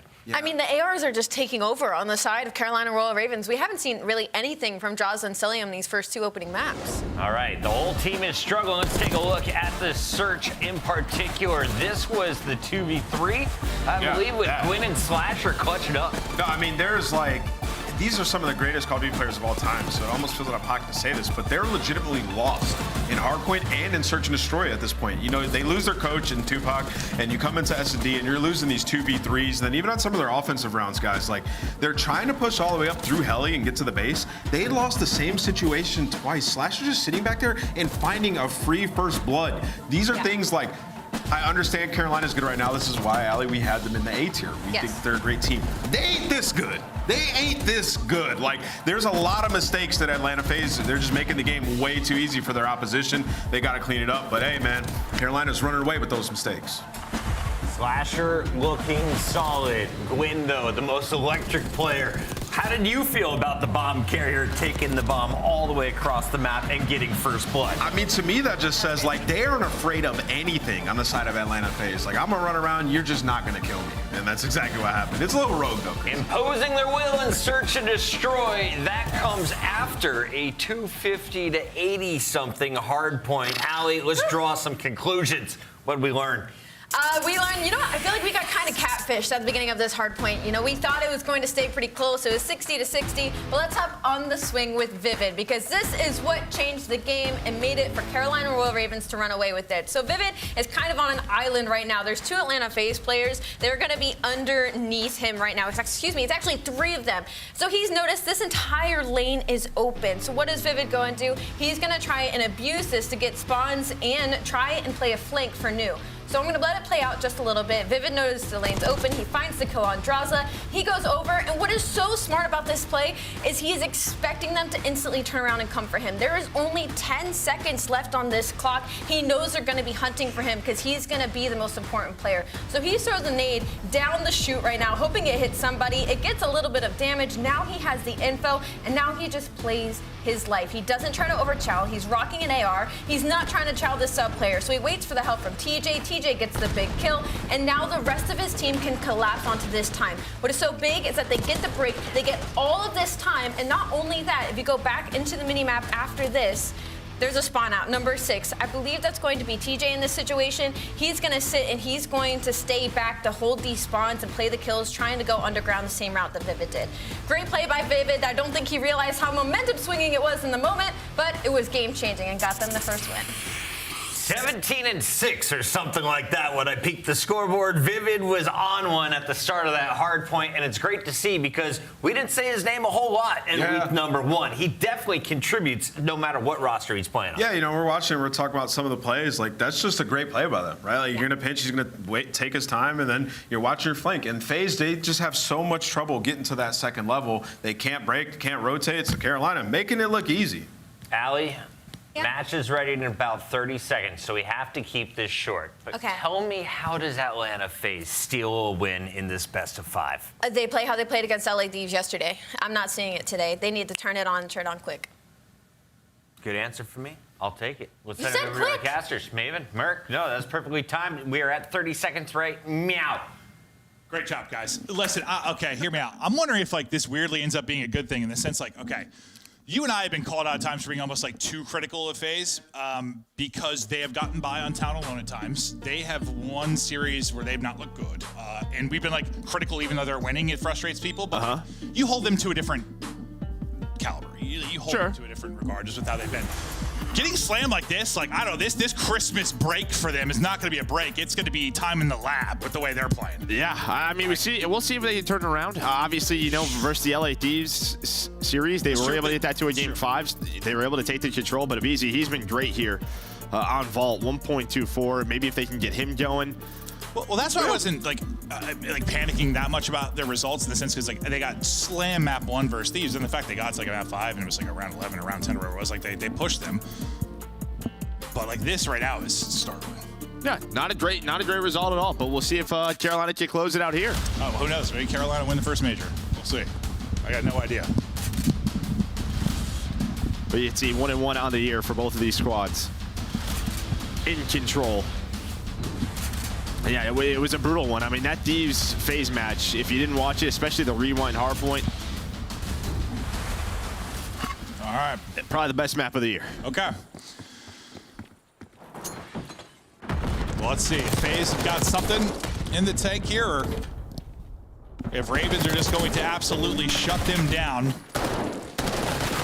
They've looked good through 2 modes, just trying to do it now in control. So far, so good. Working on that first bit of progress. They win that opening duel, take a 2-life advantage early. And we'll see how much progression they can actually turn this into as the nades start to soar in. Well, not much, because Abizi hits a flank, and then, yeah, now you are 4 dead off spawn. Bait for a scud fight by Gwyn. At least just give them some space to work up, and now you're going to have all of FaZe in these power positions. Draza just hanging out. Sim trying to get going. But he is cut down. But yeah, you only give up 1 tick. Well, I guess that is true, at least for FaZe kind of historically. There's been times they've struggled in hardpoint. There's been times they've struggled in search. They're usually a good control team for the most part. I mean, maybe that'll be their saving grace here to extend this series, but we shall see. At least a nice stretch for him to stop the early onslaught from Royal Ravens. It's Slasher's POV now as he's trying to kind of get aggressive towards the FaZe spawn and maybe influence their reinforcements.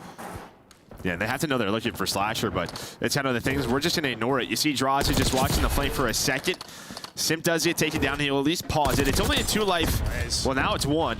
He's able to find a second one. He gets his team onto the 8-point. Nice plays there from Slasher. Heads up, tracking back to get that final kill. Good read off the spawn to find another one. And there's that extra minute extension. Minute 20 now to work with. Not too much of a disparity in the lives department, but it's growing a bit as Celium finds another pick and gets his 6th. Slasher wants to be the difference maker. Not an easy gunfight. Nice damage in. The seconds there, they're both a bullet. They are both so weak. He's probably screaming for the boys to get forward and clean up those kills. Who's that? Simp trying to get lost. Well, not too lost because Gwyn's been able to spot him. Well, he's going back and forth. Yeah, he's just running in circles right now. I mean, this is just what's so tough with these maps sometimes. These subs get lost. Finally, Slasher able to lock him down. But with Slasher's play and them able to get A, this is still a bit of a round. Winnable for Ravens, 9 versus 6. Definitely milk some time off the clock. There's 2 of them who are trying to deal with Simp, though. We'll see if that'll be the difference. 30 to go. Gwyn trying to get in. Doesn't look right. He'll get dropped.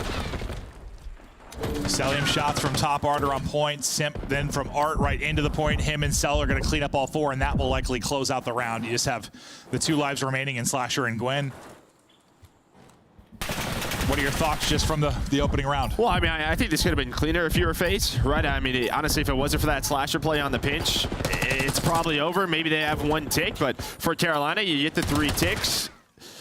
And, well, you're in a solid spot. I mean, we've seen some defenses where you just get run over. We've seen just about everything on Vault. Yeah. Probably because we've had a ton of Vault to start the year, but we've seen just about every type of result. So, yeah, I think it could have been a much worse position if you are a Ravens.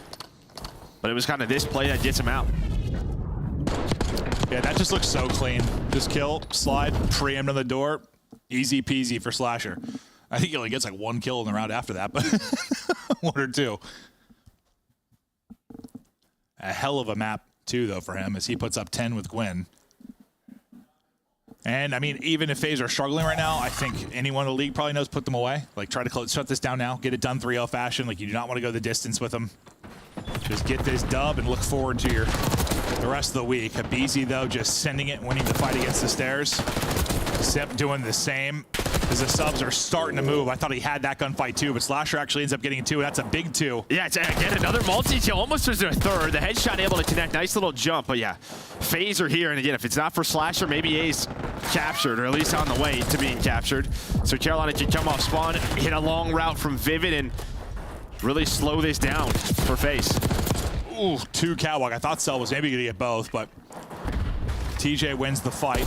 Still got a presence here if you're FaZe. Habizi, both guns now to work with. Stun out to delay the push from the doorway, and Sip and Habizi, the Tiny Terror, starting that's a before dead to seem to find some rhyme and reason. They've dominated within this round. As you said, 4 dead. A will get finished. And they're trying to pick up some of those spawners so they can just transition this out.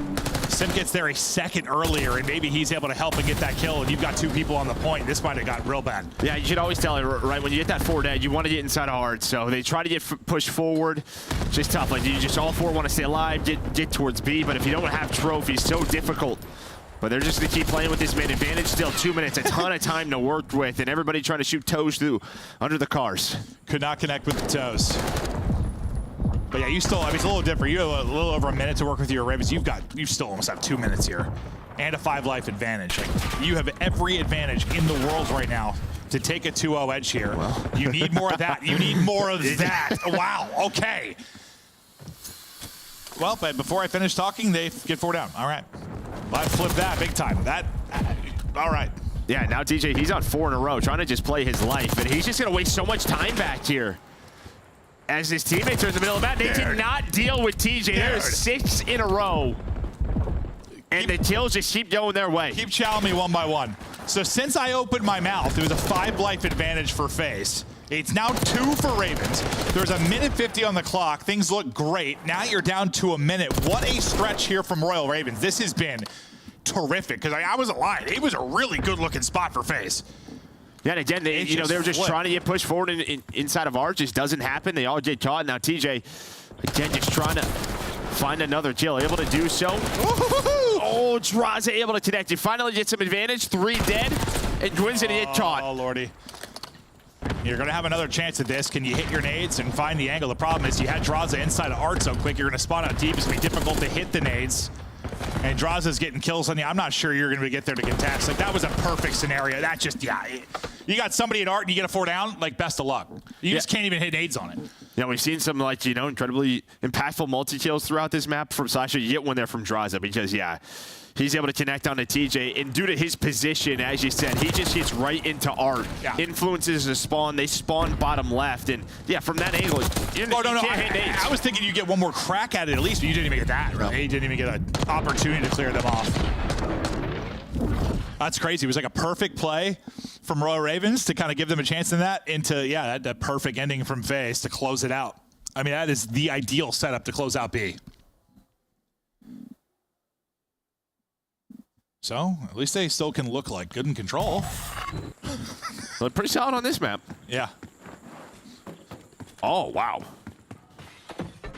That's a long time. Holy hell. What do you mean 0-3? The last time they've been 3-0 in a match. Oh, 3-0. Oh, I was thinking like 0-3 start. Oh, I read that wrong entirely. Oh, God. No, the last time they've been 3-0 in qualifiers was in MW2 Stage 5. Oh, my God. Yeah, I guess I was just thinking about the fact they have 0-3 record. And I was like, huh, what am I reading? That, okay, I'm glad you can read. That's a long time. Jesus.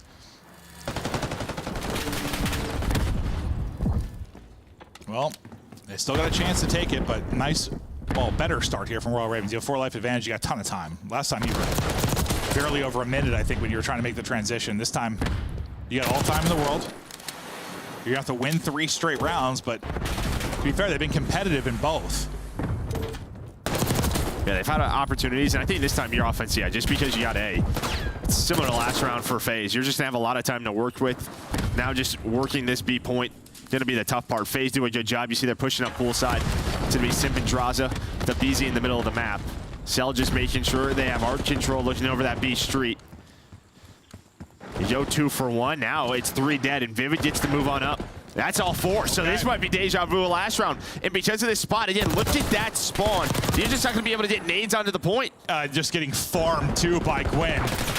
He gets through, and he's able to catch one that's weak in the back. Progress going forward. The difference is you don't get like 3 on this instantly like FaZe were able to, because Gwen was pushed forward. So you just get 2 on it. It's moving a little bit slower, but you had 2 people in a position to get kills. Finally, you're able to clear them out or begin to. And I think that's just the difference there, right? You have 2 on it instead of 3. Otherwise, it's done. Yeah, I mean, still in a really good position. Oh, yeah, 100%. To close this round out. But if there's a way like FaZe wins this, probably the conversation is if we get in this scenario, let's make sure we have 3 on the point.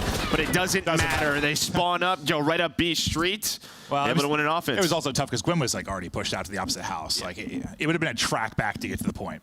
And they get it done. Just maybe not as quickly as kind of that perfect setup you saw in the last round, but back-to-back nice offenses here. 1 from FaZe.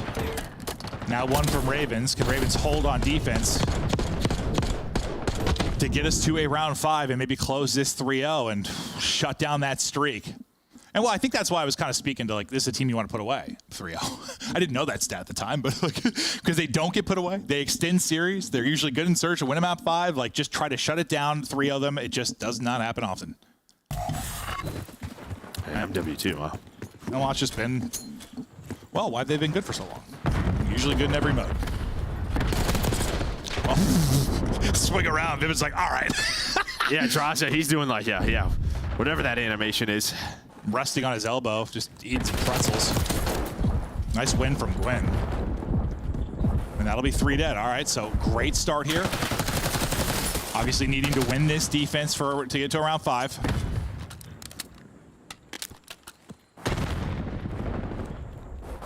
Just try to avoid those 3-4 down scenarios. You have 2 dead right now. Gwen should have a freebie though, and yep, he'll be able to get that. Nice movement and chow there. Gwen moving 24 and 18. Love to see it out of him. Still really no progress here for FaZe offensively. Yeah, and then you have 4 dead behind Gwen. And TJ's able to find 1 off spawn. You see FaZe again, just trying to work cat and poolside. So you can get some angles onto this A setup. Now Abizi gonna maybe try to find Slasher off spawn with him in that spot, but this time it's Simp. He's up to 20 now, 3 dead, 3 on the A point. Only real good thing is, yeah, maybe Slasher can pinch and make a play out of this. Nope, he cannot. Yeah, he's trying to find Abizi off spawn, just hit some really tough timing. A second late. 20 to 20 lives, 90 seconds to work with for FaZe. Ravens have got to hold. They still want hope of this 3-0. Cell sends it. TJ's like, all right, come into my hole. Wins the fight, shuts it down. Vivid, weak, tagged up, trying to reposition. Wins that fight. It's a huge gunfight wins for Royal Ravens. Just keeping the offense of FaZe back. Hey, now you have a minute left, and again, you get map control like this. Another double on Slasher is just going to slow things down. Last player is going to be Simp. You don't spawn poolside. Maybe they're thinking they were. See what Vivid's able to find. Top side of the map. They're able to spot Simp, and they just hunt him down. They just don't even leave him. They're like, screw it. Don't let this guy make a play. They've really avoided any kind of like 3-4 down throughout the course of this. It's been a steadfast defense. 40 seconds now to go. Abizi trying to make the play on one side of it. But the kill feed continues to go the way of Royal Ravens.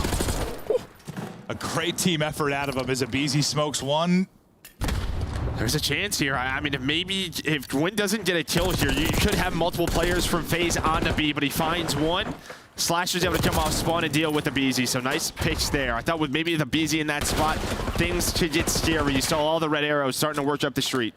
And now you got no lives really to work with. Just 5 remaining for Atlanta FaZe. No time to work with. Just about 10 seconds to go. Slasher with another multi-kill. He's had so many in this round alone, it feels like. I know he's basically around even, but some big moments.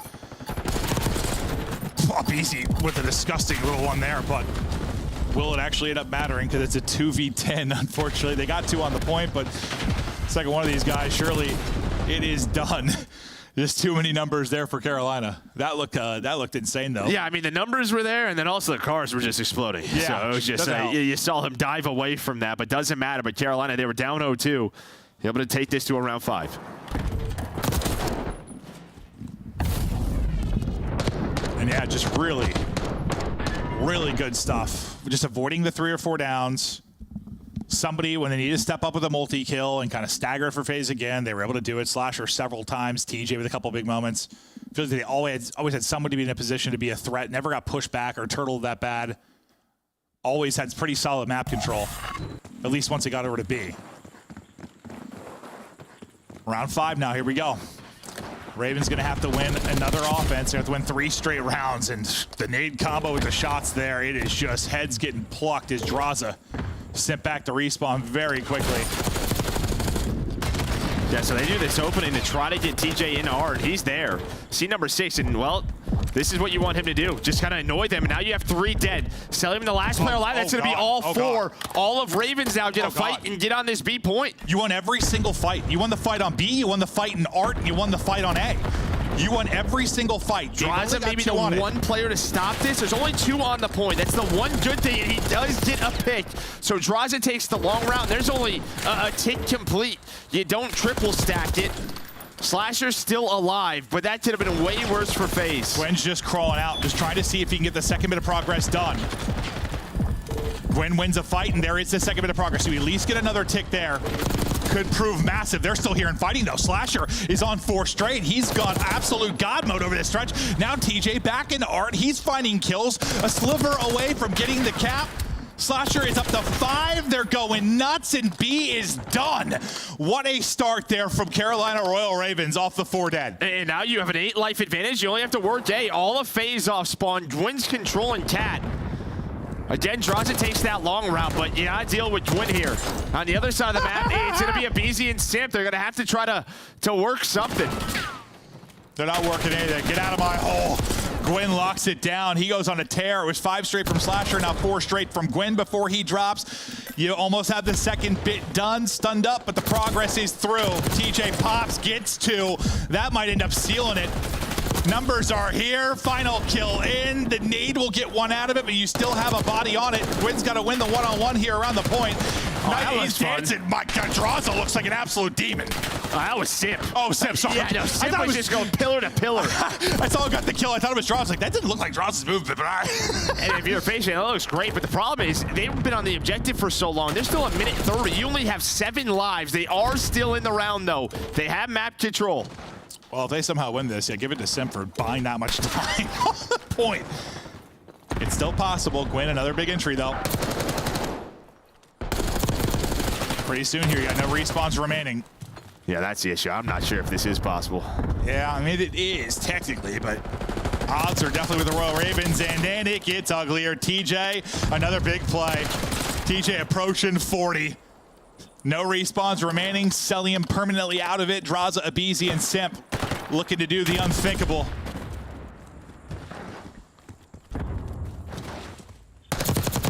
And they're just looking for the kills. TJ, some great damage in, but now you want to be able to play your life here.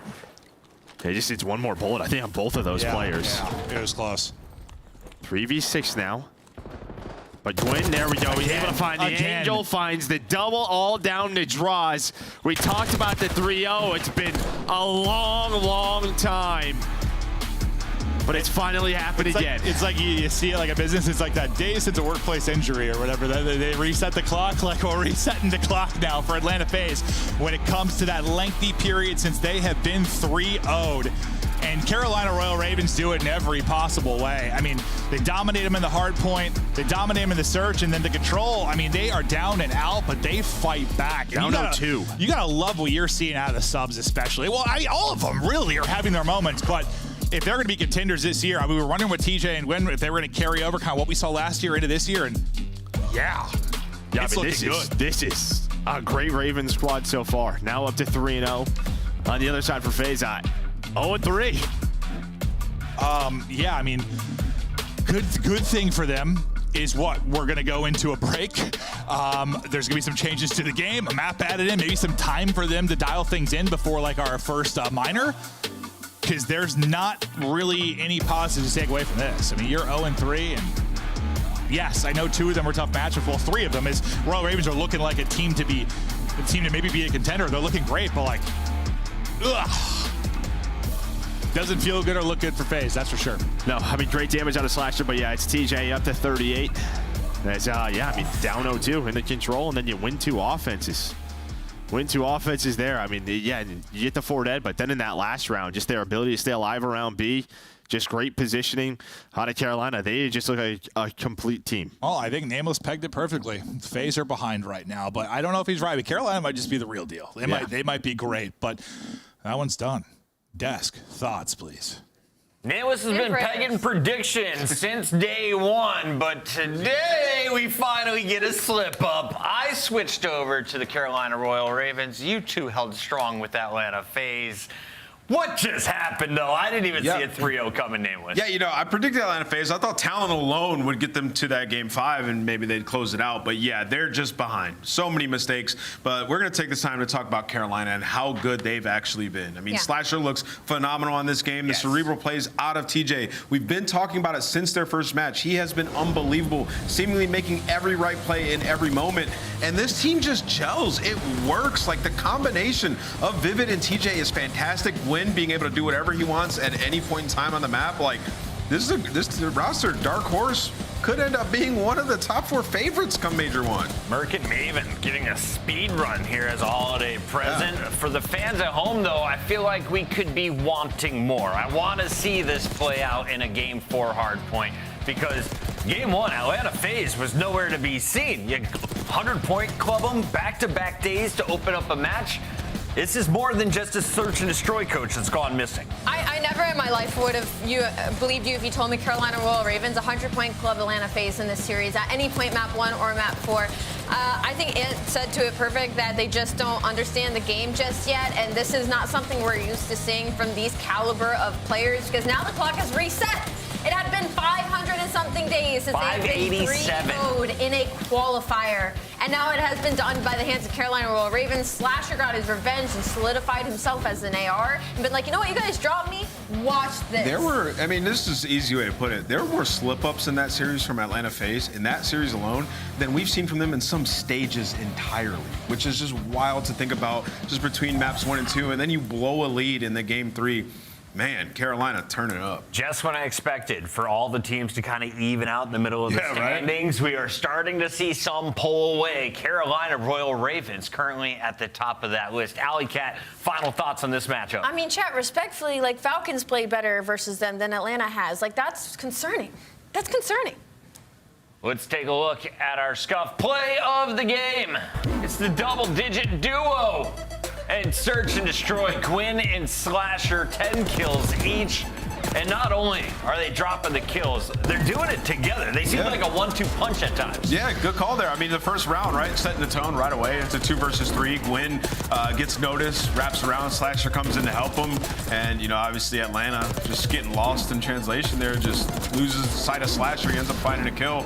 And just throughout this map, like, Gwyn just having the green light, like trusting him to make the play, whereas maybe last year he was frustrated, kind of having to sit back or not play his full play style. He's got the green light on this team. Slasher dropping 10+ kills in search and destroy, a 1.2 coming into today, and you finish this matchup with a 3-0 over Atlanta FaZe, the EWC champs. Slasher, why is your team better? I don't know. I think we're just really good right now. We're gelling. Like, our practice overall has been pretty good. Obviously, we have our off days, but most of the good days we have, like, we be playing really good against, like, the top teams. And I knew, like, just like that coach's poll was an absolute lie. Like, I don't know who's believing that, but based on our map records, like, we just been doing good. Slasher, come on, how good did that win feel? Be honest. I mean, it obviously felt really good. I knew we had a good chance in beating these guys. Like, we scrimmed them very good, and our S&D, I think, is like one of the best right now. Yeah. And then, I mean, to beat them 3-0 though, I don't know if I've ever done that in my career against those guys. So obviously feeling really good. Yeah, of course. Well, congratulations. I want to ask how you feel your team stacks up to the rest of the league right now, because you just said coach's poll, absolute crap. So where do you hold Carolina Royal Ravens right now? I think we're definitely top 4, top 5 range. I think it's just about consistency for us. Like if we can get consistently playing at our peak every day, we're going to be a dangerous team and I think be able to push late into Sunday. So especially with our S&D, like I said, if that's our backbone the entire year, like we're just going to be better than most people at that mode. Absolutely. Austin, just gotta say, had you in the A tier. You guys have looked fantastic. And right there, you guys 3-0 Atlanta FaZe, just mind-blowing to think about. But in Hardpoint, you guys 5-0 so far throughout your 3 matches. You've been unbelievable in that game mode. What has given you guys an edge there? What's the difference? I think right now we just have a pretty good, especially in our matches, like a pretty good understanding in the mode. And then not only we're playing the mode, we're controlling the chaos. So like we're playing fast with people, but we're keeping it controlled. We know what's going on. We have good comms. And then our roles just kind of fit well together, especially with Reese going to a flex. Like he plays a little bit quicker or sometimes plays the hill. Like it's just working for us right now. So as long as we can control the chaos and I know what's going on, because I feel like when I know what's going on, I'm one of the best Call of Duty players. It's just throughout my career. The only times we slip up is when we just don't control that. Fair enough. Slasher, before we let you go, final question. Can you talk to me about comms and your role in particular? Are you the in-game leader? Are you in charge of helping Gwyn grow and develop as a player? Or are you just able to focus on the AR role? So I think a lot of my focus with that comes in practice. In matches, I kind of keep it calm and just do my thing because I've learned in the past, like trying to do too much is honestly usually worse. So it's mainly in practice, I'm just like stressing like, yo, make sure we're calm in this, make sure we're calm in that, or I'll like be on people's like, you know, you gotta like, yo, wake up, bring some energy, bro, like stuff like that. But in matches, it's everybody. Everybody can make a call, and that's always the way I like to do it. Everyone's got to know what to do in this situation. Love to hear it. All right, chat. Hopefully that answers your questions at home. Slasher, anything you want to say to the Carolina fans? You guys are on top of the leaderboard to start stage 1. Hey, we appreciate the support. We're going to keep working hard for you guys and hopefully bring home a dub this year. Crushing their way. They've only dropped 2 maps. We'll let Slasher go because we still have 1 match to go. Thank you very much. As the Royal Ravens secure a 3rd win, we look now to Boston versus Vancouver, the final fight of the night.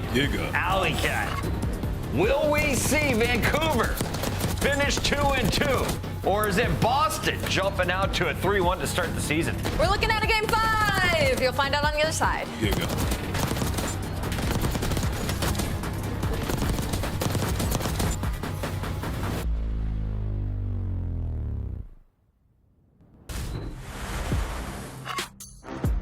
The Esports World Cup is an official partner of the Call of Duty League. Upgrade your game with the Scuff, the official controller of the Call of Duty League.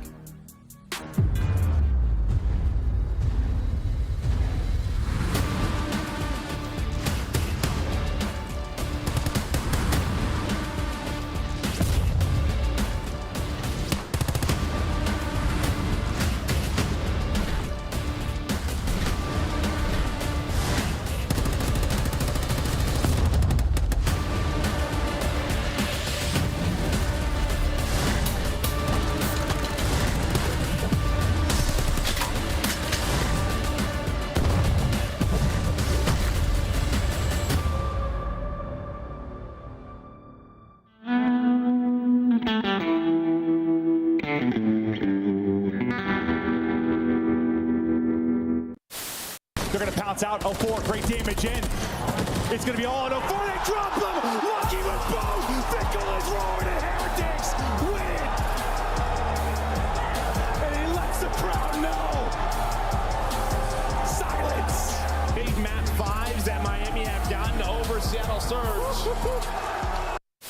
To forget about him and instead try to play for the quick retake up the middle inside. Well, he sees a lot of it, but not able to find any kills. So now Kleenex, he's really far away with Arrival 9 at the moment. He's going to wait for Envoy to be the first one to move from the flank. Smoke is out. Envoy to check. No one's on the bomb. And Envoy holds his position a little while longer. Oh my!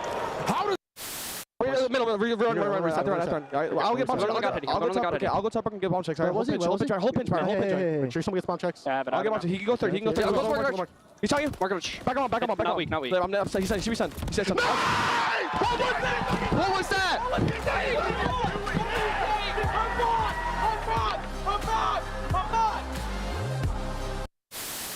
One clean break, 1 set of kills there. Afro sneaks in and steals the victory. Different spot. Try for a different spot. Oh, no! Laugh it up, Chuckleberry Finn. I bet you're having a great time.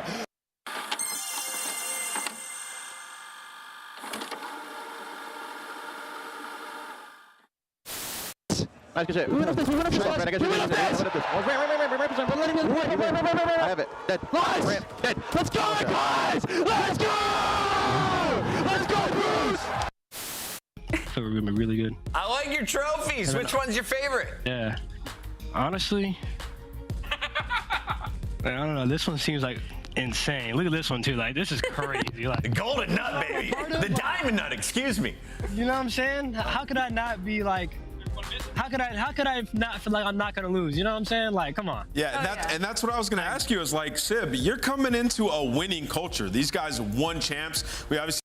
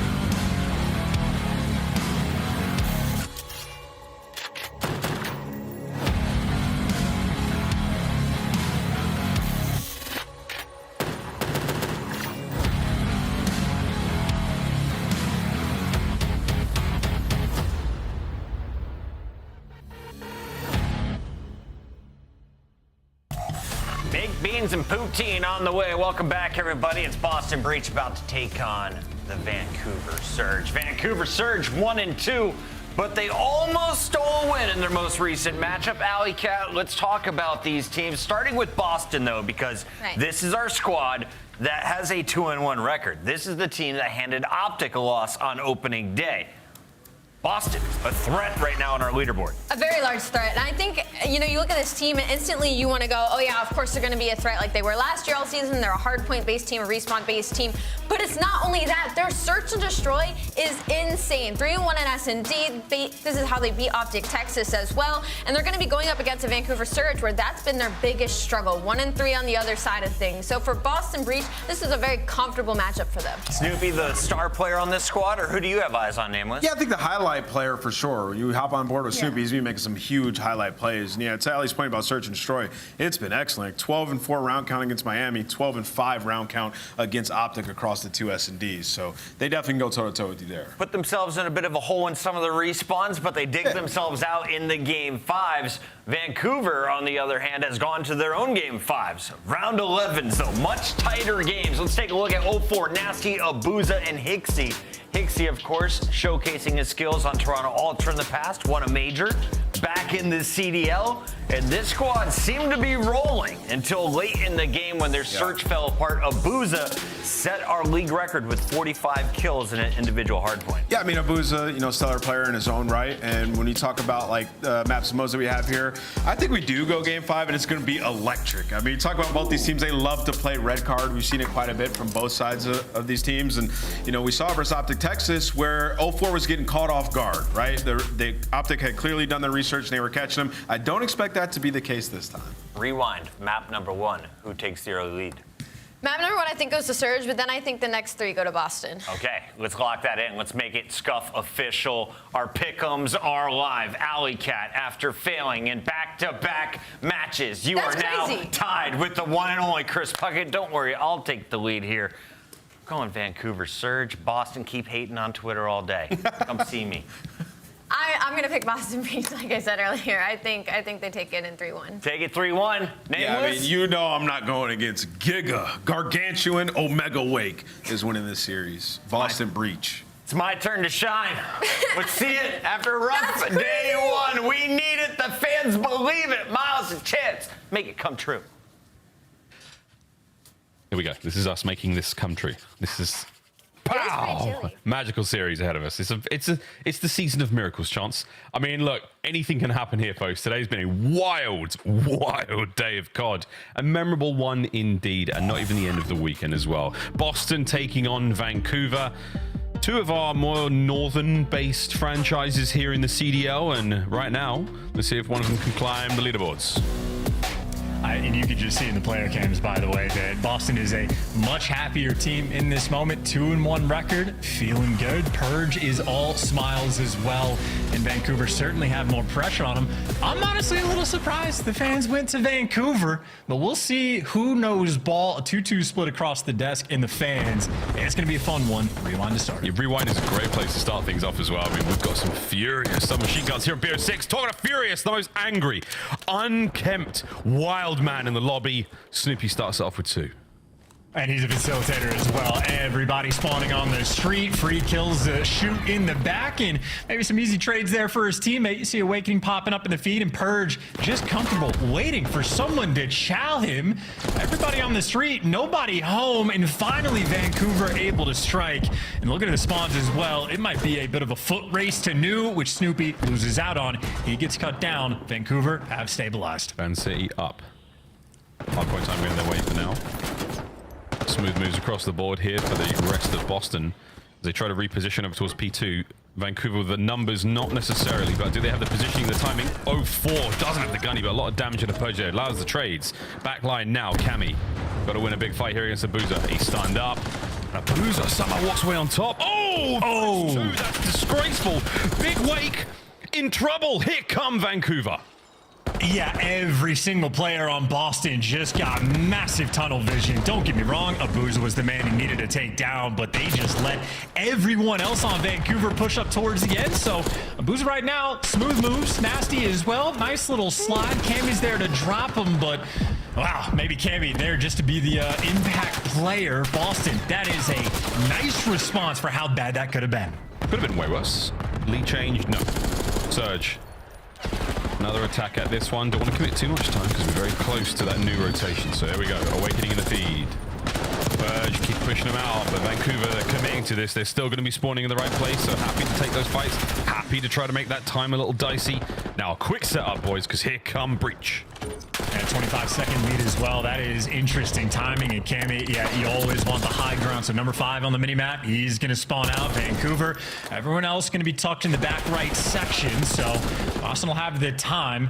Maybe a long-term advantage for Vancouver, but they still got to break through the front. Yeah, got to break through the front. You still got to try to claw this lead back. Nasty. 0.4 seconds. Oh, wow. Catches Purge out. Nasty. Lovely 2. It's a 3 in the feed. And now it's the hard point back to Surge. And 3 on the mini-map gets cut down. That is good awareness there out of 0-4. I think him and Abuza pretty heads up there in that moment. So able to break through the front. You've done the more difficult thing, and you definitely want these final 20 seconds as well because the back spawns should be secure. You see Purge getting traded out as well. Abuza, all the extra attention to make sure that they keep these spawns. Trade away a little bit of a scrap. You get set up towards New. It is the money hill we're going to, and frag grenades make Vancouver's life that much easier. Well, we'll see if this is Surge's turning point. They've been living off of scrap time so far. Not enough to truly sustain them in the run towards 250, but Boston have been looking great, and the approach is so far so good. Nasty's got to win a big one here. Can he get it? No. Purge is in. To the front door, we now go beepers, and we are beeping our way through this point. Hixie has to back on up. He does have, at the very least, 0-4 to help him out. Spawns the other side of the map. Surge, not ideal. This is a tragic look. You got the wrong players in the hill at the wrong time. You got Hixie, 5 and 12. It is a player with a lot of attention on him, and everybody talks about the slang. That was a money hill. That was an early rotation, and you are just getting bodied by Snoopy. 16 and 6. The SMGs on the flip side cannot keep up. We've been talking about it, and 16 and 7 now. Wow. Looks like our Jackal players loving their lives here on Rewind. 2 hard points up. Over to the gens, where our Jackal players should be having a wonderful time. Hixie's going to be the first man in there. Sorry, Boozer, excuse me. So the rest of the boys have surged, now set up, now trying to take on this Boston Breach hit. Boozer exposes himself a little too long now. That damage is going to hurt, but the stun's going to help. Nades all over the place. Chaos on the inside of gens. Which side is safer? As Hixie makes one side good, or throw on the other? Just the Mixies hill, man. You slide in, pick a corner, any corner. Purge is gonna die, and this has been pretty sizable so far. Working on the comeback is Vancouver in a good chunk of time on gens, but now it's just a pure square up. Everybody flooding the front. But front, trades are done. Snoopy comes out on top in a big way. Nasty and Hixie the last man in, and they're gonna get that time. And Hixie on a 4. 9-13, the KD, not always the most important. Trying to win these fights, important. Awakening gets it. 15 seconds to go. Lovely scrap time. As we come to a close, the first set, an even race at the end. Oh no. I mean, that's the difference maker, though, right? The foot race might still be the comeback potential, but the moment Hixie starts to give you that killing production is exactly when the comeback starts to happen. So that's the man to pay attention to the kill feed, but Purge and Snoopy there to make that appearance. This is quick work for Boston. Admittedly, long-term, 0-4 is going to be turning some heads, and this is a chaotic moment for Boston to try to hold on to time, but Awakening picks up a freebie. Now you might just be able to collect the extra couple kills, and you see in the feed, Awaken Cam and the ARs ever present. Boston still in time. Boston running it now. They're starting to walk away on Rewind. Surge are being left in the dust. They're moving on. We've gone for VHS. This is the laser disc for now. How far will we take this technological prowess as Awakening? Can you find another one here on the point? The shots are decent, but Nasty. They're still alive and kicking. Traded out. Endless chaos here on the point. Boston Breach with the lead. Boston Breach, listen in. Alright, in you, go for it. No, right here. He's my They're gonna try you on. He's don't tell me blue. He might hit her. He's burger, yeah. Give me your own him. I don't see him right. Pinch me Zig, 0-4. 0-4 with Zig. Nasty might be burger? Yeah, he is in burger, he is. You're still in burger? Yeah, they're still out gen somewhere. Burger, dead. Nice, good kill, Jen. Leave this guy up front. Keep him blue. I could probably kill him on top. Here, one guy's still out front. I'll still out front somewhere. Okay, I'm in the cube, I'm in the cube. DVD, Hixie. Yeah, DVD, Hixie down. He's out front, he's close right in the cube. I'm trying to cube on me, in the cube. Cube 0-4, Nasty weak. I stunned Nathan in the cube. He's going down to the cube. Nasty was here, bro. I'm just in front. He's going to cube. Watch out, 2-8, watch out, 2-8. Okay, I just think I cube. Watch out, dead. They should be blue, guys. Yeah, Boost is front. Nice. You got the back still, right? Okay, keep your nice. Just keep your arm. Keep watching blue, Harry. Yeah, I have my blue. I'm showing you. Keep your arm. Yeah, I'll help you blue. I'll ladder. Yeah, front. Nice. Watch out front, absolutely. Keep our one shot. I got time. You're good. Just spot the back. Mid. Maybe, potentially. I could have. I just wanted in the mid. I could have. I'm hit mid. Okay, yeah. Let's see mid. You want, bro? It doesn't sound like the most overwhelmingly confident listening chance, but the scoreline is. And the pace is there as well. Right now, Vancouver Surge just simply cannot match it. I mean, you're collecting the old time while Awakening's piercing the setup just to get his boys back into position to be here for the dumpsters fight. Snoopy there to shoot players in the back if he ever gets the angle. But while Snoopy's going on the world tour, Nasty is collecting the time. Took the time and holding down that hard point with an iron fist. Hixie, bit of a roundabout. Somehow gets spotted out by Purge, finds the kill, and again, lovely transitions. Cammy though in the feed, finds the final 2, and there's 20 odd seconds remaining here on this hard point, so you don't want to give this time up. 0-4, up close and personal with the aims. To the Strider, to the nade. He's throwing everything in the kitchen sink at this hard point, trying to stay alive in the contest, and he's there for a minute. Man, absolute pandemonium. Boston Breach though, still firmly in the lead. Over 200 points now, Chance, and it's starting to look dire. Yeah, and that scrap time is also very nice for Boston to get. I mean, this lead is really looking insurmountable. And we go back to a P4 that can be a Money Hill, but look who's spawning out. Nasty on the opposite side of the map maybe can be a blessing in disguise because he gets a freebie kill in Vancouver. Maybe a bit more comfortable this time on the setup. Things are looking bad, but you're not wrong. That comfortable moment. Is it enough to get some going, boys? Surge. What a battle against Snoopy. They just felt like it went on for a long time, and this is it. Hixie down and out. Hard point break. Boston in. Can't win the game from here, but they'll get close. Yeah, I mean, look, that's a money hill that Vancouver Surge has been able to get a full setup on 2 different times, and they just get broken down. That is not a good look on Rewind, and Purge right now maybe only gets one before he gets dropped, but this is just too big of an advantage. Cammy loves to be on top of the 18, and for good reason, the overseer of everything. He really is. He's top 18 more often than not. That stun doesn't connect, but he knows Nasty's coming for it, and Nasty gets it. Here we go. New hard point up. Boston in position. It's a dangerous attack now from Surge. They're on the prowl forward, but they've been stunned up and they've been hit by nades. That fragmentation slows down the play entirely. It can't slow down, boys. You've got to run. Split spawns for now. Cammy's got a big moment out of eye on these players and make sure they don't get close to the point. There's the contest. We're in. This could get ugly real quick. Find the kills. Over to Awakening. Can he get anything out of this? He sure can, folks. Snoopy's here also. And the final few moments tick forward as Purge puts up a wall and says, no, boys, you're going to search down a map. Oh, and he knows the spawns too. They just get blended towards the end. One last ditch effort, but you are just gonna flood into absolute death, maybe come out on top. That's a 2-piece from Hixie that, I mean, is just not gonna be an impact. 248 Boston have. Play with your food, excuse me. You can do anything you want at this point. They play with their food in this feud. Purge is waiting for it. It's only 2 seconds. Snoopy to the front. Snoopy! Oh, wow. 4 turns at the right time, but it's not enough. Boston breach a confident opener there on Rewind. They take the lead in the series. And just sloppiness out of Vancouver as well. I mean, the way the game started off, like Vancouver get a Booza, back into Cube, as Boston call it, dumpsters, Godspot, a lot of names for it, but back P2, Booza makes a nasty play. I'm thinking Vancouver like, hey, that's the nice ground, getting the sweet spot, and after that, no signs of life. And they are showing it in the player cams. There is no vibes on that team, and without vibes, you're not going to be able to hold a P4 either. 2 complete full setups that they were able to get. The first go around, they didn't even know who they wanted to put inside of the time, and the next time they had it figured out, and they got broken down either way. 19 and 30 there out of Hixie with only 5 assists and 0-4. I mean, a one-man army only 1 assist is honestly, that's pretty nutty for a hard point. Yeah, that is wild for a hard point. Low damage across the board as well there for the Surge boys. Nasty, the only AR really putting in the damage, putting in the work, but everyone's struggling certainly on Rewind. And if you're struggling in the kills department, typically, you know, a great team can keep the scoreline close. That felt impossible. That really did. Boston Breach is suffocating them every step of the way. And it was this man on your screen, Snoopy, another ridiculous opener for him. The submachine gun players here in Black Ops 6 loving life.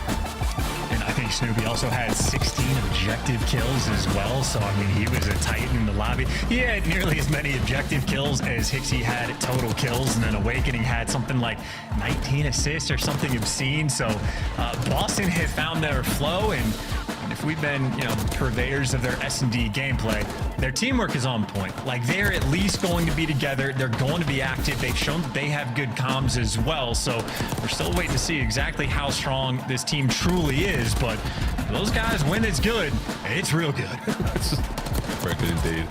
Final few moments of the highlights here. Wild map for Rewind. I do thoroughly enjoy watching it. This has definitely grown on me really quickly here in BO6. Purge and the boys doing what they can to walk away with that win there. Name was called for a Omega level Awakening. His final stats weren't bad whatsoever, and again, we're just seeing Boston get better and better as a team. More confident, more sound when it comes to the game modes. We'll see how the Search and Destroy plays out, because the long run for them, I mean, what a look for the organization, a total transformation. A brand new roster. The EWC debut was real nice, and practice is starting to pay off. And we'll see how well the practice can be, because you're going to certainly need quite a bit more if you're on the side of Vancouver. And again, I'm going back to sort of the death space. I was very surprised that the fans were like siding with Vancouver. Yeah. Maybe that's just shades of like Boston's, you know, performance from last year, that they just don't have that like sort of thing accrued just yet. But from what we've seen this year, they've been on point, and Boston's strongest point, without question, has been their search and destroy. So I do like what Vancouver actually did in the pick and bans, getting rid of rewind. It's too many R's for me, but I think that's a very wise decision. Boston have been incredibly confident on that map. We need to see if they can have that on a map like Skyline as well, but we already know they're going to be making plays. I think there's something about the fans, maybe they subconsciously cannot associate Boston Breach with success or winning, and that's something that is changing slowly but surely. Right now, the standings are not bad at all for them. But hey, that's what happens. He was on that team a while back, I think. I mean, that might have done it. I don't know. That's a deep cut. It's a low blow there. But hey, we're not above anything here in the studio, folks. Search and Destroy coming up in a moment. We'll see how this goes. Breach, strong-looking game mode for them. Snoopy's been in great form, folks, and that is good reason there. 121, the KD chance. Opening duels. 56%? I mean, above average, above half. You're doing great. Respectable. Very respectable. Not bad whatsoever. Snoopy's just been a strength and strength with a lot of criticism coming into the league. A lot of criticism. He's looking fine. He's also been respectable on the objective front as well. He's occasionally the bomb carrier for this squad. And again, a 4-2 record overall. They have been the best team on defense and a few different maps that have been in the mix. We've seen them on Skyline as well. They've shown the goods, picked apart Miami Heretics on this map. They look incredibly confident with the 6-2 victory, so we know they're going to bring it on this map. And again, Snoopy, bomb in hand, leading the charge. We'll check him in the opening duel. It's a bang out, and it's whoever gets the most damage. If you get an opening hit with a nade or something, send it, just go. There's no trophies, it's damage. Try to get the trades. Start the trades, end the trades, win the map. Purge, there'll be no trades here. He is on the flank. Purge 2. Huge work. Towards the front line now. You are down a man and you are in dear danger. Nasty though. Whoa, I like the attempt. Boston Breach. Start with a bang, end with a bang. Yeah, and Purge is absolutely fearless in Search and Destroy. I still have memories of him on Karachi where he is just flanking through the middle of the map or going on full flanks every single time. If he senses any bit of lack of pressure on the map, he will be hitting something out. So you saw Snoopy and Awakening sort of get back down off the rip, but that's just an open door. They were all but a distraction. Boston, again, playing with confidence. They will be endlessly making plays. Round 2. Another opportunity for Boston to continue their playmaking streak. We see Surge. Oh yeah, get in the kitchen real quick. Hixie's got the bomb right behind 04 here. That's going to be the plan. So now you have a major flank taking place right now across map. Snoopy will be the man to open up proceedings. Nope. Abuza deep back finds the first. Those are electric shots, but while the back line is nice and strong for Vancouver, 04 does get caught down in the front. And I mean, site control for the moment. Boston have it. A lot of pressure. Hixie's trying to make the play, get around, but he's at least getting tagged up. Maybe just a distraction, though. Nasty gets set up for 2 huge kills. This is Vancouver's round. Van Nasty going Van Wild. This is definitely their round. They got the opening plant very quick. Post plant position has not been strong enough as Purge might continue a bit of a run here in the kills.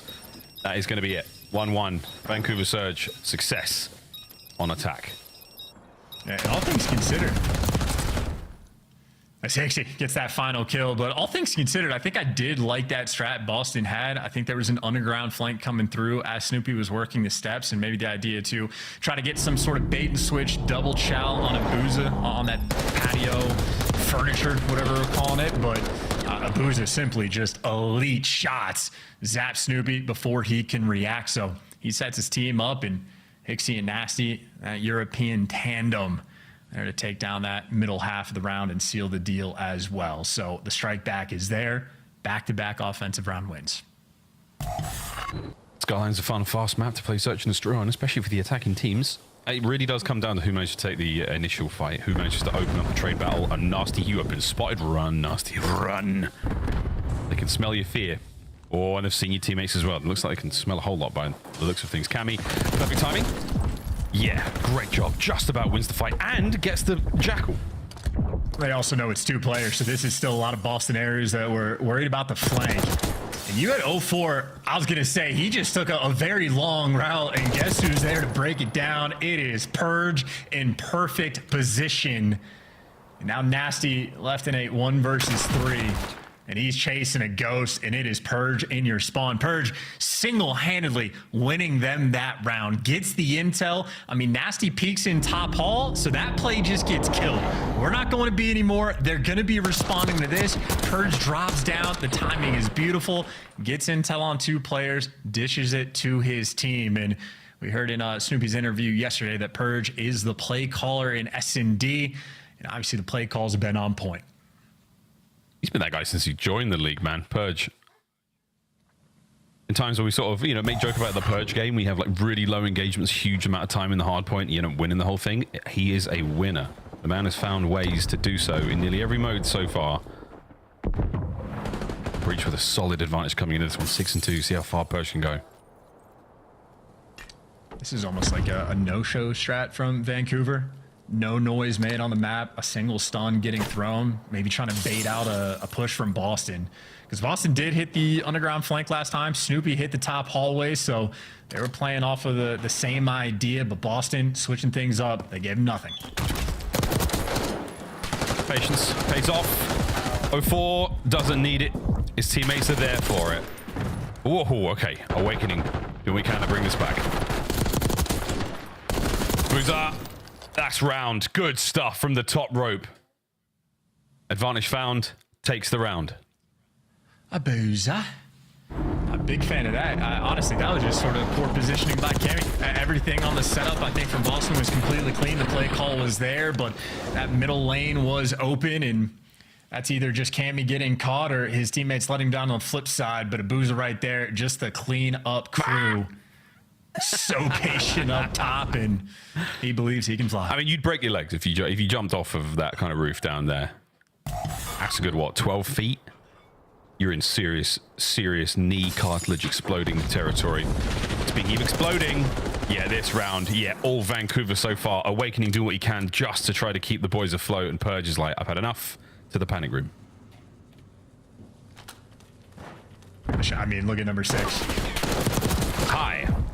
Well, you got real close there with an AR, I suppose. This is a 2v2. Again, getting real close with an AR. Not ideal. Purge for a 1v2.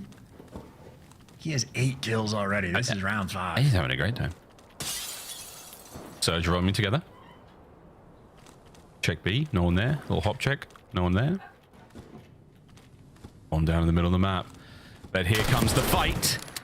And it was barely a fight. It was Hixie. Didn't take any damage there. Surge, another solid round. And good wins. Super solid, super clean, and maybe taking a page out of Boston's book. Once you get that man advantage, just roam together. Make sure you're there for the trades, but no trade needed for Charlie Hixie. Easy clean-up kill for him in that final moment. Vancouver, good fighting so far on Skyline. They've sort of dominated that middle lane idea, but just ready for the chow, catching those Boston players. We saw Snoopy do that a lot on Skyline yesterday on offense. Just hit out the middle lane, try to catch a timing, but Vancouver very well prepared for that pressure. Oh, that's a lot of intel from Hixie. Yeah, good stuff from 04 as well. Not able to really get the plant down without feeling the pressure of Awakening as he manages to take care of 04. Immediately heads over towards the bomb site. Nasty trap set. 2v1. Cammy, do they know where he is? They should. They saw that red dot on the minimap. By now, in BO6, you could be anywhere. Cammy is an AR player. Why not take you to this site, keep everything close, just make sure you don't back up into a giant glass wall that you can see through. And a nice tight setup for the 1v2. This is a fantastic look. This is how you defend the B site. Yep. Can Cammy get anything out of this? How's a frag? Hi, boys. Whoa! Yeah. Still has the frag. Zip! The double zip? Or the piano hop? Cammy wants this clutch. Will Cammy get? Nah. That's that. Well played, Hixie. Things got dicey very quickly. A 1 attempt from Cammy. That would have been a ridiculous attempt if he would have got that. Shout out to the glass being in that spot as well for the little sound cue. I thought backing up into the giant glass wall would have been a problem again, but again, just a much tighter setup. And Hixie, again, high IQ player, just able to play around the clock, gets a nice bomb check, gets out of dodge as well. Efficient work there out of Vancouver. Handling on Skyline, and again, just dominating sort of like the middle of the map off the rip, playing off of Boston's tendencies. So they came with a pretty sizable game plan. It's been very effective. Boston needs some sort of adjustment because you can see Snoopy's the guy feeling that pain. Oof. Snoopy trying to mitigate the pain as much as he possibly can. Numb it with a couple of kills. 2 and 5 so far. Van City running things. Surge. We can hear the RCXD out now. Slowly. And that's been evaporated. Oh, Toesies. 0-4. What a 2-piece. Hixie helps him out there. And that's a spree for Hixie now on a 5. Tremendous damage on a Cammy. Immediately taken care of. No questions asked. What a round from Surge. This has been complete dominance as well. 0-4, those instincts on point. I mean, it just seemed like he could feel the pressure over towards A. Either that or the car gave him some sort of intel, but either way, nice little slide out. Great combination of players and Abuza, making sure he gets eyes on that final player. No funny business rolling through. So again, super well executed strats coming out of Vancouver. A+ on the homework. Job's not finished, of course. Still need one more round, and they are right back in this series. That point, Breach silenced for a team with such early days renowned SD progress. Snoopy doesn't check left. Beautiful. Oh, Awakening's good shots at range. 0-4, so banged up. He does manage to stay alive, though. In this 2v2, anything can still happen. Yeah, including a player being right behind you. Look at this COD timing. Cammy was just right next to a guy, could have had a freebie, and instead he might walk into Nasty. Maybe. While he's doing this, the bomb's just getting planted. What could have been? Vancouver might just get a little bit lucky. They have the man advantage anyway. We're sending it. We are sending it. Awakening, what can you do? The answer, nothing. Surge. Tie up the series. They bring down our search and destroy superstars here so far in the season. They make the series that bit more interesting. I see those guys not even going to pretend to be happy, though. I mean, that is an incredibly efficient Skyline as well. Taking down a strong S&D team. A little bit of luck in that final round, but the opening strat, again, it is just off the break. Maybe 4 or 5 different rounds won just by that opening break middle map dominance. So Vancouver on point. Hixie had himself an absolutely fine bounce back game. 10 kills as well, 2 bombs planted. Give him a first blood as well, just to add to the pile. Every objective stat that you could give him, he was there for. It feels like as well, we saw Snoopy coming into this match with his opening duels. That number has certainly gone down. That was a tough one. 4 first deaths for Snoopy. He was the man who Surge red every time. Beautiful stuff there from our boys Vancouver. Surge looking good, looking happy, feeling fine about that one. Again, a bounce back when they sorely needed it after what was a difficult look in the hard point. Now, though, chance, we go to the desk. We're not going to control just yet. We go to the desk first. Go to the desk. That's What's right. up, brothers? I like that call What's out. up, brother? Before we get to game 3, can we revisit the fact that Vancouver's about to win this series? It's 1-1 at the half, Alley Cat. I mean, I will say, though, they handed Boston some of their own medicine in that map number 2, not only with the middle dominance and just that aggressiveness, but that's literally the exact stat line of the 2 that Boston won the other day. So Surge finally waking up a little bit, a huge bounce back out of Hixie. He was 19 and 30 in that first hard point. So to come on Skyline of all things and drop double digits, this could spell us for a better series. Yeah, you know, a great map here for Surge. Early on, I thought Boston were going to be able to run away with it, but Surge just kind of adapted in the middle of this series, and their offensive rounds were fantastic, just like forcing the issue on the objective, getting the bomb down, where we've seen teams like that's gotten away from some teams this game. It hasn't been the case for Surge. They've been good at that so far, and this would have been a crazy round that would have turned the tides of this map. Yeah. But Hixie ends up getting out of dodge, man. A little good fortune with the sound cue from the glass, but nevertheless, Surge even out this series here at 1-1 can get really weird going into this control. Yeah, Hixie's 10 kills, quite impressive. What I found more impressive, though, was 7 of those kills were in a row. He went on a ridiculous spree. 0-4, doing what he does best, finishes the job at close range. And now we're all knotted up. But Boston has the edge in respawn up to this point. Game 3 is a respawn. It's going to be Vault, I'm pretty sure. We're going to Vault. Yep. So who's our player to watch on each team? Is it still Snoopy for Boston Breach, the SMGs? Yes, absolutely. He's gotten so much better coming into this year. He's been lighting it up, man. And his comms were phenomenal and super chill as well. Alec got on the other side for this Vancouver Surge squad. Who do we need to look out for? I think it needs to be Hixie. I think he needs to continue what he did in that second search and destroy, because we talk about pace and SMGs in this game, and they have to be on top of it, on top of these engagements. So it's got to be Hixie.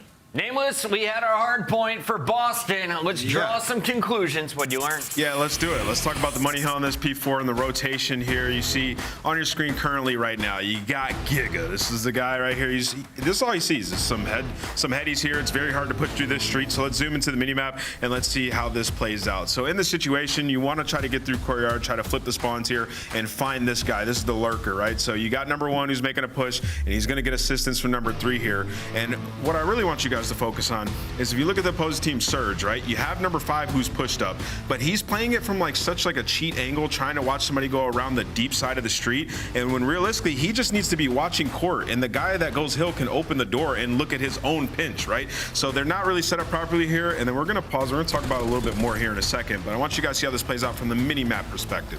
So number 5 turns around, misses a couple shots. He gets identified, and then he gets taken out. So now you're in a situation where you got to play tight. You got to find some kills. They do a decent job here of playing their kills and buying time if you're Surge. But now what I want you guys to see is how Boston approaches this situation. So they found a couple kills, but they noted that they didn't exactly push out the spawn just yet, and there's going to be some players that are still remaining there. So you have to play aggressive and converge onto the spawn and kill those guys quick. While doing so, you have to watch a guy for the spawn out. So 2 is going to redirect his attention towards middle, play for the guy who could have potentially spawned out while they converge for the back spawns and secure a ton of time on this hill. You saw it was tied coming into it. Well, they pull away, which ultimately they dominate the rest of this map from this very point in time. Which was a really huge play by Cammy, because you can see Awakening is in gunfights in the back side, but Cammy still commits to watching that front side. He only ends up getting 1, but just the fact that that pressure was there to slow down the push was huge. Yeah, just a bad setup by Surge on rotation. The guy that's in courtyard, he has way too much to watch there. Got to cut it from a different angle. They make up for it in S&D to tie up the Series 1 apiece, but clearly some issues to shore up in the off-season, or I guess during the holiday break. Game 3 is coming up right now. We got to send it back over to Miles and Chance. Miles, take it away. Thank you very much, Chris Puckett. Miles Chance here, getting you through the next game of Control. And what map are we playing? Whoa, we're playing a little bit of... That's going to be absolutely fun. We did get to see some Protocol today, and it was a good time, but it was a short time. Yeah, shout out Clay. We're going to be talking about Awakening, though, coming into this matchup. Giga, who has looked pretty solid so far in KD. It's won a series, it has to be. It's just the way it is, man. 1.12 chance is KD. Not bad from Demon Joe. Actually, the most names in the league, bar none. And honestly, we need to give him more. Maybe that Omega final form will be his, or we're going to have to start digging into even more different languages. Greek, Latin, throw some more in the mix. But the 1.32 on defense is especially key. Your AR players have to be able to thrive on defense if you want to win these vault controls. And Awakening, he has been super solid in that regard. Yep, very solid indeed. Almost ready to get into this one, folks. We're loaded. Who takes the lead in our series? Boston Breach, Vancouver Surge. I think on paper this was always going to be a very, very solid series. Could be another Game 5 on the cards. We've got a bit of momentum here when it comes to the respawns. Boston look a little tighter, a little stronger, but they're going to have to win this. And at the very least, a hard point, because they want to go to that search and destroy. 6-2 was a tough scoreline there on Skyline. Yeah, it really just inverted. Yeah, that was a pretty shabby look there from Boston. More or less just getting picked apart and never able to make that adjustment. But opening break, no trophies. Be fearful of the frags and Purge. Able to get up the steps, but I was going to say, if you're forced up the steps that early, almost certainly running into a pre-aim, and that is a perfect opening break for Vancouver. Awakening the only one on defense with the presence, but Boston still going to have to adjust. That A zone is flying. Great job, though. Two-man stack has got so much work done. Second segment's complete. Now you get ready for the hit. Ixie certainly helps out. That is a delight. Can we get 3?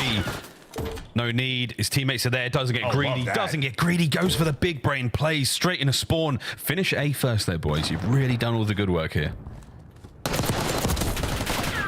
And they check the corner, but he still takes one in the grave. Just the instant hop on that route is wonderful work by Vancouver. Anabuz is already pushing the pressure on B.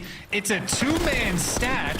You get this man off of it, that first tick might flow very quickly. It is purged from the top rope, but you do get the progress. Little things go a long way, and that is a wonderful strike of a moment there for Vancouver. Boston certainly need to stop this bleeding. Not bad life count whatsoever, 20 to 22, but you have been absolutely slaughtered. Opening breaks do not go your way. Hixie now, you're nasty trying to fight their way forward. Only one of them managed to get towards the point, but here's the big of a stack. Snoopy manages to slip through the defenses. Not enough, though, to stop the push entirely. And now Cammy has got to pick up quite a lot. They hear the off-on sound there of the point, and it does mean that Nasty's pushing up, and that could be a problem. He stays alive. Nasty's still going.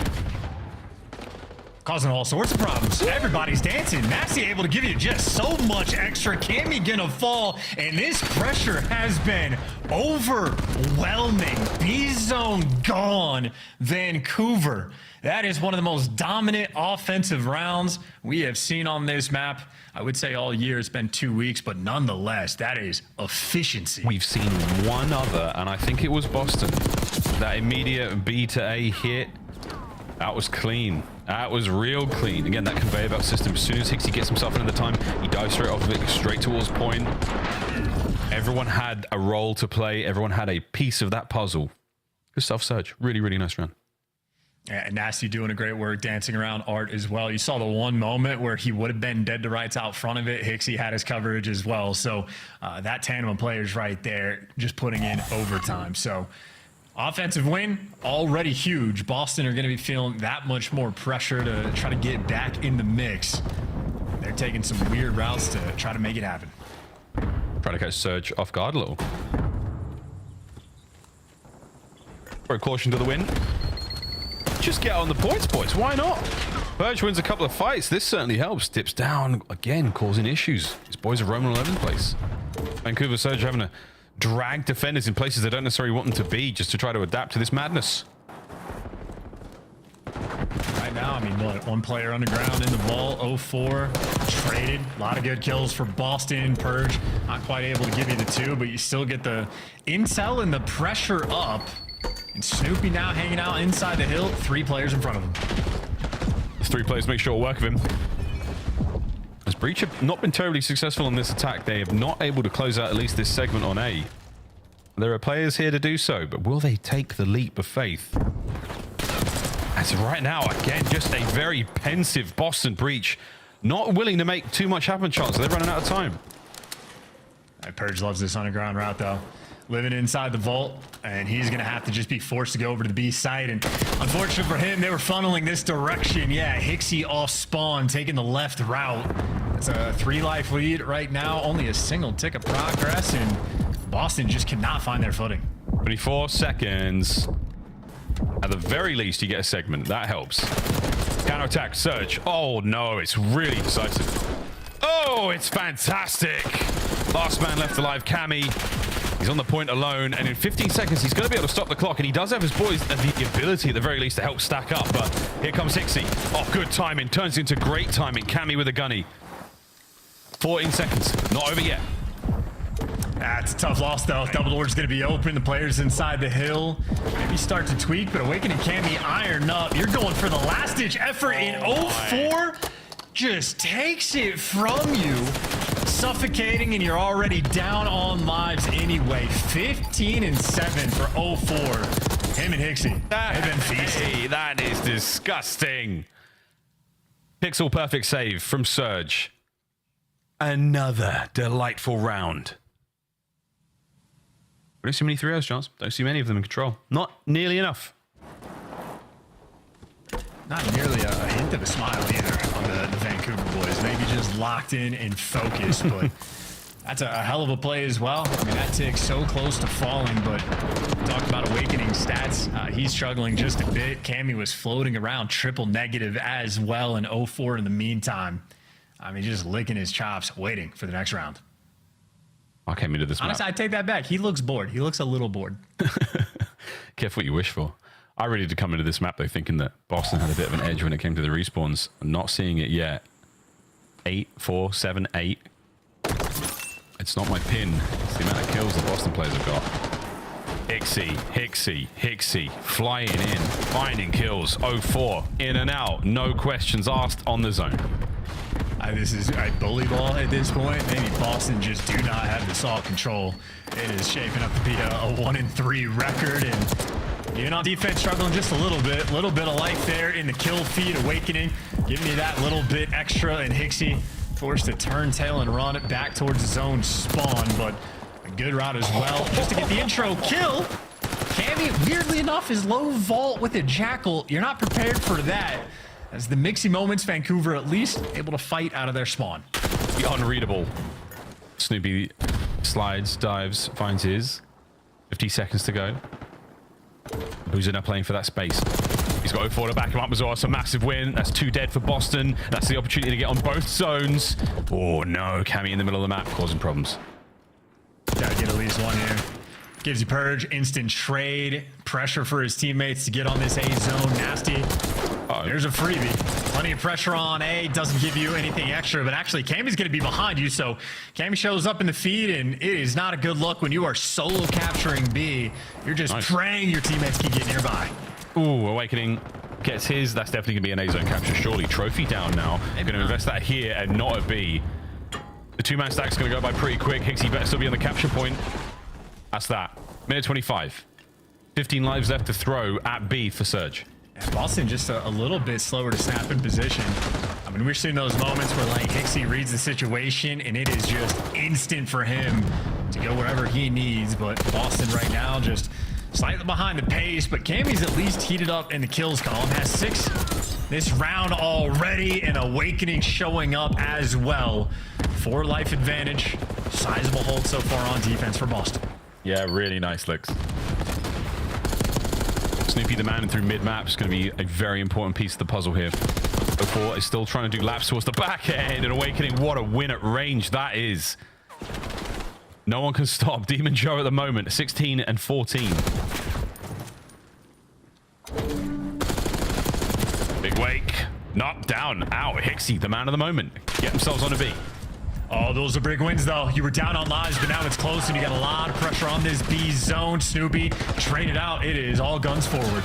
Forward, up, nades, you name it. It's all soaring. Here we go. Still keeping the capture alive. Trophy's good. No, I thought he exposed himself too much, and it's a 2-piece from Cammy. Nasty might be there, but that's range, fellas. Nobody near the point. 30 seconds, no lives left. 5v4 Awakening, spots out 1, everybody else through mid. Boston are very much turtled up in spawn, but this is still very difficult to break down. But keep in mind, it is just an extra tick, so Boston, you gotta push the pace. Here we go. No lives left out of sight. Awakening. Oh, down! Oh, down! Vancouver Surge. They will get the capture as well. 3-0 in control. They take the lead. 22 and 14 was Hixie by the end of it. That is destruction on vault control, and that might end up being the biggest pain point for Boston. The 3rd game mode not shaping up to be their strongest, and Vancouver, maybe it's just like the vibe, like the lighting being a little bit dim, but these guys yet to have a smile on their face. But I suppose if they have a 1-2 record, they need to get some W's before they smile. But looking strong so far now in this series. And again, 22 kills out of Hixie. I mean, 0-4 was 15 and 7 to start things off, and he might have slowed down, but not in a way that made any bit of difference. That was an incredibly clean vault control. 7 minutes and 32 seconds. All Surge needed. All they needed. And man, they got it. A quick one, a fun one, and a very speedy map. Oh man, I'm loving the shot punch there from Nasty. I don't think we've ever seen too many of those. He and Hixie were running this side of the map, start to finish, but that was 3 clean rounds. I mean, the highlights is just all going to be Surge, right? I mean, we saw some plays from Breach, but not really enough. They were getting outslayed big time. Both the 1st and 2nd rounds. We saw some life in that 3rd. But man, the boys of Vancouver, they got the moves. And that's a very comfortable lead in the series now. Gonna be a fun map as well, because we're gonna be staying on vaults. We've seen looks for both of these teams. Just gonna be fun to see if Hixie can keep up the hot hand, because you know Snoopy can absolutely thrive. He's had some highlight plays on the hard point, but this is just a ton of Jackals showing up in the feed. really on both sides, but I just love this snap at the final moment. I mean, a 5 versus 4, effectively a round of S&D, you think, but I mean, they just walked straight through the front, got the pressure on the point, and it just turns into a blender. Boston maybe a little bit panicky in that moment, and Surge, I mean, striving, thriving, looking good, and more energy than we have seen from those guys all series. Yeah, they're reserving it, mate. They're keeping it together. Focused. So it's not over until it's over. Vault Hardpoint up next. Again, Boston, they look good in the rewind. They did not look good in the Vault control, but will they be able to turn that all around? Is Vault the problem for Boston right now? Maybe. We'll find out if Surge, if they've got the edge here. I mean, this is going to be a 3-1. Otherwise, red card S&D. We've been there a few times with Game 5. We've been there quite a few times already in the last 2 weeks. So who knows, mate? This should be a good one. I have got no idea which way this is going, Chance. Not a clue. Fans might be right, might be eating my words of what I was saying after map number 1. The hot takes might just be out of control this year in every single direction, but 10 CDL points right now, pretty impactful seeding when it comes to the major. Got to start pushing that as soon as we can, because these are 2 teams directly in the mix in the middle of the pack.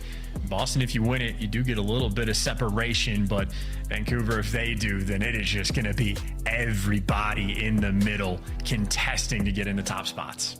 It's wild to think about, you know, the way this season has worked out. I mean, our standings right now, I mean, whether it's the power rankings you're seeing on the flank or whether it's coaches' standings, everything is a little bit upside down. Nothing is exactly as you expected it. The performance is a phase right now. I mean, LA Thieves being the top of the top dogs. So it's just been so interesting. And it's the middle pack. I think this might be the most competitive and extremely crucial, dangerous race towards champs we've ever seen in the COD League, just given how solid all these teams are. We'll see if they can keep it up or even find more improvements. Seen a good bit of Vault Hardpoint, or maybe before we get there, actually take the overlook at what we have so far in this year. Uncharacteristic to see Carolina Royal Ravens in the top spot, but after what I saw today, it might be deserved. But it is these 2 teams right now just neck and neck with each other, and just so many teams you expect to be fighting, because C9 starting to get some wins, and just this is insanity, honestly, looking at it. That is what I'm wild. Saying. That's exactly what I'm saying. It's a little bit upside down right now. Like, I mean, Vegas, Atlanta, LA, all sitting 0-3. I mean, you expect 2 of those teams to definitely have wins right now. I mean, you give the Falcons a bit of credence because they've just joined the league for the first time. But man, this is a scary sight, folks. Scary sight indeed. Everything will change over the coming months, and after the Christmas break, I mean, you'd hope to see some of these teams make some drastic changes to the way they're playing. But for now, eyes forward, Vault Hardpoint. Getting carried away here, man. I'm still looking at the table, and it is who's making the champs, Chance? Who's it? Huh? Hey, it's week 2, man. Huh? Rub that the crystal ball. Tell me what you see. I get questions from fans all the time. Like, hey man, who's winning champs? Like, I don't know. It's December. Here we go. Not a end of the game, Nate. That was just he blew up. I think that might be he's cooking a frag and one just lands at his feet and he gets the death. The boom boom. Very unfortunate, but who knows how it actually played out. What I do know is 04 does have the hallway control. And he's got full send. He's getting the one-shot call-outs and he is there for the cleanups. Him and Abuza pick Boston apart. And now the question is, can they read the spawns? Because Cammy gets given the gift. And him and Purge going to be working through the right side. Purge checks it. Doesn't matter. Nasty. Not looking bad with a sub in hand. The league is missing a red-headed submachine gun player, so Nasty stepping up to the plate. Gets a couple. Purge. Nice wins on point. Gets the players off. Helps the guys secure P2. Fight in the middle of the map as well. Purge just being a bit of a distraction. And Abuza waiting for a mistake, or maybe just waiting for his teammates, but even this push is only going to be 3v4. And I love the positioning Boston have. I think Purge being in the pool, just going to be a nuisance. He's actually just going to be behind enemy lines. There's his impact, and Nasty forced to turn.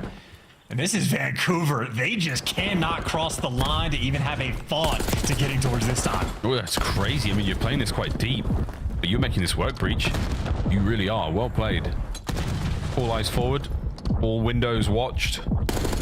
And And so far, looking to be a perfect hold. Not over yet, though. Cammy still on the backline. Another decent hit here from the boys of Surge. They're in a contest for a fraction of a second. Finally brought down, and again, trade's complete. Awakening sends it forward. Big damage as Boston breach again. A lovely hold. And that is as good as it's going to get for a P2, but on that rotation, Vancouver, at the very least, have all guns up, complete security over the left side of the map for the moment, getting Abuza in the power position, and he's got better vision than I do. That was instant headshots on Cammy. He might be on that real low FOV. Everyone looks a little bigger there. I think it makes a difference. Makes a big old difference. Here we go. Ixie, you got yourself one. Can you get yourself the time? Nah, that's because Boston breach are bloody everywhere. The shot set to keep Abuza at range. The suppression, not necessarily enough for the kill, but enough to get his eyes away from the hard point for now helps. Urge, spotted out. Hixie, poof, absolutely melted. Good shots. As Boston still chance full control of this hard point.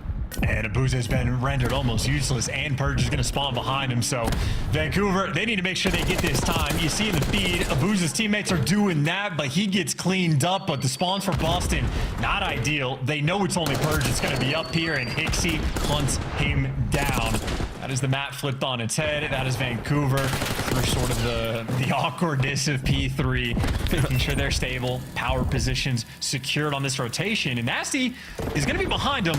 This happened on the rewind. It could just be a blessing in disguise. They might. Whoa, the win from Purge. He's in. 04, immediate react. Immediate react. Nice kill. Watch the back door as well. He's doing everything right. He's got to keep winning these gunfights, though. His teammates are pushing up ASAP. Ixie on the outside. Doesn't get his kills. 04 still fighting from downstairs. Good work for as long as he possibly could. Here comes Abuza. A 1v1 on the point. Wins it. Gets the time. Well, maybe for the only final 30 seconds. Actually, Boston still have the back spawns as well. How many are going to line up for Hixie? Able to get one. Nice slide there for the second.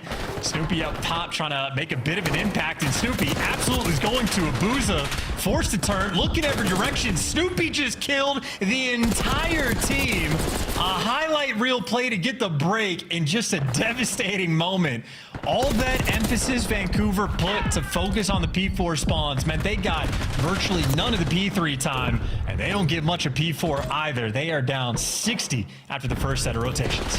That is a stinger. Awakening.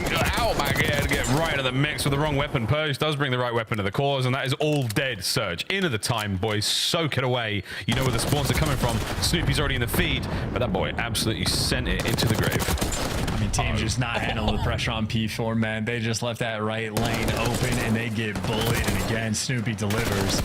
Now here on P1, it is Jackals for almost everybody in hand. Trades rolling through. More coming on. And Vancouver going to have that initial time. And 04 getting double doors covered. You know where you got to look now. Are we going to hold this one, Surge? You need this time, but you really do need to win that big rotation. The P2, get a hold out of this, because Boston have just been so good in every department. We're going to have that P2 control for a moment. Purge, Cammy, yeah. Snoopy spawning out. All right, an opportunity here, Vancouver Surge, but you better get them kills in turn. Have you got the awareness? Do you know what is happening? As this Boston attack, they're going to fan out across the map. Well, they got two players watching the flank for the moment because that spawn was open. It's only going to be Snoopy back there. And so a super turtle set up for the moment, and Snoopy's able to win the gunfight anyway. Look at there's arrows converging on the time. They have breached the hill, collecting on P2. A disastrous hold from Vancouver Surge. They have been slaughtered.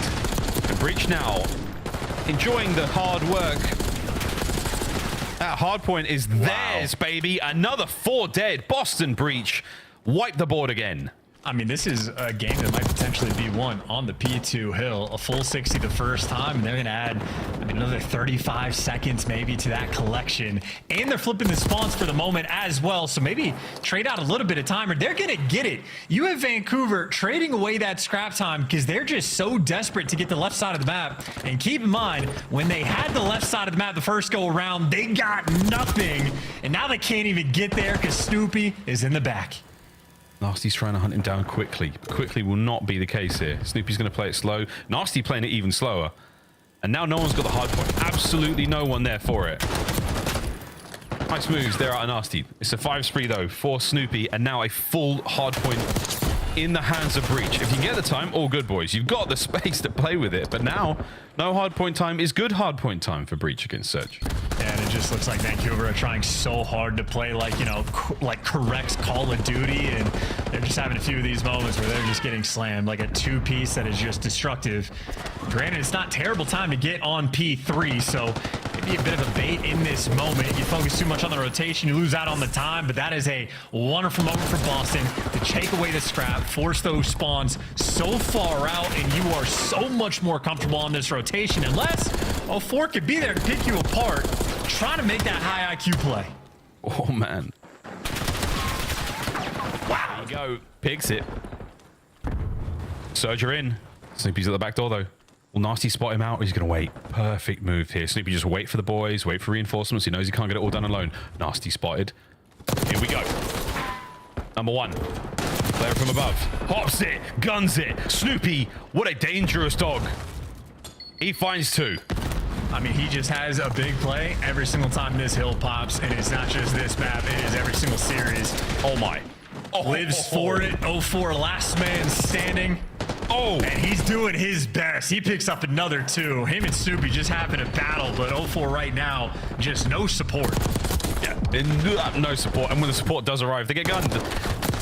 Snoopy on the doorway again. Snoopy again. Can you find this player? May as well just send it, mate. Why not? Another great two-piece. 27-17. And we are going to... Not yet, actually. I take it all back. But we're getting real close to that 200-point mark. Good reads, though, from Abuza to take him down. And that's a four-man wipe in the kill feed. You love when these moments happen. You feel like you have that much more room to breathe. Hixie trying to block the spawns, trying to read them. It's Awakening that was first in line. And now Boston are actually converging from every single angle. Yeah, P1 again, so many ways in. You can still get a decent time off of this. Pixie, well, that doesn't help. Snoopy with another two-piece out of nowhere. Pulls these things out of a hat. Boozer, holding the point. Cammy there for the pickups, and it's Boston breach. Lightning pace once again being set. Purge down, trade still going. Who's coming out on top here? Snoopy finds it. Last kill there. Abuza will get there late, and he might be the last man in, but 20-odd seconds, and you don't have spawns. Yeah, 32 and 20, a minute and 20 in the hill as well. Snoopy has just been a multi-kill machine on this map. And P2 again, then the biggest difference maker, all things considered, for Boston. And we go again. Oh my goodness. Oh my. Oh my. Killer Cam. Holding down the corridors. Oh, okay. Abuza finds two out of nowhere. That was a superb snap. Nasty wins his on the back. That's the break. No, it's Snoopy. What a kill. Keeps the play alive for his boys. Hard point still in the hands for Surge, but the spawns are there for Boston. That multi-kill machine, making sure his team still has the pressure. The break is in. Can they hold on? 04 gonna surge. It's nice work. Is it gonna be enough? Hixie finally there. The back spawn's coming through. Snoopy looking for it. He is hunting with the pistol, and somehow he finds it. Boston continue to finesse on P2. Oh man, they're holding P2 down. Cammy get damage on the players on the cross. Nasty's trying to get anything here. No, not gonna happen. Cammy gets another over to the point, and it's three. Dead again for Surge. Over to P3. I cannot believe this chance. What a run from Boston. Well, this is the chain, though. I mean, this is the only sort of comeback potential. The P3 to P4. You do have the left side spawns again for Vancouver. You got to find a way to deliver. Hixie sort of piercing the setup. He gives you the entry, kills Abuza the Overseer from top arc, able to deliver. And then all of a sudden, players pop out of secret, trying to get you off time, and Awakening gets the guy out of top arc, but it is still Vancouver in the time. Oh, nice kill. Gets that player out of time. Send in Snoopy instantly. Cammy, what a two-piece that was. Can you get the third? Look at these shots from Cameron McGilligan. Time ticking away. Boston looking for the game 5. Don't look for Nasty, though. He's right behind you. Awkward spawns save the day for Surge for now. Vancouver still, though, they're going to have to flood around P3 because 235 is too high of a scoreline. You've made it past the point. You know you're not going to lose it all, but honestly, they're still so worried about the arrows. Forced to flood in, and it is a four-man wipe and purge, jumping on it, running towards that new time. Flying, absolutely flying. Nasty has to win this. Will he check the right corners? Has he positioned himself well enough? He has for now. Snoopy's downstairs also. You have to contend with that. Somehow finds one. Backline once again. Awakening's in. Non-stop action here on the point. Over to Awakening again. As there's the time. Sneaks in. Endless battles there on Vault. And now we have a game 5. It's going to be a fun game 5 as well, and just a painful vault hard point there for Vancouver Surge. So many times, I mean, you putting so much emphasis to try to get that rotation to P4, and then Snoopy just delivers highlight reel play after highlight reel play. I mean, a 4-piece when he was in the time, multi-kill on multi-kill. He had maybe 10 lives in a row where he was just a guaranteed 2-piece. An absolute force and machine on that map. And frankly, I mean, this is when Vancouver's like winning rotation. P2 was destructive. I think that's ultimately where Boston win this game. But I mean, you got to tip it to Snoop. Again, shades of map number 1, 15 objective kills. I mean, he is everywhere around the hard point. A minute and 51 as well. Truly the king of the hill. Really, Snoopy has had such a great year, man, already. I mean, this is such a dramatic transformation for the player we saw. He didn't really know what was going on in the last few games, let's be real. This time around, though, consistency, strong production, patient plays. Snoopy's doing it all, rising the ranks rapidly here in the COD League. And with plays like this, Vancouver, you were behind all game. That P1, it doesn't matter whatsoever. Now, though, we put you to the test once again. Red card S&D, 6-2 the first time around on Skyline, even though we're very much giving the advantage to Boston as a very, very solid Search and Destroy team. Game 5, though, all bets are now off, folks. This one's going to be a banger. We come back after this commercial break. It's Game 5 between these two teams. Somebody's walking away with the dub, somebody's getting 10 CDL points, and somebody is getting a little bit of a better seat going towards the major. We'll be right back after this.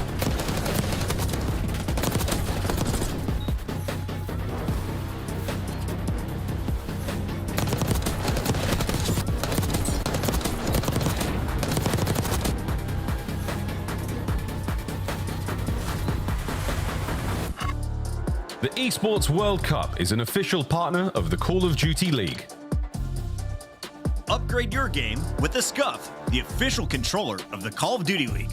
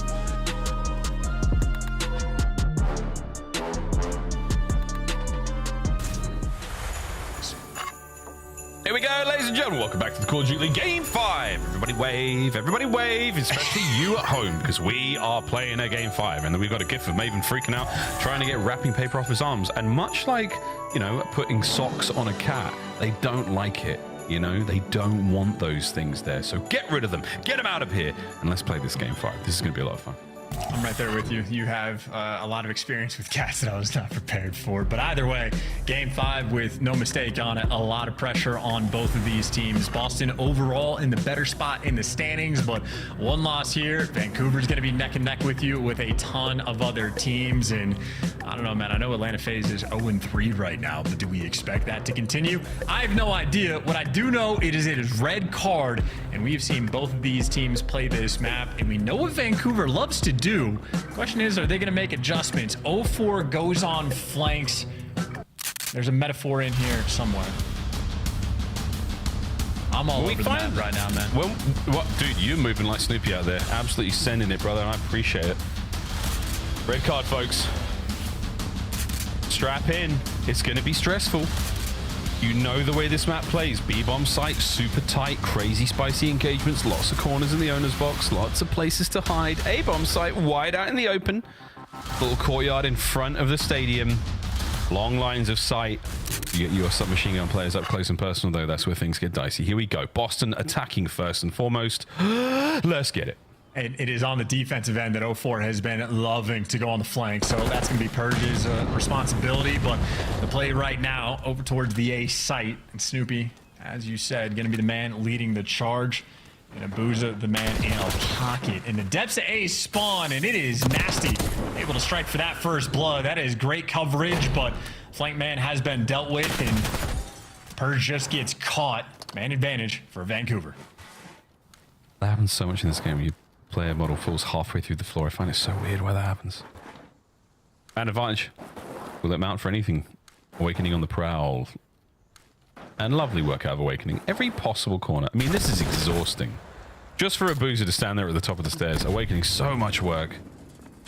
Cammy moving up as well. Trying to secure that B-bomb site. Bad news though. Nasty's moving in position as well. You are trapped, Boston. What will you do?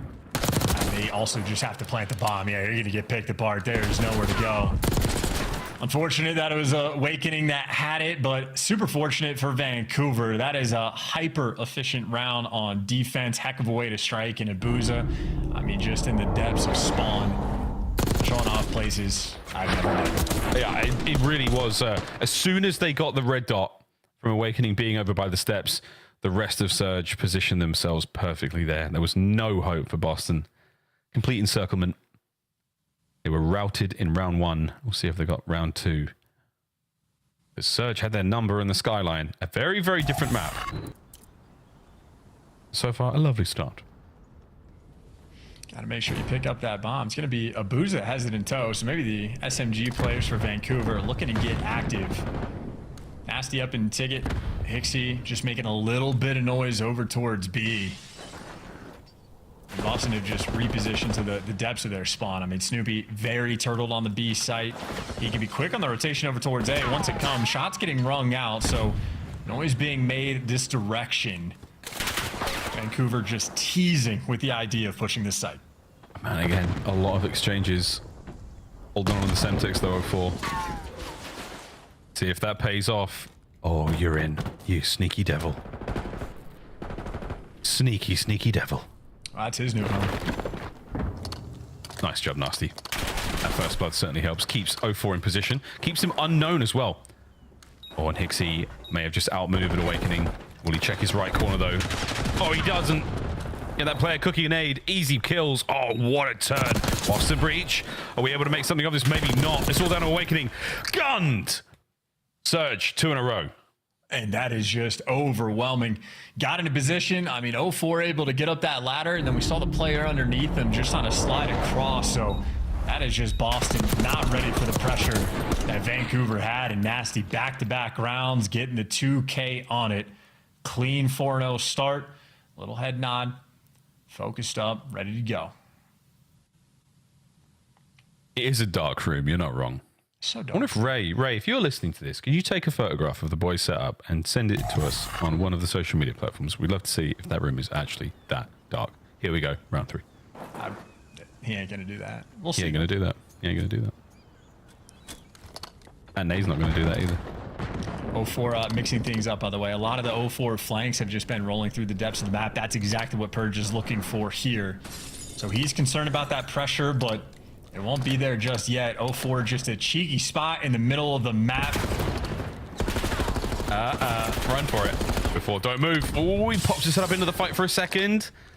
We're just making noise. We're trying to bait a play, bait some movement. Everyone will be shuffling. Every day they're shuffling. Awakening shuffling over to the A-bomb site. He's going to shuffle down. That's him. Yeah, that's Awakening. Now he's going to plant the bomb. And they have 0 intel. I mean, this is going to be a free kill for him. Never mind. 0-4. Ready for it. Well, trades are rolling through, though. Boston still have the advantage. Yeah, like a wrecking ball down to Hixie alone. Last man left. Hidely ho. Cammy down. Okay. 1v2. Unfortunate, though. You have a Jackal. The bomb is planted, and you are going against, at least one Ames player. They have a tight setup, though, and they're getting a little bit close, but yeah, just 2 players together. Boston nearby for the trades, and Snoopy, that is a pretty important first blood, all things considered, to be able to get. Surprised 0-4 was heads up enough to check that, but Snoopy has reaction time that can hang with the best of them. Yep. I would wonder what the average reaction time is of our pros if they're all in a very, very similar bracket. Gun skill. 110 milliseconds. We did the study a few years back. Nice, thanks, man. Yeah. Pretty slick with it. You and our players. Much need around there for Boston Breach. Oh, no. Buzz, buzz. Buzz, buzz. Here it comes right behind the boys. Troy kicking ass over there. Oh, good coverage. It allows it. RC's going, baby. Awakening finally turns for it, and he does get the damage in there, but that's a lot of intel passed over either way. Also, Snoopy's just in your spawn. Hi. Burge is inside stage. Finding kills. Awakening. Oh, Demon Joe let it rip a little early, and that's okay. Happens to the best of us. Snoopy's rapping. Nasty's clapping. He's down and out, and here we go. Oh, what a weird minimap. Let's get it, boys. Just try to find each other, get them kills. 0-4 wins his duel against Awakening. What a dive down the stairwell and dead.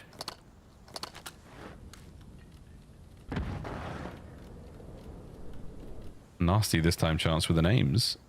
And he's going to do exactly what Hixie did and die in exactly the same spot. There you go. The RC car strats, man. I called it out in the Optic series, and I was like, it never works. And then Optic proceeded to get 2 different kills with it. And I was like, I'll shut up right now.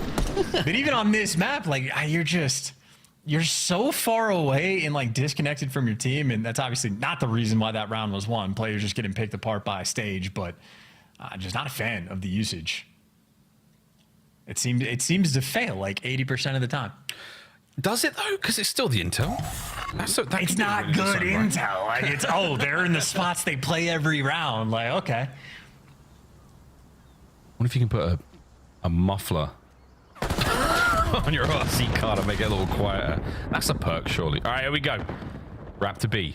Give me that B bomb site love. Breach have got 2 rounds in a row, and they're going for it. Hixie though, he does live in B. This is where he stays. And this is going to be. Oh dear, one hell of a fight. If he gets any more than 1, he's a god. Well, there's the intel. You got to get someone else to get the kill. Snoopy, the man to jump all over it. And now here's a big question. How do you retake the B bomb site? Or, never mind, they're not even going to plant it. Boston just making a decisive call. Going to wrap it back towards their spawn away from every bomb site. It is a decision. They left the and bomb then site? They're just going back. Who needs full control of anything? Well, they left Rhyme and Reason in the B-bomb site chance. They left it there. They've got to go back and get something. Meanwhile, Surge are like, sure. Could be B, could be A. We need to put ourselves in a position where we can potentially contend for both, but B, harder to retake. And that's where we're staying, boys. Nasty makes it now a 1v1. 0-4 versus Purge. 10 seconds. And we're dancing. 0-4. Picks a corner. Doesn't win the fight. Purge. 0-4. Oh! That's a stinger. That stings. What was the game clock? 0.1? What was that? Damn, that's a stinger. And with the aims too. Shout out Burge. And Boston with, I mean, absolutely no right to win that round. 0.7. 0.7. Oh my. Pulls it from the grave, man. That is unreal. Talk about a momentum shift as well. Vancouver get the first 2 rounds, and that is 3 now in a row from Boston. And that one in the end, I suppose, feels good to get. I mean, you needed something to take the lead after the shenanigans of that round as well. To close out like that, we'd take it. Okay, get it. Get it, Nasty. Woohoo! All right, you know, journeyman through the middle of the map. You just hope they don't have it covered, and unfortunately they did. Unfortunate nade was so close. Awakening's going to get that. Hixies will get the plant. Bad news, there's only 2 of you left. Now there's only a Boozer, and he's way out of the play for now. That is yo ass. There we go. Awakening on the defuse. Boston Breach have not stopped running. We are emoting, for God's sake. Yeah, maybe not approving of the gameplay for the moment. Nice little thumbs down. Interesting attempt in that 2v4, but that is an interesting round. I mean, you're just trying to walk straight through the middle of the map and hoping they don't have it covered. I don't know if that's homework on Boston. If typically in the setup they just don't have that presence, but they most certainly did. And effectively a freebie round. I think Vancouver may be feeling the pressure of that tide. Sweet child of mine. Here we go. Boston, can you keep this train rolling? A 4-stack on A on defense. Look at that. Boom, bang, boom. Bit, bop, bam. All the noises you might be hearing at the start of a search and destroy round. Snoopy been not as effective again in the first blood category, but he might be this time round. 04, you are in position. Run, 04! He has to be one shot. Is Snoopy just going to over-challenge, go for it? No. Pumping the brakes, and it's actually Nasty that gets the first blood. They're getting picked apart. There's the trade rolling through. That is just so much space and control. Vancouver dominated the map right there. And effective as well. Damn, I mean, 35 seconds left. He gets spotted. He is effectively just still in spawn. There is no game plan to actually effectively clutch this round. There's no game plan and there's no word in Dothraki for this kind of clutch. Unless... if he plants A with all these guys here... Look. Honestly, why not? That could have been something. Surge, though, do finally stop the magnificent run of the Breach. And keep this game 5 alive. You know, maybe similar to the Skyline as well. I think there's the game plan, at least for that round, super solid coming in from Vancouver. All 4 players were there to get their stuns and nades over, dominate, get all the space in the world. You saw how much presence 04 was able to get. And granted, through a shoulder, had to get out of dodge, but you still just had every single teammate in position to cover. And I mean, that's just a very effective strat. So lovely stuff out of Vancouver. Back on the attack, still down 4-3. Boston with that very small lead. Bit of B-bomb site love, possibly. Snoop's the lone guardian here. And they're going to be able to get in and cause problems. But again, look how tight that Boston lineup is. As soon as the noise is made, here they come. All those arrows should start to flip. One player on the rear guard. We're sending it in towards the site. The site control still in hands of Vancouver. This is so difficult to actually break into. So I think if I'm Surge, I'm happy with the spot. It's a square up. The only downside, main disadvantage, all 4 players from Boston are here. Yeah, Boozer's playing the late flank game. Oh, Snoopy and Cammy. That's a big one. Hixie's down as well. The island player, the island boy left alone. You may as well hit the fuse, Cam. Jump on it, son. Boozer, do you have the iron? Do you have the lineup? You do not! Match point.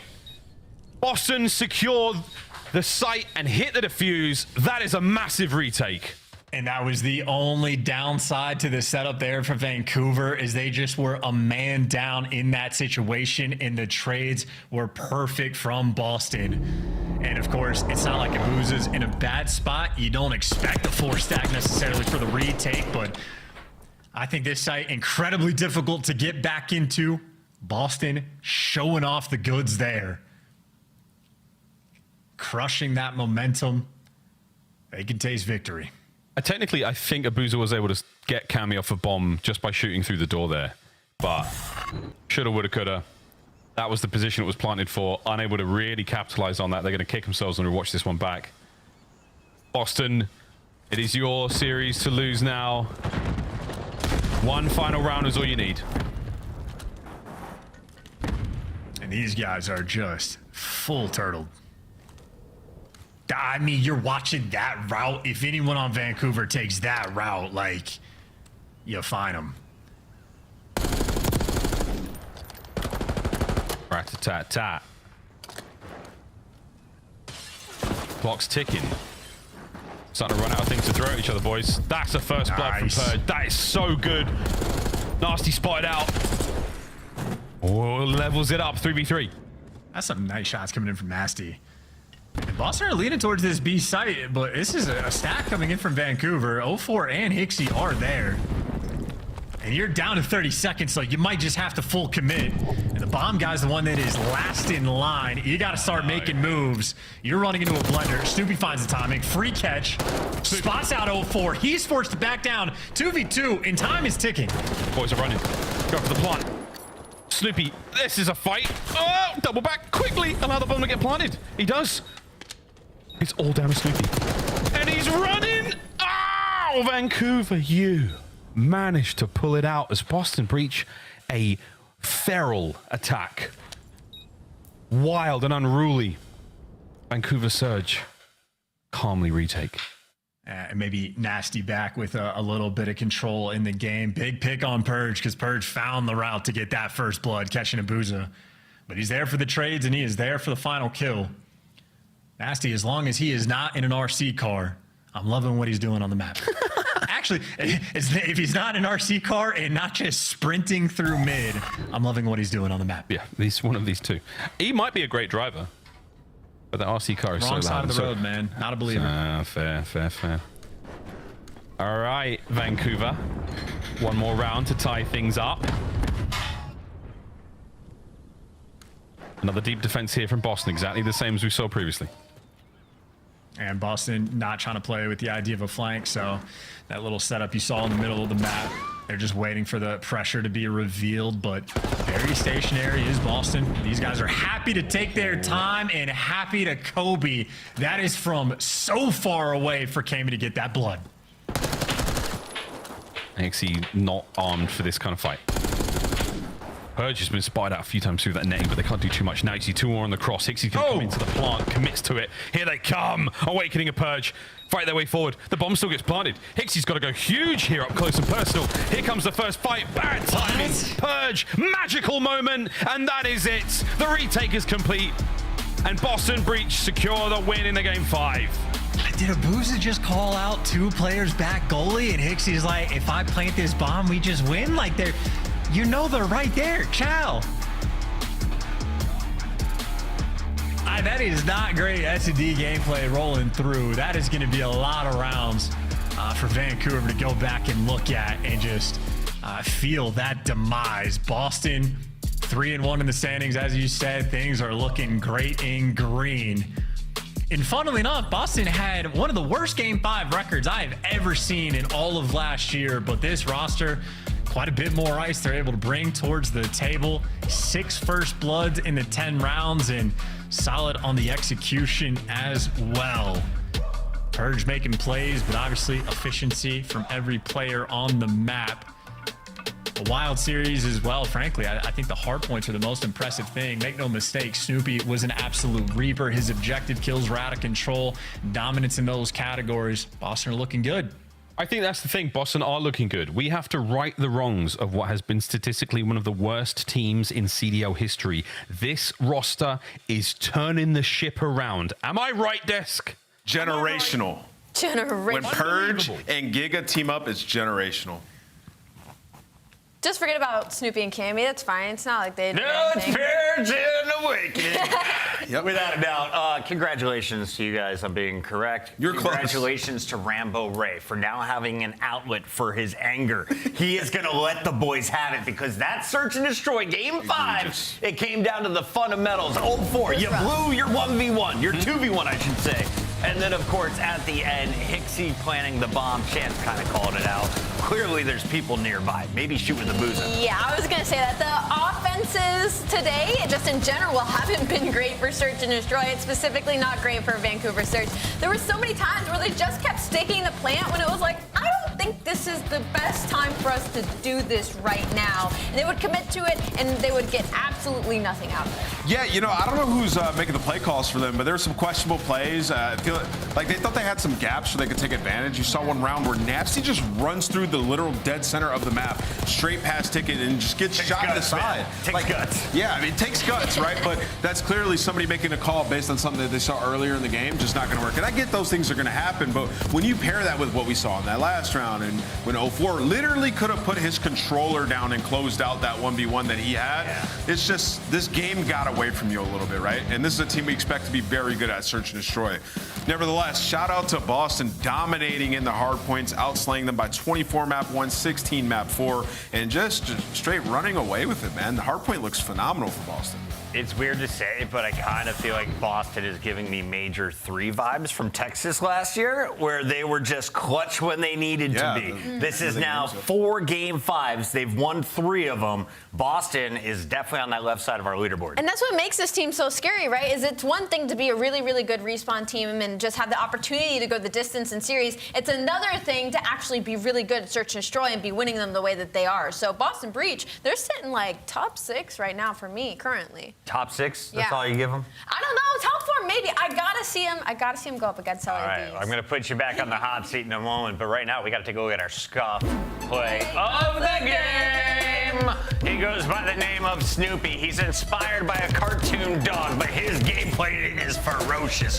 Talk to me about this young man and his 38 kills in Hardpoint Game 4. Yeah, he's been unbelievable. And keep in mind, he had a ton of kills, but look at the time in Hill as well. Ended with 111 seconds. The objective play has been there. That was the big critique with Snoopy when he came into the league. It's like, okay, he understands, like, he can fight, he can make huge plays, like, he's got good gun skill, but can he play the objective? Can he play smart when you need him to? And the evolution from last season until now, this is what we want to see from him, man, and that's why he's having so much success. There's a back and forth battle. Boston tied it up to go to a game 5, and now they win another one. They're going to finish at the top of the leaderboard as they are now done with week 2. Let's take a look at all of the battles that went down, though, here on a Super Saturday. It started with Toronto versus Vegas. The Falcons, honestly, pretty good in the first hard point. Yeah. You kept it close, but Toronto gets the best of them. A 3-0 is our final score. I mean, respectfully, Falcons, it feels like every time we watch them, they're getting closer and closer and closer to getting more map wins. In this Toronto series, I feel like they definitely kind of sold that map number 2. A little bit of a slower start to map number 1. They started to pull it back near the end. Unfortunately, it was just a little bit too late. So for Falcons, I'm excited, to be honest, to see their growth and how it progresses out the rest of the season. For Toronto Ultra, it's just business as usual. Alley Cat, I'm going to keep it a buck. I think our teams are not trying their hardest against Vegas Falcons in the first 2 weeks. I think you've seen Toronto apply a little more pressure than they did today. Optic Texas, though, did not take their foot off the gas pedal against LAG. The Gorillas, a.k.a. the Gentlemates, looking for a win. Yeah. Not going to come when playing against Shotzi when he makes moves like that. Yeah, I mean, it was almost a reverse sweep, Chris. So this could have got real interesting. Hook didn't have himself the greatest series, but it was big Brucey today. Absolutely turning up. Changing his play style, playing a little bit more aggressive and finding the kills to pick up for his teammate Slack. And then when we get all the way to that game 5, you know who came through. It was Kyler, the new addition, going crazy. Huge 1v2, 9-3, I think was the final stat line. This team's hard to deal with, man. Shotzi doing Shotzi things. Bruce can slay, and Hook's good at search. Hook happy to be back. So are Optic fans as they are going 2-0 here in week 2. Optic is done, and we will see Carolina up next in our highlights. Let's take a look at the Royal Ravens. Nameless, you had the faith in this squad up until today's matchup. Atlanta FaZe is historically our top team from every regular season in the CDL. they are off to their worst start yet. Yeah, and they've been so good in years past that even with them looking abysmal in their first couple of matches, I still decided to pick them over Ravens, who I believe are an A-tier team at this point in time. And we watched this one. Ravens completely exposed everything that's wrong about this Atlanta FaZe team currently. They have so much to work on during this holiday break. And if you're Carolina, you got to put your foot on the gas. You got to keep improving, right? These teams that have underperformed, they're going to be grinding even through the holiday break. Carolina, you got to put in that work still too. I like that Vivid went to Twitter, replying to Jacob Hale. You getting a little dizzy up there? You're fine up here, buddy. They can handle it. They got gas mask or something's going on there. Carolina Royal Ravens able to pull out the shocker. Not only is it the upset over Atlanta, it's the first 3-0 in 587 days that Atlanta has suffered. Take a look at our KD leaderboard yesterday. Shotzi was in the #1 spot. That was until Gwyn played against Simp and Abizi today. Can you believe he has jumped to a 1.34 and 250 kills, basically? That's what's crazy about this, too, is usually when you see a jump like this, you're like, oh, well, they just played one of the mid-tier, bottom-tier teams. No, they just played Atlanta FaZe, and he jumped Shotzi with a 1.3. My bad, Gwyn. Shotzi has played more games, though. We'll see if Gwyn can keep it up. He's back in action tomorrow. Let's take a look at all of the battles that'll be going down. Toronto versus Miami to open up the day. And you can see Toronto 3-0, looking to finish perfect. Carolina will also be playing for a 4-0 opportunity, and LA Thieves will put their record on the line against Minnesota Rocker, who's sitting at 2-1. That's the biggest match on the day. No, the biggest match on the day is Atlanta versus Vegas. You think? I mean, yeah, it's 10 versus 11. They both have looked pretty similar. I'm excited for that game. It's going to be a banger at 4:30. That one's coming up at 4:30. Give me your MVP. I'm going to go with Abizi. I think he's going to turn up tomorrow. You said Roxas wrong. That, once again, is our second matchup. Allie, you nailed it today. We had 3 Game 5s. How many tomorrow? Ooh, I think we have 2 tomorrow. 2 tomorrow. I think a good split. Chat, you agree? Disagree? Let us know in the chat. I won't read it, but I'll see you tomorrow, bright and early, 2:45 p.m. Eastern, right here on the CDL.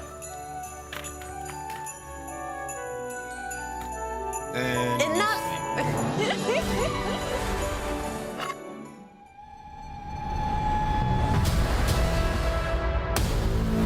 Back from another one.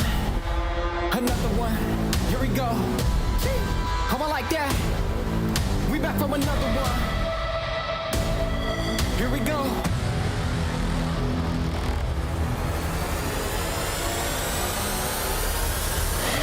We back on the scene like we never left. Time to go put them back on the shelf. No, we do not need permission. We came in alone, now we leaving you by ourselves. Now nobody wanna play me.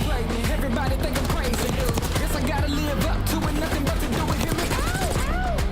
Let's go. They know we done been there before. They know I done been there before. We gon' do it again. I think we gon' do it again. I'm ready to go for the win.